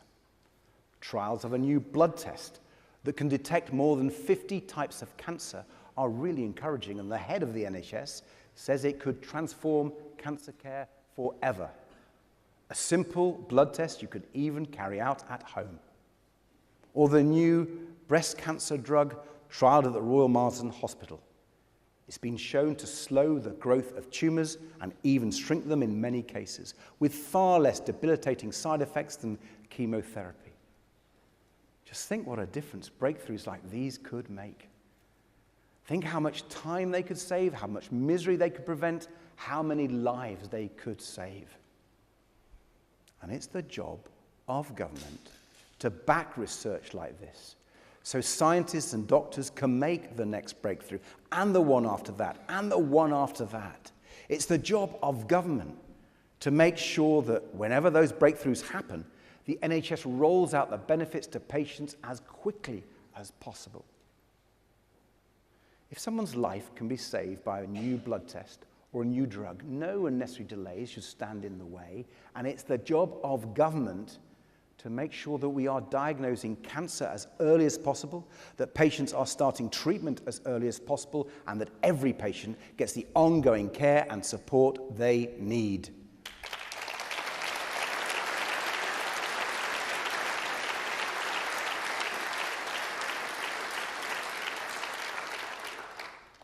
Now, friends, none of this actually should be party political.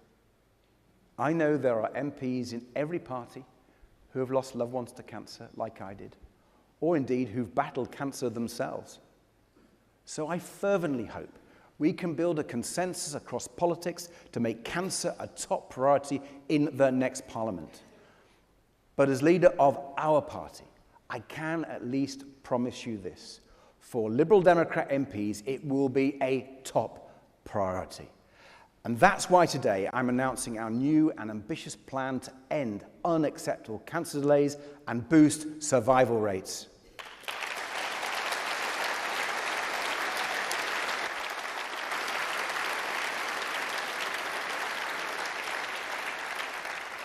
We will hold the government to account for every target it misses and every patient it fails.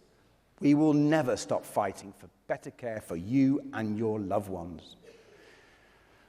Of course, it's not just cancer where the government is letting patients down. It's pretty much everything.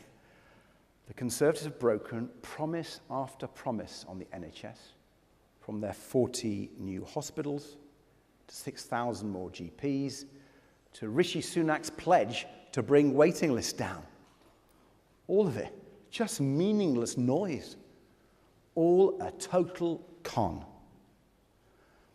Perhaps there should be a warning on the ballot paper, just like there is on cigarette packets. Voting Conservative is bad for your health.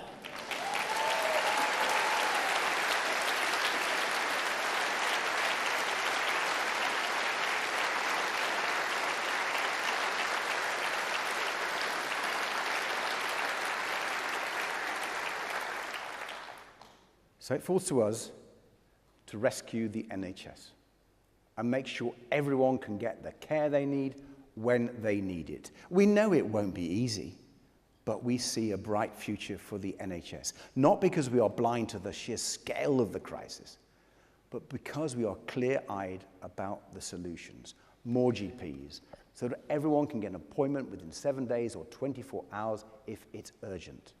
More investment in the latest technology, from MRI scanners to radiotherapy machines. And, crucially, more carers. Conference, we know that the crisis in the NHS is inextricably linked to the crisis in care. We know that you can't fix the NHS without fixing social care. We know you can't fix the NHS without valuing family carers. Fix care, and you fix the NHS. Better social care, with many more care professionals better paid. More support for family carers, so people can cope better looking after loved ones. These are low-tech, affordable ways to save our NHS, investing in care. So people can be discharged more quickly, or don't need hospital care in the first place. So pressure on overstretched hospitals can be reduced. So patients aren't stuck for hours waiting to be seen in A&E. So ambulances aren't stuck for hours waiting outside A&E to hand over patients. Conference is all connected. Our plan for social care and family care is a central part of our plan for the future health service.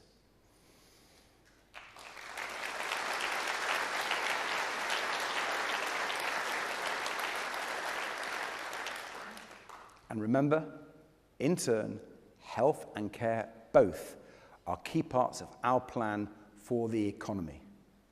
The Conservatives broke our economy with their carelessness. Liberal Democrats will fix our economy with care.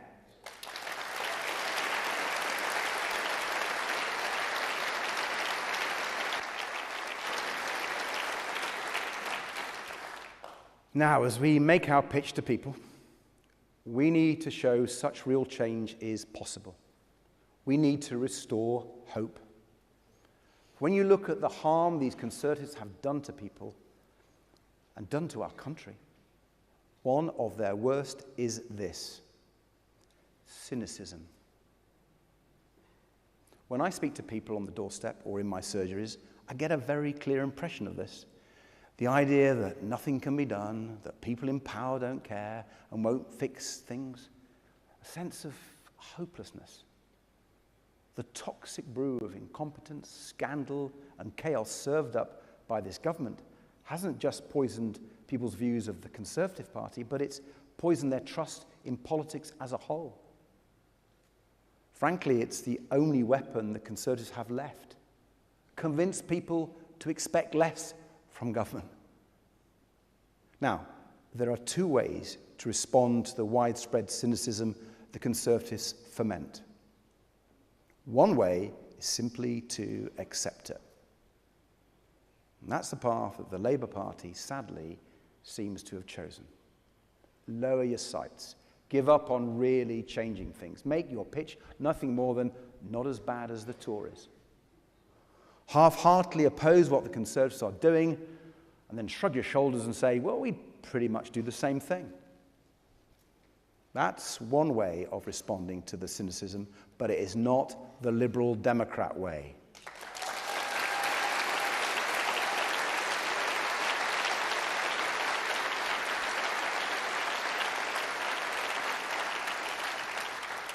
Our ambition for our country is so much greater than that. Our faith in the British people is much stronger than that. Our path, the path we have always chosen, the path we walk today, is to confront that cynicism head on, to offer people hope. Not with yet more platitudes and promises, not by announcing another nebulous mission that's immediately forgotten when the speech is over. No, by fighting for the big changes, the changes needed to restore people's trust in politics and rebuild their confidence in our public services. And that starts with political reform.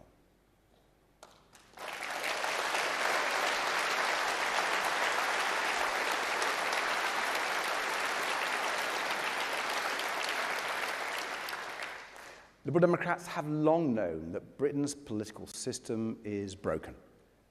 Millions of people, powerless and excluded, robbed of their rightful say and unable to hold the powerful to account.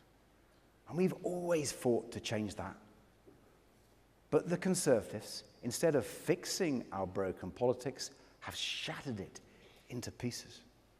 Their constant attacks on the rule of law and traditional British freedoms, their betrayal of integrity, truth, and honesty, stuffing the Lords with Boris Johnson's lackeys, handing out billions in contracts to their cronies, one rule for them, another rule for the rest of us.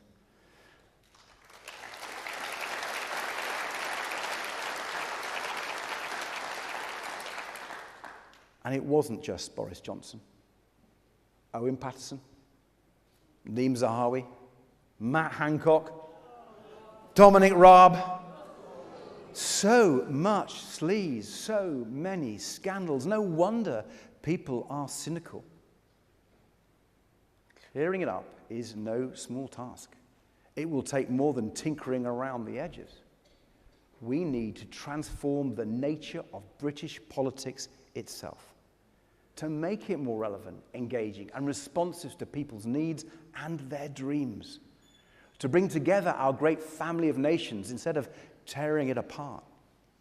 And yes, at the heart of those reforms must be a fair electoral system.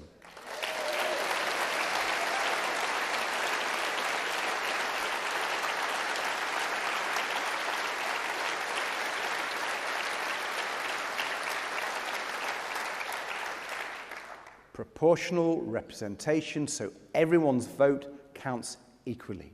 Because we know that the antidote to cynicism is not defeatism, it's empowerment, putting real power in every voter's hands to elect MPs who can't take them for granted, who have to listen to their concerns, who must work hard for them. Real power to hold politicians properly to account when they fail to deliver. Real power to demand better schools and hospitals, affordable housing and safe communities, and a clean, healthy environment. That's why fair votes is such an important part of the fair deal we're fighting for. Empowering people at the ballot box is the only way to make the big changes we need for our country. It's the only way to mend our broken politics, restore trust, and offer real hope. But when we listen to people, we do get it. It is hard to hope right now. With everything we've been through, the years of conservative neglect, the multiple crises we face, and with a terrible war still waging on our continent, it's hard to hope. So I don't blame anyone for feeling cynical. I blame the Conservatives for spreading cynicism, but I don't blame anyone for feeling it. But for myself, I'm still incredibly optimistic about our future as a country. Because everywhere I go, I see the amazing strength, decency, and courage of the British people. And because my life has taught me that no matter how tough things get, you can get through them. Brighter days can follow even the darkest. That was true for me as a teenager, and I know it's true for our country today. Our future is bright. Better days lie ahead for our country, and Liberal Democrats, we know what must be done to reach them. Mend our broken politics, put real power in people's hands, support people through the awful cost of living crisis, save the NHS, fix care, and make cancer a top priority. Clean up our rivers and protect our precious environment. Build the economy of the future, lead the world, and spread prosperity and opportunity to all. This is our vision. These are our priorities. These are the big changes our country needs.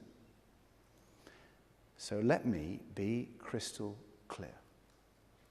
Whenever the next election comes, every vote for the Liberal Democrats will be a vote to make these changes happen. And every Liberal Democrat elected to Parliament will fight tirelessly to make them happen. That's how we rebuild trust, restore hope, and repair our country. So, conference. We have our policies, we have our priorities, and very soon we will have our election too. I know you're ready. I've seen you on the streets of Shropshire, on the doorsteps of Devon. I've seen your determination, your dedication, and it makes me so proud to be one of your number. And I firmly believe that together we are the strongest campaigning force in British politics.